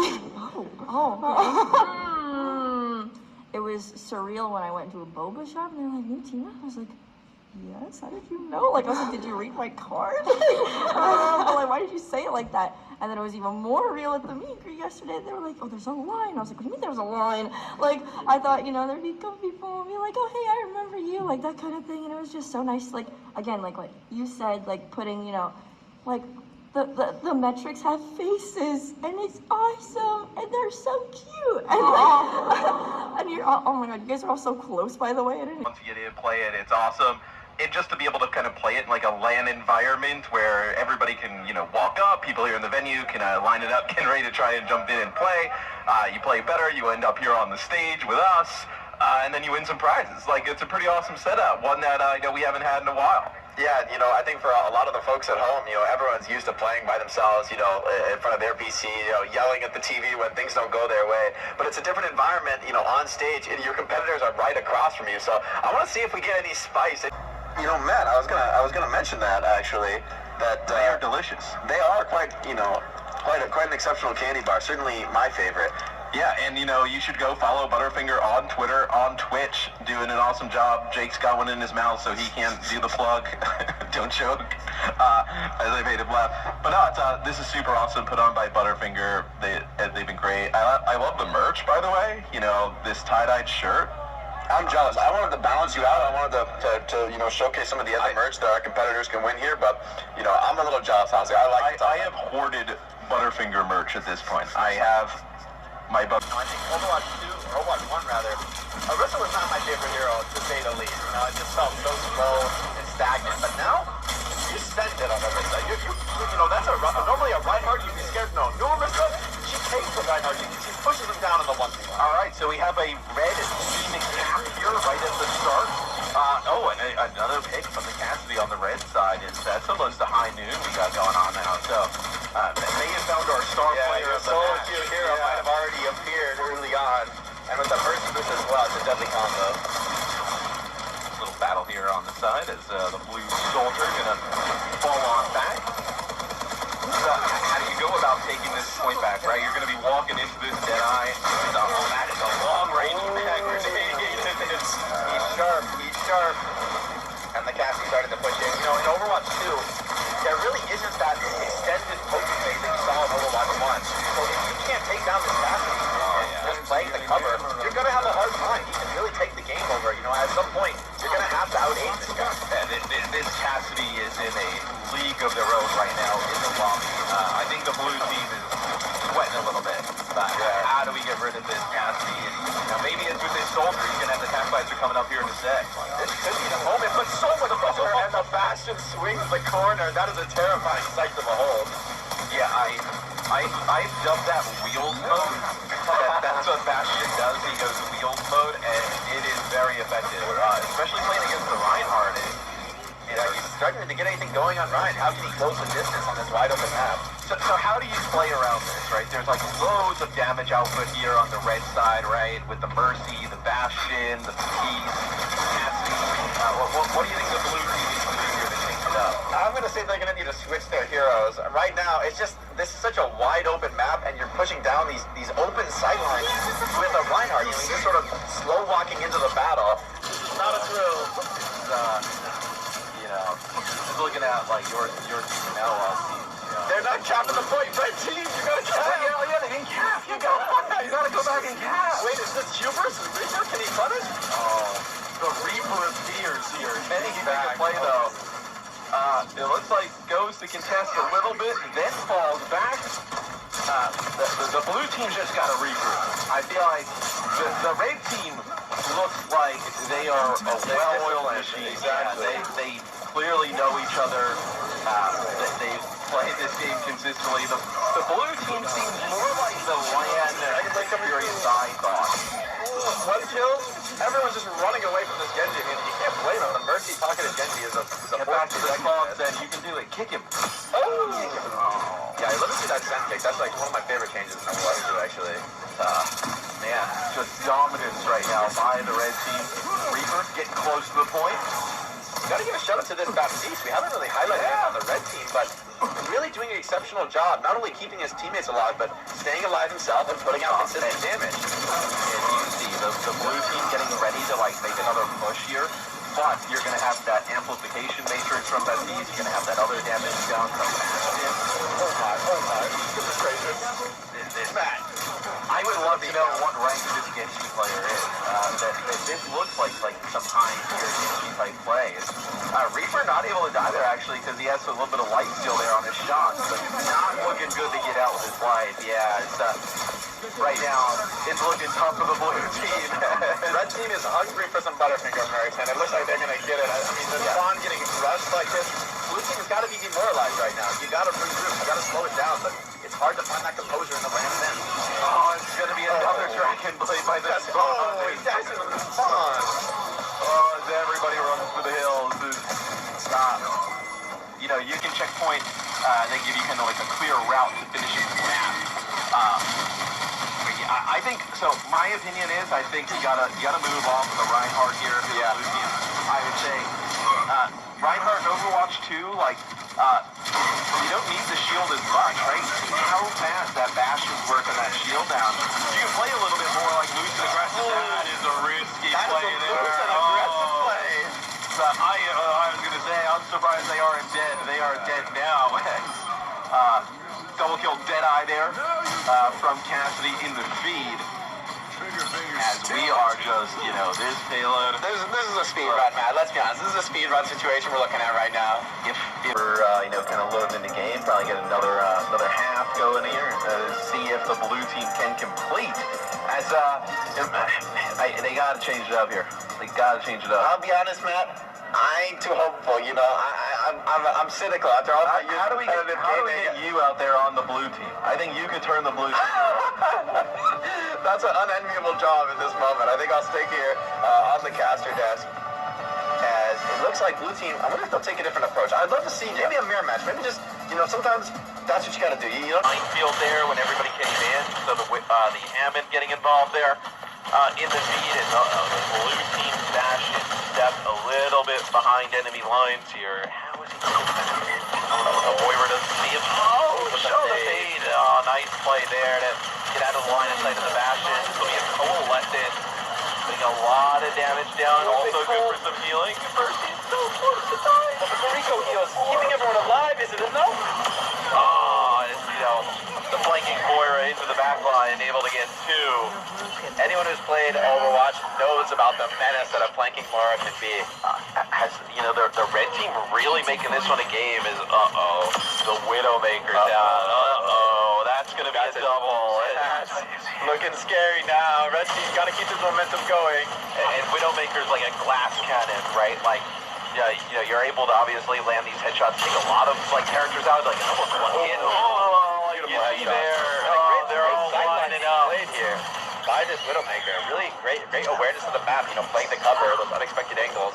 It can be hard to close the distance. Right, it's going to be difficult for the red team to close that gap, right? You got to put pressure on this Widowmaker. The Widowmaker already with the infrasight, right? So going to be able to pop that, see some players through walls, do some extra damage, and they are just lining up now. And it's nasty because you also have the Mercy pocket, right, for the extra damage with the damage. The one who's bringing it back, making it possible on the stick nonetheless. You have this minefield, you're getting so close to the end of the map, you can drop this one right by the point. The drop of the minefield now going to back out, but the Bastion damage too much. They get this end though, they get two with the minefield, and they just back up right into it. So even though you lose the Hammond, you're still up in terms of kills. The Widowmaker available here for the blue team, just trying to keep everybody, at bay and contest the points. Being able to sort it, because it's literally like a full-time job, having to sort lobbies. But yeah, Among Us, in the pandemic, I generally, think it, saved me. It was just so nice to meet people, and I've, made some best friends and stuff, and, yeah, I'll always, thank so much to Among Us. Yeah, for me, I've, it's kind of like just meeting a bunch of friends. I've been a very private person my entire life, so, kind of gave me a lot more confidence, made me a lot more comfortable. I did face reveal. A lot of it was because of these guys, because I wanted to, go out and hang out with them and meet them and do a lot of fun stuff, so it was it meant a lot to me. It was a lot. I'll never forget when you came up to me at Streamer Awards. You're like, "Do you know who I am?" And I'm like, "What?" He's like, "It's me." And I heard your voice, and I went, "Oh my god!" I just freaked out because I've only seen the radish. There's a cardboard box on the first stream. Cardboard box, but it was so sweet to hear that it helped give you confidence. Yeah. Because you deserve it. He deserves a confidence. He does. Yeah. Of course. I think for me, obviously, I ended up getting invited through 5UP because 5UP was interested in MCC and I was interested in Among Us, so they were hey, we should do a little trade. So I remember joining that group and just, being blown away by how nice everyone was, but also the difference in, obviously when Hafid mentioned earlier, the UK group were so polite, and I was, used to, that are my other friends who weren't as good. So then that group, I felt like I was thrown into the pros who would just be like, "You're a liar, you're a filthy liar, I've seen you do it," and you're like, "What's going on?" But it was a lot of fun, and I think, honestly, it's always a funny thing being a lot of these people are people I consider some of my best friends, and it's people that we met and became friends through gaslighting each other and lying to each other, and it's just made of a lot of connections that I wouldn't have otherwise had, and obviously getting to go out to Vegas last year and hang out with everyone for have his birthday and Friendsgiving and get to see everyone. It was nice when we obviously we took a break and then came back, and I remember that first stream we did and it was everyone's "Oh, what have you been up to?" "Oh, I got a house and I've moved," and it was just a really cute catch up. So it's just been amazing for meeting so many amazing people. When I think about the morning lobby, I guess I feel so much pride for what we achieved during, obviously it was mentioned the pandemic, and I feel so proud when I meet people in real life and they tell me to my face your streams or like this lobby's, the people in this lobby's streams did this for me during that really hard time, and it like really helped me get through it. I can't like tell you how much that means to me, because it's exactly why I got into content creation. I just wanted to make people's lives better or give them an escape from whatever's going on. So I just feel like so proud of like everyone in this room for what they did for other people and just to be a part of that. And the other thing that I really take away from this lobby is that when I joined it, I was pretty new to streaming, and it was like joining a lobby with who I believe are like most of the best creators on Twitch are in this room right now, and the other people that played in this, the other people that played in the lobby that aren't here and stuff like that. To be put in a lobby with people like that, it really like molded me. Like I just feel like I would never be a good content creator without the people in this room, because I feel like I just learned so much from them, and I just like had to be a good content creator, and I'm just so thankful for everyone in this room, because I really yeah, it was like probably the darkest time of my life. Dude, I don't know how to say this without my voice shaking.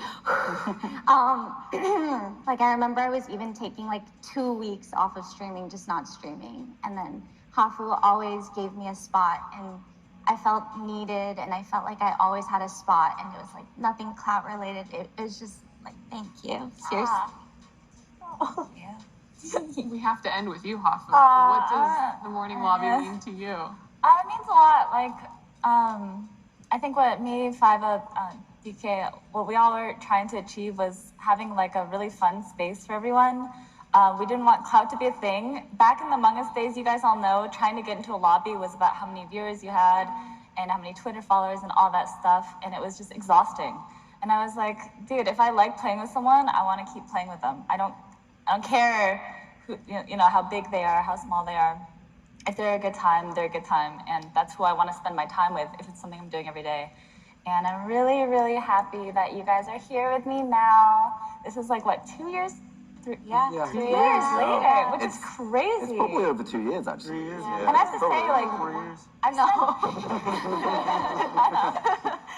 I've spent more time with you guys than like. It's all good. That's so good. It's awesome. Anything else? Well, I'll chime in myself personally. When I did come out 3-4 years ago, you know, put it on Twitter. You know, if you're still cool with me, be cool. But the outpouring of love I received, not only from viewers, friends, but just in the Twitch community, saying, "Hey, we still love you. You're still the same Dave." So having that support has been the biggest thing, and it was even from Twitch and companies as well. So it's important to do. Anyone else? Not? Thank you for your question. All right. On the left, what is your name, pronouns, and question? Hello, I am Alex. I use any pronouns, and I know my question is pretty similar to one that was already asked, but how would you rate Twitch for like queer communities? Because I know that most of the moderation and stuff, it's on our part, we're the ones that do it, but also, like y'all said previously, Twitch should have a hand in it a little bit, and how would you say they're doing with that? Yeah. I actually didn't hear the questions. Can you repeat it one more time? How would you rate Twitch? How would you rate Twitch on, like, making it a safe community? Personally, I think my gut tells me that, and I hope, that it's less Twitch and I think more the creators, if that makes sense. You know, like Twitch is the platform that queer people and queer creators create those safe havens and spaces. So, you know, shout out to Twitch for providing like the base point and of course giving us those tags to make it easier. But I think of course there's like just a huge Who I am and what I'm feeling that day. And that changes, and I obviously do my best to make everybody feel comfortable and safe as I can, but you know, I yell and I scream, and that's triggering for some people, and you know, I roast my chat. I go hard. If you have a diamond in my chat, you are not safe. And you know, that's upsetting to some people, and it's important for people to you know, come in and know that like, if you come in and you don't want to be roasted in my chat and you say, hey, Mick, take it easy, I'm going to. Yeah, and it's just not a good environment, and it's a slippery slope to toxicity. So taking a social media break and just taking time to rest and do something nice for yourself, all of those little things, they actually do. I know it's like, very cliche, but they're cliches for a reason because they do help. Journaling is something that really helps me when I'm in my own head and I just can't get out of it, or doing something that really interrupts the mental side. So for me, that's like taking my dog on a walk or going on a hike or doing something active with my body or like with my hands, art, whatever it is, just kind of interrupting that thought process until I feel a little better. But it's good to like feel the emotions as well. I don't think it's good to like kind of push them down, like feel your feelings, but just be nice to yourself because you're great. You deserve to be nice to yourself. Social media is not a real place. No, it's not. It is absolutely not. I think that's the other thing that we have to talk about, I wanted to make sure we brought up is that it is very easy to see how negative things are. We talk about comparison. It's really easy to compare to people on social media. That is not real. I am not even fully myself on social media, even though I try to be. Like I will, like there are things I've not put on social media for a good reason because it's my personal life and things like that. Do not look at social media as your thief, as your happiness, whatever. I saw someone. It was a fitness TikToker, and they said comparison is the thief of joy. So do not let social media determine how kind or how not kind you are, please. Yeah, like your follower count doesn't mean anything. Like any of that stuff doesn't mean anything. I was just gonna add that I have a lot of bad days. I have a lot of really bad days. I'm probably gonna have a burnout session after this convention. I know I will, because it happens after every convention, and that's okay. I'm still the same person. I still have the same amount of worth I do now, even if I'm not productive. Invisible disabilities and invisible illness. And it's called that because on the outside I look fine. Like, do I look sick to anybody? No. I'm dying on the inside after 3 days at Twitchcon, okay? And you're gonna see a lot of people that look fine on the outside, but they are really struggling on the inside. And Dee and I do a lot of charity work on Twitch, especially for the Lupus Foundation of America. And it was unbelievable to me how many people came forward that I've known for years in my community that said, I battle not just lupus, maybe it's another autoimmune disease, or maybe it's a mental ailment. And I think that that's something that is lacking. You know, when we talk about physical mental wellness and how we've come so far, I still think that there's a big stigma around invisible illness. It's about looking at someone and making that assumption that they're fine, and they're not. And using Twitch as that platform to drive awareness, to talk about my issues. It's tough, it's hard. I don't like having to put my business out there all the time, but it's almost in a way therapeutic. And I think that that's something that Twitch has done a really good job, and the community has done a really good job, is to kind of find each other in our struggles, in not just, the physical or the obvious, diseases out there. We've also been able to come together as people who have to live a life as a healthy, normal person, but we're not. And that's kind of what our society is like now. I don't know how many people are here are from the... Gotcha. You ready? Oh, let's go. 1, 2, 3. Here we are. Oh, that was a light hit to start things off. Oh my God, is that XQC up there? Wow, the friction, the pressure into the shoulder. Oh, takes it down. Oh, man, GG's. Beautifully done. The turn is the downfall. I love it. Holy moly. Just down. You got to get the interview with the winner and the loser now, obviously. You can see. Phil is so serious, He's distraught. right? Yeah, he seems very upset. Go talk to you. See, he's it down. You whoop my butt, go talk to the camera. Oh, I think All he right, wants Bruce. redemption. Are we getting redemption? All right, Bruce, let's go. Oh, okay. Oh, whoa. He's sticking around. Did he just fly in there? I don't even think he touched the foam. Oh, he's ready. All right, on a count of 3, gentlemen. 1, 2, 3. Boom, big hits to start things off, Rick. Oh, he's getting the push again. No, he's getting the push again. Oh, got him under the arm. Oh my word, is that legal? Hit him with a pose. This man has been training. This is like, I'm speechless. I'm speechless right now. He's gonna help him up here. You can see it is tough. That's a lot of dead weight on podium too, but it may be one more attempt that we're gonna get here. This is an anime protagonist arc if I've ever seen one, Riv. Twice He's battled twice, he has lost, but yet he has found the courage to rise yet again. Episode 3. Does he have what Is it in the trilogy? He hoists the biffle. The biffle is hoisted.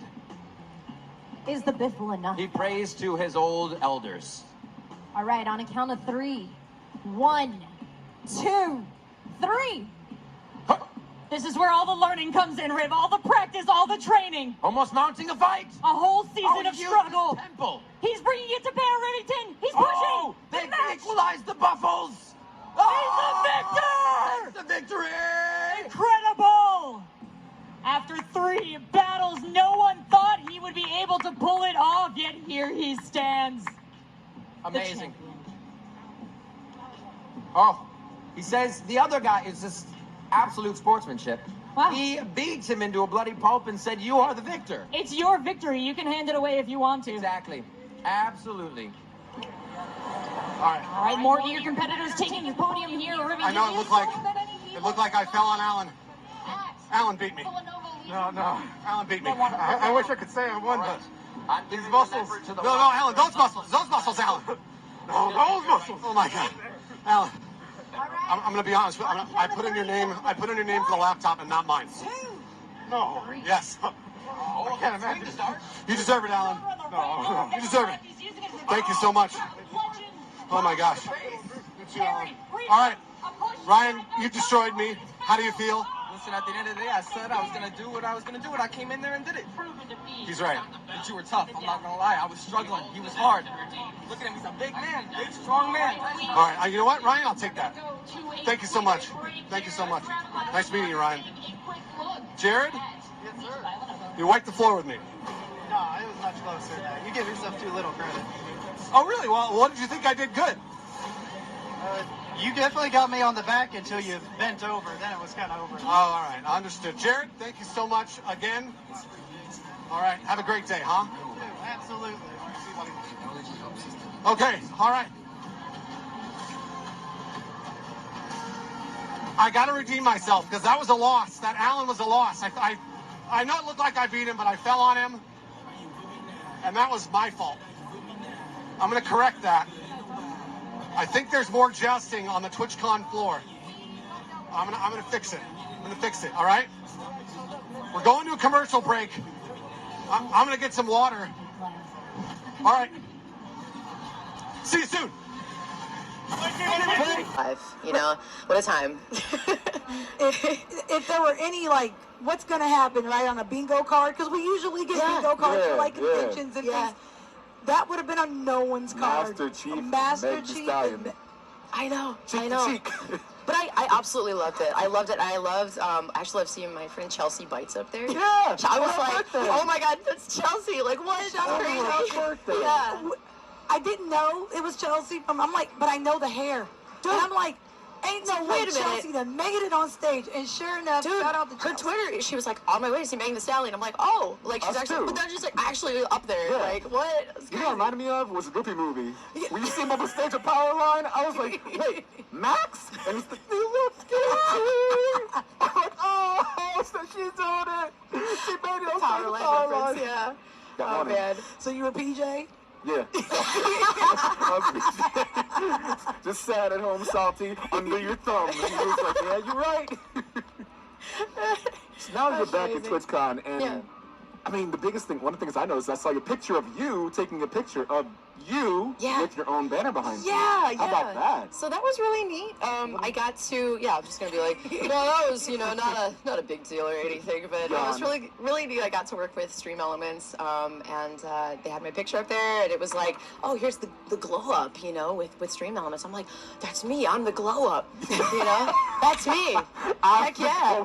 I did it. I made it. Woohoo. Yeah, but it was really cool to see, and I really love meeting people who are like, hey, I haven't seen you in forever, or they're just like, this is their first TwitchCon. It's actually really been a theme. Like, a lot of people, this is their first TwitchCon, and that's really cool to see. Like, so many people who are like, after a long period away from the con, they're like, let's go back. I want to go back. I need to see everybody. It totally surprised us on day one before we came out, because they ask the question, like, if it's your first one, make some noise. And it's like the whole room exploded. And I guess to us, it's like, well, this is TwitchCon number 77, but to see so many, I've come across so many people. It's like, what's my first one? And I'm like, that's insane. I know. And it's like, well, I don't know what to do because it's so much. Right. And I feel like I was there, I was there when you were like, oh, when we were young and hopeful. I met someone last night who was like, yeah, I'm going to all these parties and, I'm like, I've got a schedule and I'm just like, man, I remember that. I remember being like, Or is like frenemies? Is that? I was thinking best friends. Wow. Okay. That's why we're sitting so far apart on the couch. Ray, how's your show been? So far, this show has been unlike any other for me.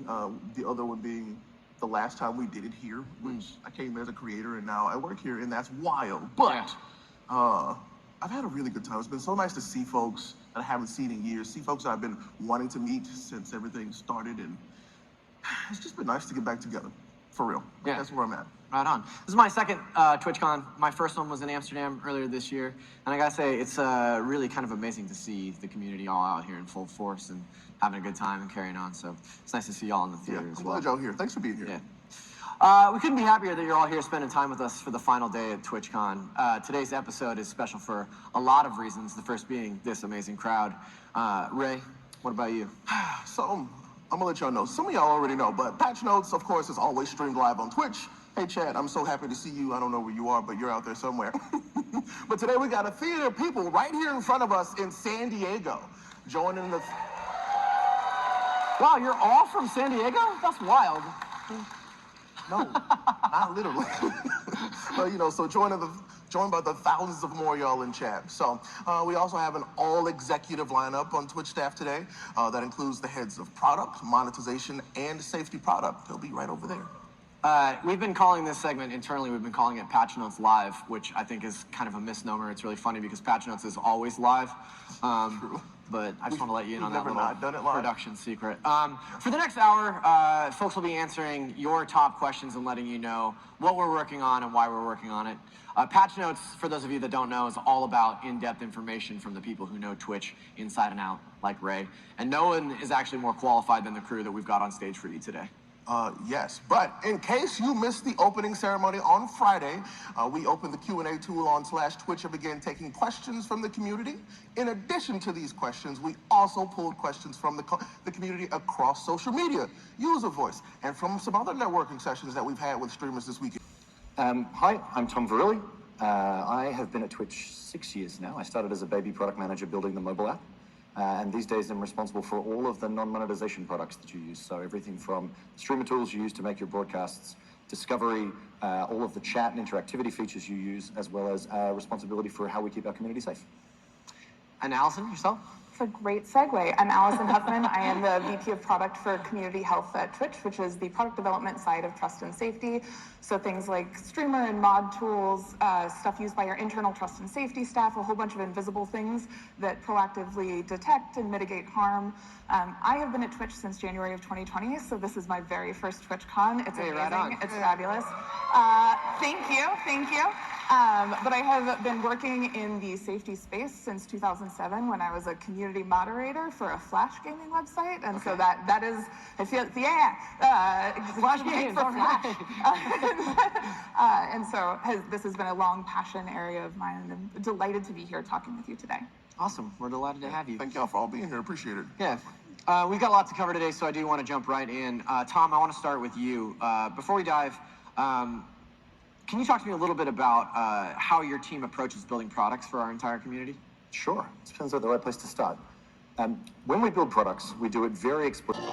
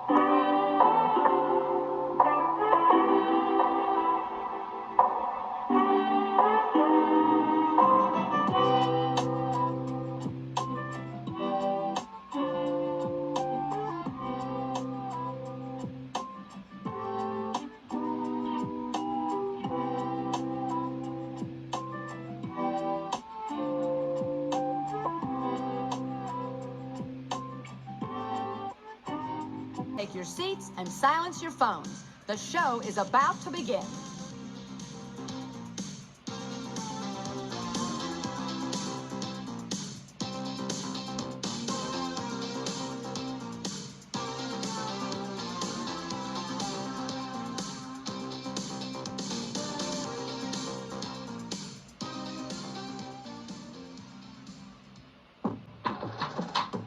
Hey, Glitch Theater, please welcome your TwitchCon hosts, Adrian and Papa Noodle.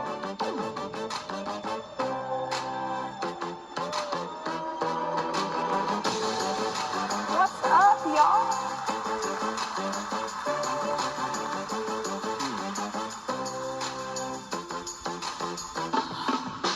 Oh, just did that old man sit down, you know? I know when you made the noise, it made me a little tired. Get I up. had like 3 days of walking, man. It's been driving me crazy. Hey, everyone, what's up to TwitchCon? Hi, how are you all doing? Welcome. I like that. Well, welcome to the Jackbox Live experience. My name is Okadrian. And I'm Cup and Noodle, and we're gonna be hanging out with y'all today. We're gonna be playing some Jackbox. It's gonna be a good time. Gonna be a great- Thank you for filling in that space. There we go. There are definitely audio cues like that. We'll keep it up. It's like a live to-your audience. You can ooh and all that too. So thank you for that. What's frightening? I think the audience at home gets the audio. Yeah, no. Oh, There it is. Yeah, there's the audience oohs and ahs. Yeah, I like that. Yeah, there. No, we just started. We not. Yeah. We gotta start using that now. Like, you know what, Cup? You were my friend all along. Oh. And then this is when I backstab him and say, but I've never liked you. Y'all weren't supposed to boo me. You were supposed to be like, ooh, you know, there we are. A couple years, okay. All right, snap back to reality. All right, we're gonna look at some games today, okay? Some brand new games. Bay, Sam, Technique, and J-Rock the God.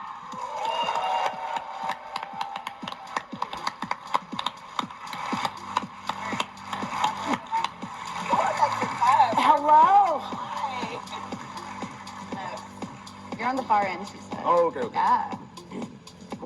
Feel like the first day of school, like you're looking for where you're sitting. Where am I sitting? Yeah. I'm nervous. I thought I was going to trip on stage. I'm glad I didn't. Telling you, man, I was taking deliberate steps in the way out. I was like, ain't no way. Nito. I plan on cartwheeling on the way out. You heard it here first. Okay, now. I would like to see it. Thank y'all all for joining us. It's been a crazy weekend, and I really want to hear from all of you to see what everyone's been seeing. So, Tech, I'm starting with you. How's your TwitchCon been? I know you've been busy.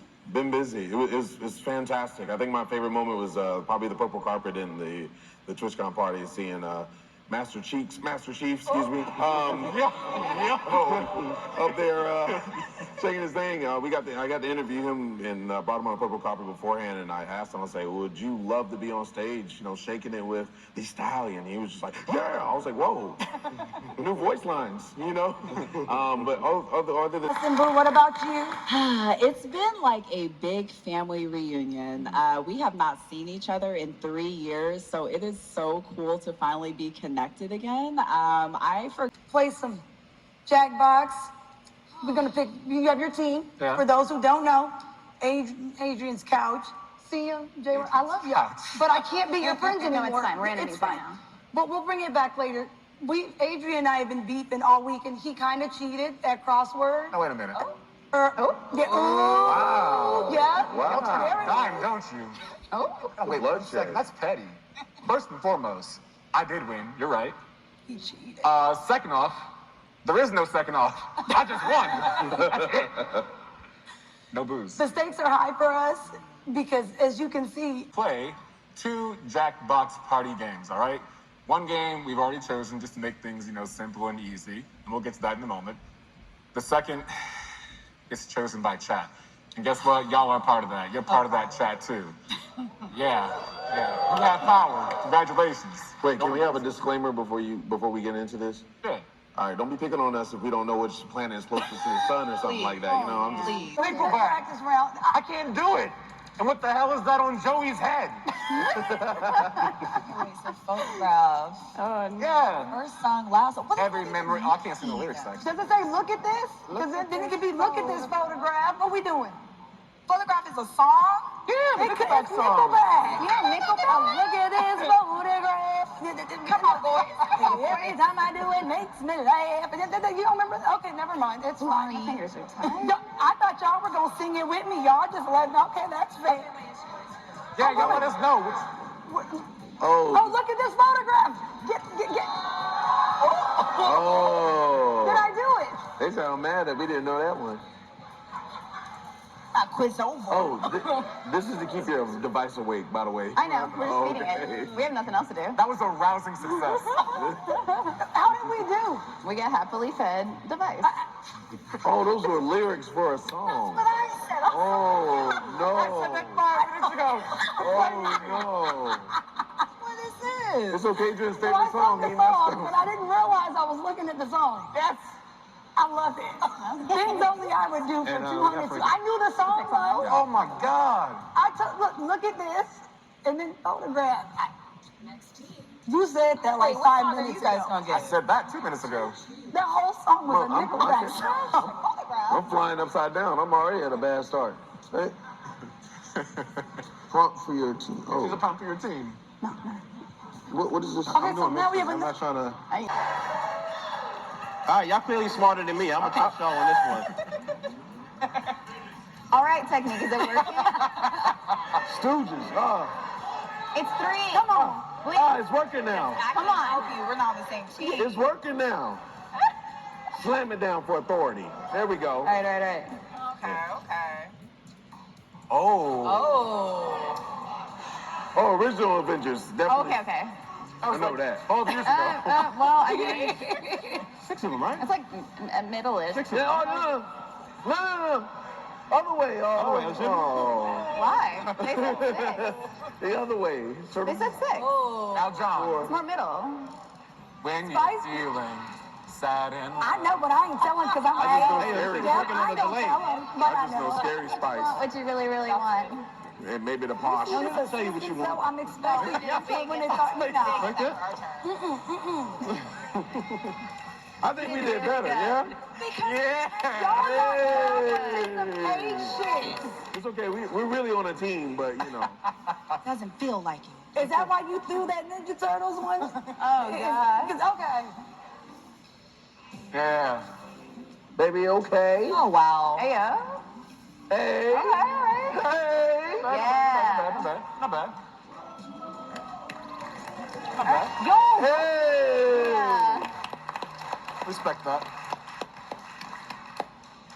We won. Oh, we All right, so Adrian, since you clearly want to be on our team, let me get that seat real quick. Let me take the charge there. You know what I mean? Since you ain't you ain't believe in us. Watch me see. And will be returned into their original human form. Y'all hustling.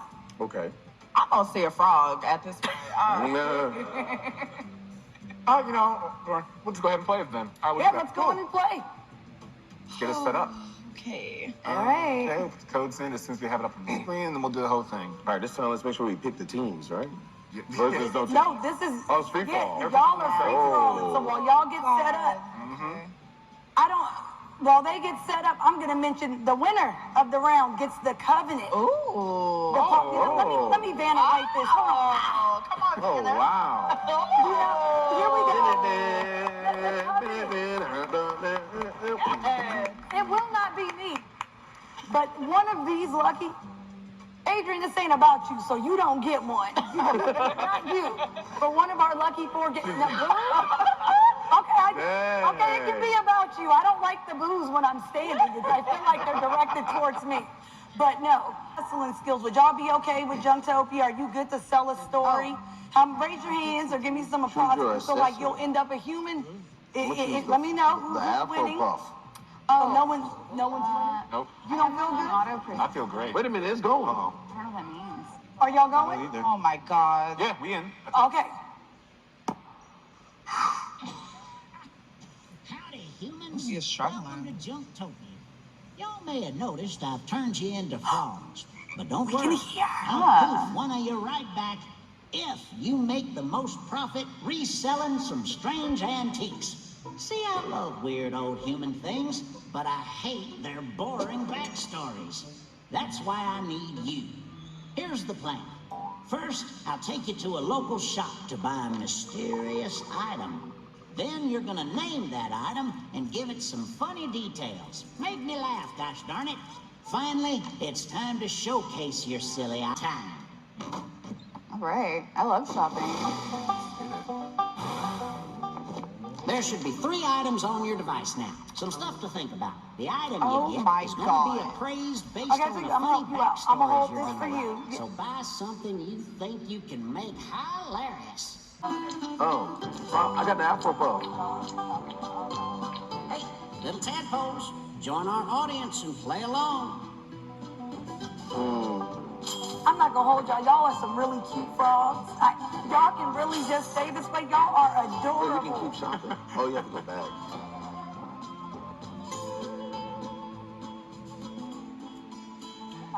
I only bought one thing. I don't know if that's... Look, I bought more or... I feel like you can multitask. Do you have a strategy going into this? Yeah, so my strategy is to watch everyone else do stuff first and learn from their mistakes and hopefully not repeat them. Thank you. Nice. Yeah. You look to your right, you might do a lot of learning right now. Well, I mean, the first thing it said is that you can buy something, and then I was like, well, if I buy one thing or I buy multiple things, but I think I have a good grasp on it now. It'll be okay. I'm confident.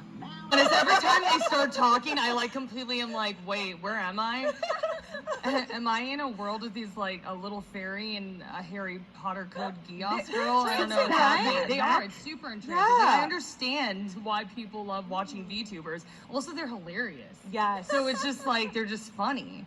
Guys, stop being so funny. You guys are distracting Jackie. I know. You guys, I have to host a panel here. Can you take it down a little bit?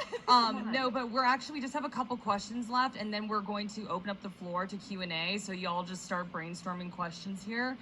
But before we go into the Q&A, I did want to ask you all, what's a simple plan of action that you'd suggest to aspiring VTubers who might be here? Like, I'm sure that you guys would want to throw the book at them, but if you could just be like, hey, here's just a little bit of advice, Uga, what would you want them to leave here knowing? The first thing I tell anyone who tells me they want to be a VTuber is I tell them to just stream, just start streaming. See if you like that.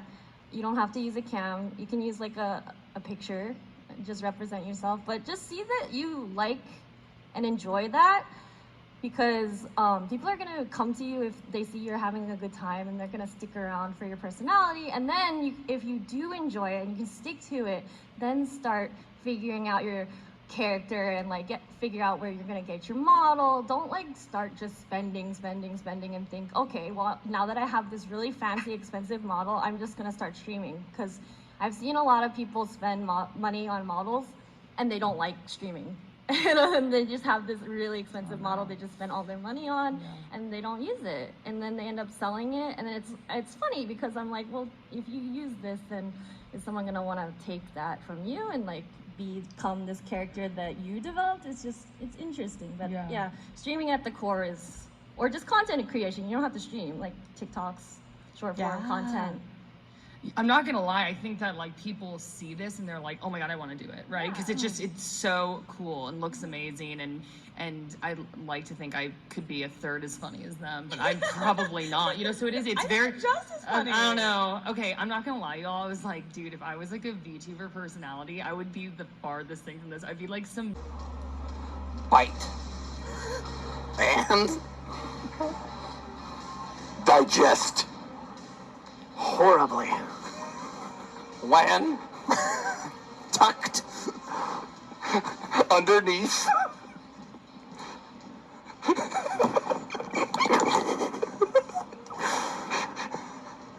your lower intestine. Hyphenate, right? So, a fun fact, I do hide food inside me. Oh, I mean, we all. Oh, that's a good fun fact. Yeah. Like in the normal places. I don't eat. I just stash. Oh. You like the that's hamsters? smart. Yeah. Just keep it in here. Yeah, except I have a different pocket. It's like right here-ish. Whoa. That's okay. Oh. It's like brand new cherry flavor style. Like, I don't know. Moving on. All right. Oh, yes. Oh, no, you go ahead. Were you going to read one from chat? No. Oh, okay, great. I want to ask, how has your convention experience been? And let's all answer it together. Oh, great. That's beautiful. Yeah, it's been a lot of fun. It's been a while since we've been at a TwitchCon, so it was nice to come back. Let's answer it as Dr. Know-It-All, but extremely I just want to know what Dr. Know-It-All's TwitchCon experience has been like. I love it. Oh, okay. I like that. Set it up. Here. My TwitchCon Experience has been caffeinated and raunchy. When Megan, this is TOS, Steve. TOS. First cleaned the stage and wiped everything.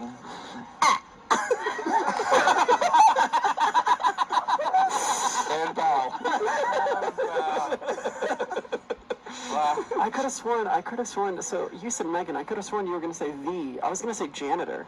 Oh, that would be good. And so cleaning was just on my mind at that point. I just needed to get it out somehow. Yeah, everybody has a down season. So. I mean, the word I was going to go for was torqued, but I was like, I did not know if that was against TOS or not. I said it now, so. Oh, damn it. I really your cake and ate it too. Oh, well, Well, I mean, now I do want to know what your experience has been like. Let's just talk about it. Dr. Know-It-All's gone. He's left the building. He left the building. Yeah. So let's do one more bow just to... All right, one more bow. Thank you for participating in our... But I guess I'll go first. My show's been fantastic. Yeah. I think I showed up here with the intent to see a lot of people that I already know, and I think like 60% of it has been seeing people I already know, and 40% of it has been just like completely new experiences, completely new people that I haven't spoken to, or just like someone I've never had a conversation with before, and then I'm sitting there for like 2 hours talking to them, and the whole day's just like passed by. So it's been very fun. It's simultaneously been so much and not enough time to get to. Not just TwitchCon, it's TwitchCon San Diego. Yes, so when you're not here, you're bopping around in San Diego, having probably a really good time out there as well. I'm gonna go to all those places one day. So. I mean, I saw Liz for the first time right after we got finished throwing ass with Meg. It was wonderful. I was like, do I know that man? Yes, it's the biggest hug. It's the biggest hug. So I almost cried. Almost cried. I'm not gonna lie. I love Ray. I've been wanting to meet this guy for a long time. So that's what this weekend for me was about. Was really just getting to see folks that I've got to meet over the past few years, and haven't actually got to meet them because we're in a whole pan pizza still. And so I'm like, all right, now I get to see these folks, and it just brings so much joy to my heart because it all translated through the screen. You saw me, Ray. You saw me. I know. I embraced you. Energy. Did you feel it? Yeah. Felt that energy? How about you, Mary Kish? You feel that energy? This has been an incredible weekend, and I think you're really summing it up. A lot of us, even if you've done a TwitchCon before, we haven't done them in so long that there was a lot of pent-up energy and a lot of pent-up emotion that I needed to get out. I was angsty, right? And I wanted to see people that I haven't seen in years. And even though I interact with people online and I see them in streams and I'm in their chat, it doesn't feel exactly the same. It's a totally different, surreal feeling. Seeing someone that you care about, that you like, getting to hug them, getting to see them face to face. It's kind of weird, but like seeing bodies, because I always see like this part, so I'm always like, oh my God, there's a whole body. You're a whole person. Wow. There's a whole thing going on. And that's cool. And I like seeing all these different pieces of people. I also find that there's just a genuine type of connection that you can't have online, no matter how much you try. And so doing that in person has been extraordinarily special to me. Yeah. You know, one of my favorite parts is when people who have not seen each other before or have not seen each other in a long time they turn into pterodactyls as they get closer to each other. It's been so funny to watch every single time. And the tippy tap? Yes. It's so good. It's so good. But, all right, y'all. So, in case you missed out on all the fun, let's see some of the highlights that happened across the convention center at TwitchCon San Diego. Heck yeah. just backstage the 10 minutes you've been up here. I just fell in love as soon as I saw your nails. Yes.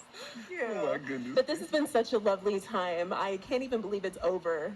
Just like that. Yeah. And this is your first TwitchCon as This well. is my second. This is my first as a partner. First as a partner. Yeah. Give it up, give it up. Yes. So I got to go to the partner party and I got to meet up with a lot of friends who were also here for the first time as a partner, and it was just amazing to see everybody again and see how far everyone has come from 2019 when we were last here. Yeah, a lot can change in 3 years, can't it? Oh, a lot has changed. Yeah. It's been hard for a lot of